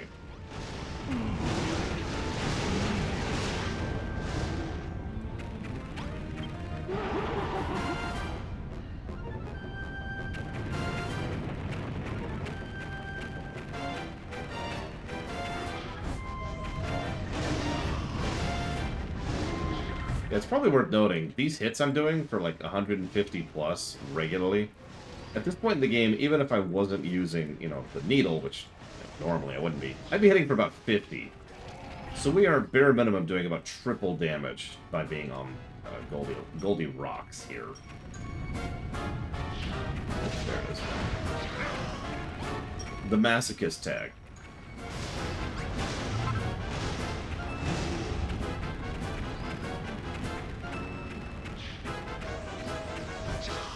Yeah, Secret of the Stars doesn't get the masochist tag, because there is a difference between a garbage game and a masochistic game, right?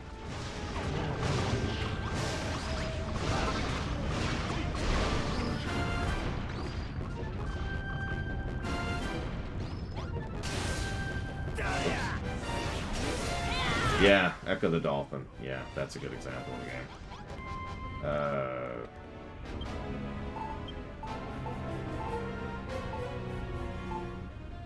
There. Let's see, I know I have some gold ingots on me.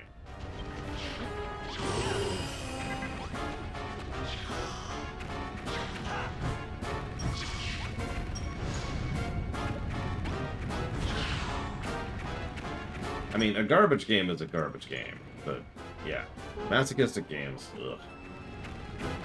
It really is, Ross. I even agree with that. And I've played through both.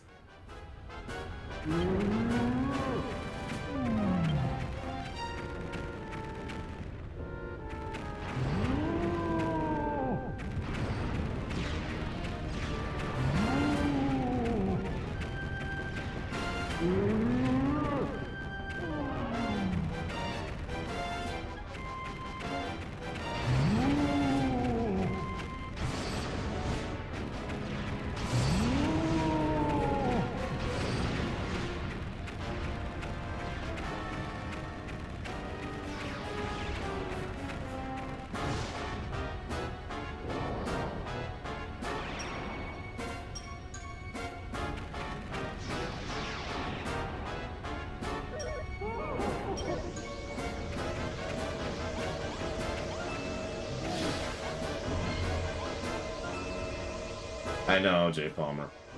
I feel like I tried that last time, too.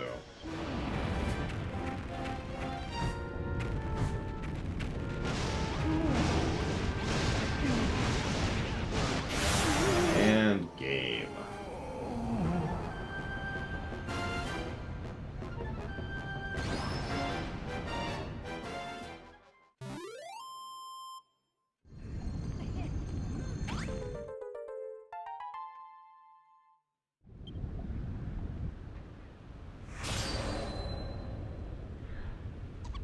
Yaha! I think I'm going to give a plus for that fight. It's actually kind of better than I remembered. It's not the best, but it's still good.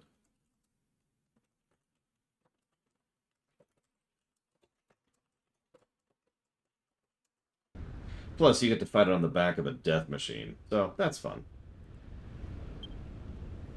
What was that thing she dropped when we finished her off? It seemed pretty special. Maybe it'll come in handy for breaking Bab's curse. How the hell, Bad Overlord? Runner! Runner! What?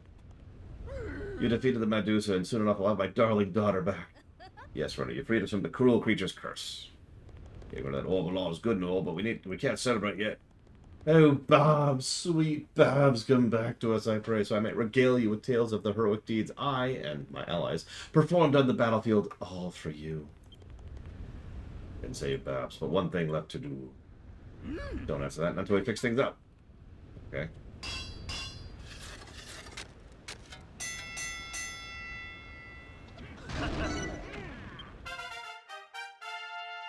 Ding.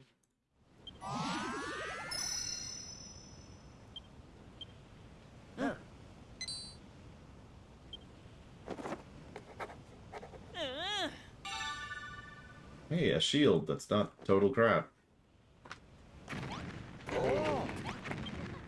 Medusa defeated, all thanks to you. But still no full power. Told me you need metal to get full strength back. Copper, silver, gold!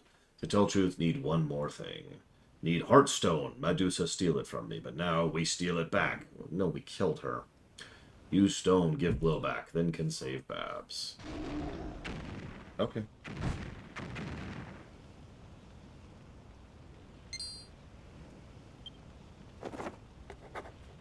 Yaha!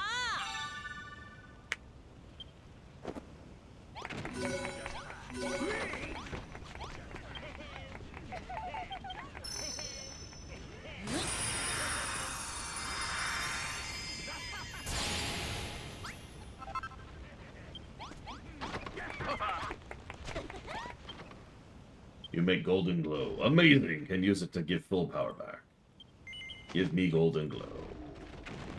Alright, let's save Babs. Now I want your expert fashion opinion on her outfit and style of hair. Okay, Evo?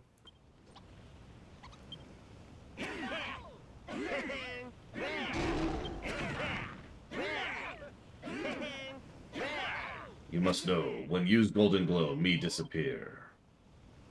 But no die, become part of gold bar. Fill mine with metal, lift curse from Babs. Only way. But Goldie rocks. Do not feel bad, want to do, for everyone, for Babs. Have no regrets, maybe marry her still, not sure. Sex with bar? Problematic. We'll look into later. Thank you, everyone. Many good memories, many happy times.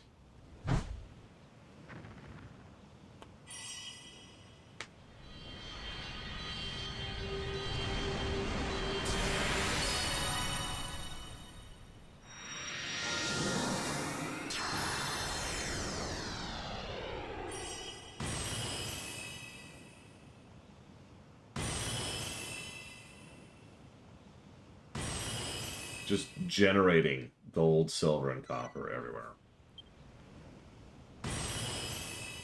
Okay, there she is. What do you think? And then, of course, it's immediately covered. Game. Game! There you go.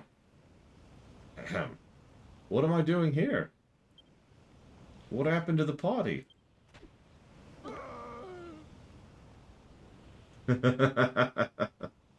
Oh my days, you a sight for sore eyes. What's got into you lot? Did something happen I should know about?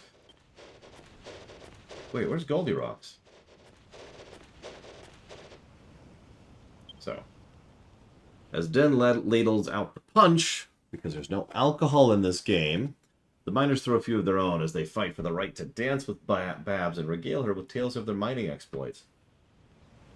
But while she whirls around the stage in the arms of one blushing beefcake after another, Babs can only think of Goldilocks, who sacrificed himself to save her and the land she loves.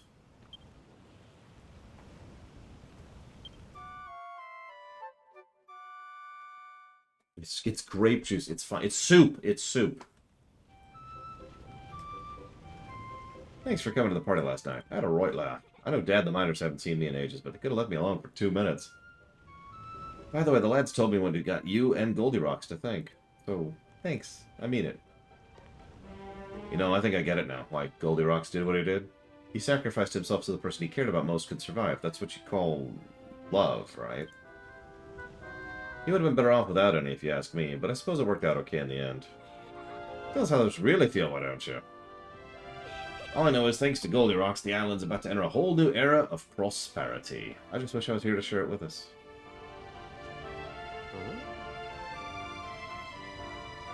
Do not be sad, Babs. Goldilocks?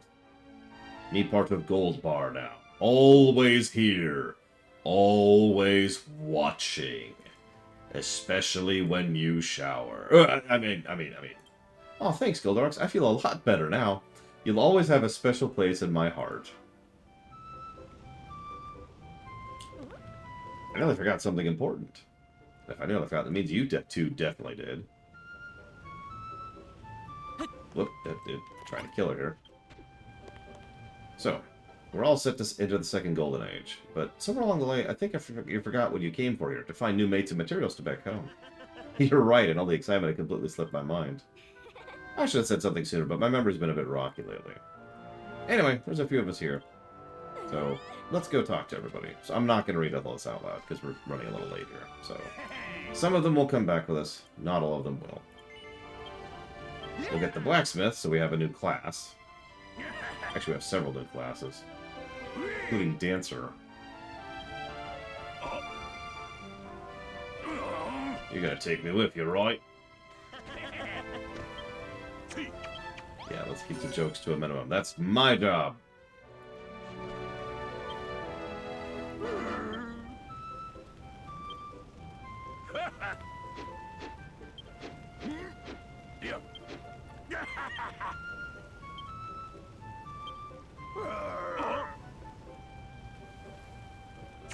Alright then, I ain't gonna be the one to break up the dream team. I'll go with you.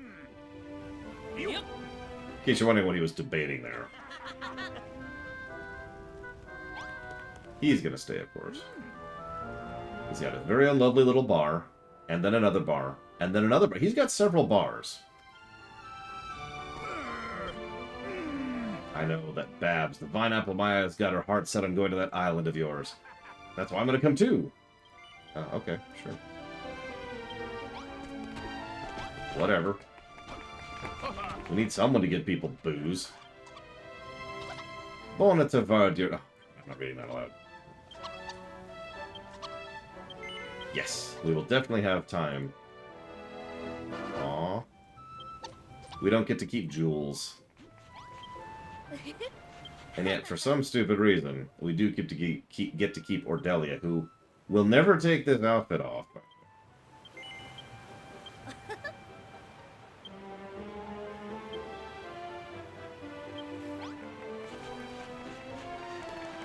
And Surge. Salutations. As a staunch believer in the children of Hargon, dude, you've already admitted that you weren't.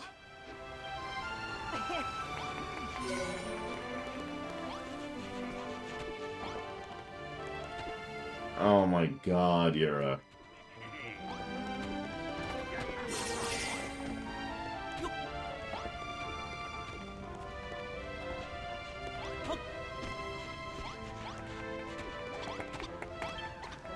Hello again, you two.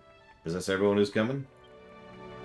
I see you managed to talk my dad into going along with too. That's a turn up for the books. You really won over everyone's trust, haven't you? I believe in you too, but I don't think I can go with you. Thought I was what I wanted, but then I thought about Goldilocks and how lonely he'd be if I took out without him. Babs! Babs. Is that you, Goldilocks? Babs, do not hide true feelings. Go with Runner. Have lots of babies. But promise me someday come back. Tell me stories. Oh, Goldilocks. Of course. Cross me hard, hope to die. Let's not do that again.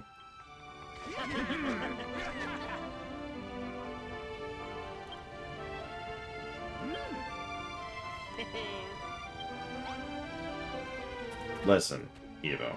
Everyone's in love with me. It's me. In game, obviously, that doesn't apply in real life.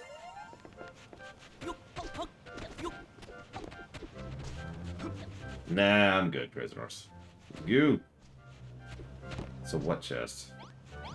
What are you talking about? What do you want about?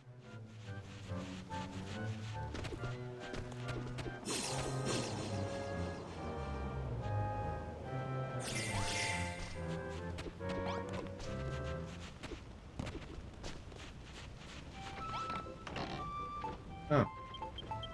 Sure.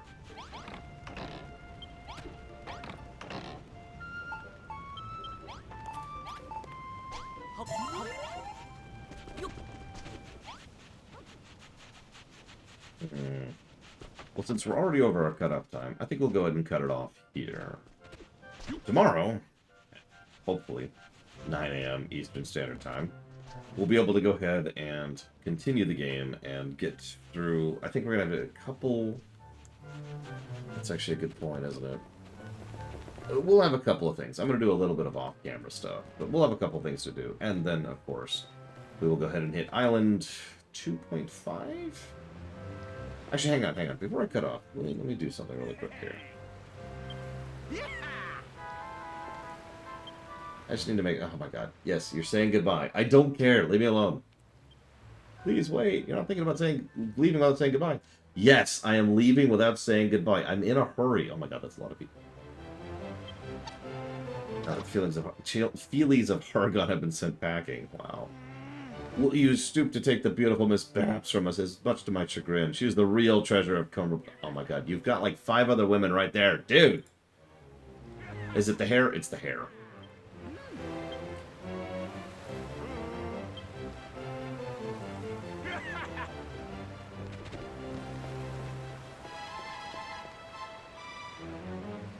And there's Evo. I mean, Malroth on the bow there.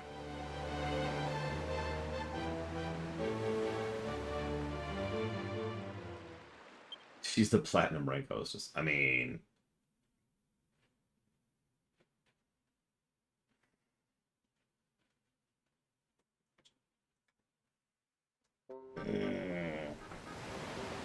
Hey, we found more residents. Objective complete. Well, you're always welcome here, Trathon. Within reason.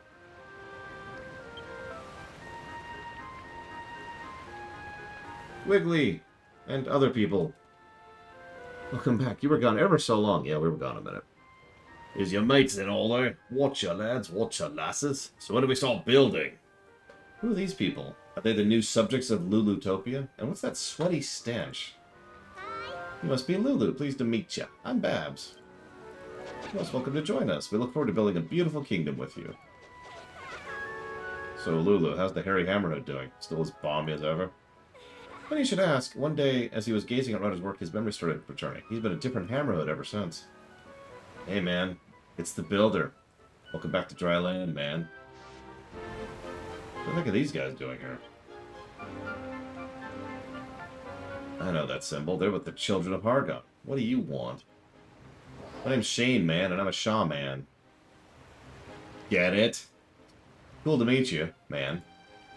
We're missionaries for the Children of Hargon, man. We discovered this island purely by chance, man. Don't mind us, man. Once I found out who they were, I tried my best to get rid of them, but Bonanzo insisted they stay. As well I might. They seemed most interested in building, much like our dear departed friend Pastoral. I simply couldn't bear the thought of turning them away. Runner, we're eager as ever to begin the next stage of building work, but we don't want to tread on anyone's toes. And I'm sure the newcomers are champing at the bit to get themselves. So we'll hang back while you show them the ropes. The D-Man. One of my personal favorite puns I've ever come up with.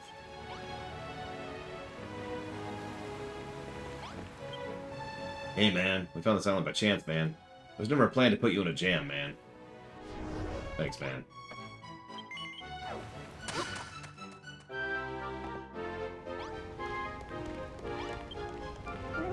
Ah, you're back, and I see you brought a few friends. So who's this lovely lady? Her beauty is making me bashful. Get it? Ladder will get you nowhere. We prefer our gentlemen's with hairy chins, not hairy backs. Yeah. Are you the hairy hermit we're so much about? If we've come to live here, if that's alright with you. It's more than alright. I'll be off my rocker to say no.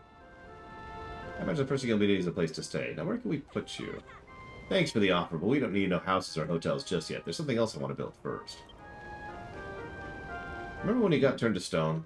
Well, that meant you built the gold bar without me. I missed out big time there.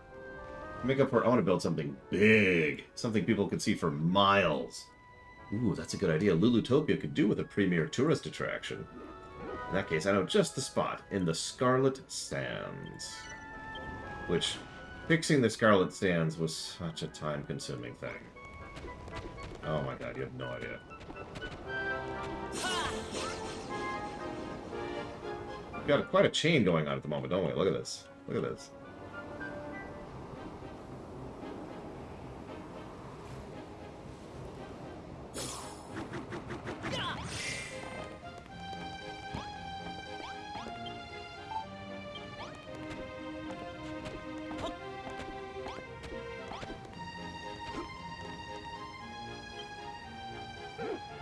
Just like the talent of the garden, think carefully about what you want to build, and the target will appear. Well, Babs wanted a big building, and I was hoping to turn it into a scenic spot for a tourist attraction. Maybe we can think of something that combines both our ideas.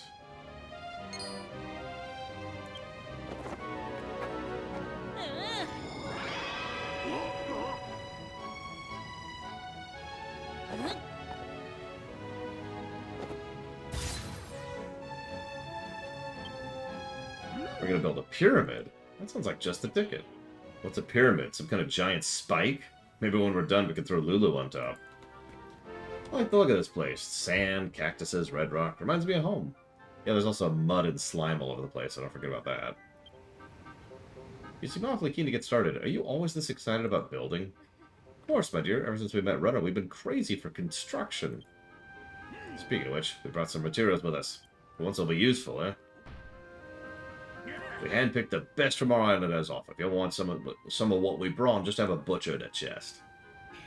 You thought of everything. Now listen to me. Woo to working, boo to shirking. Woo to working, boo to shirking.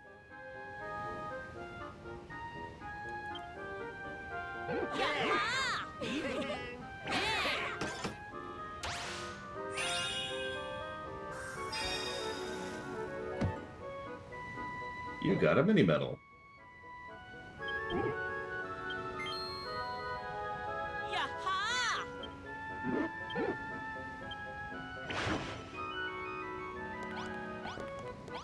Okay. That's probably a good place to stop, right there. That means we're not going to do much camera stuff, but that's okay, that's okay, that's whatever. We'll live with that.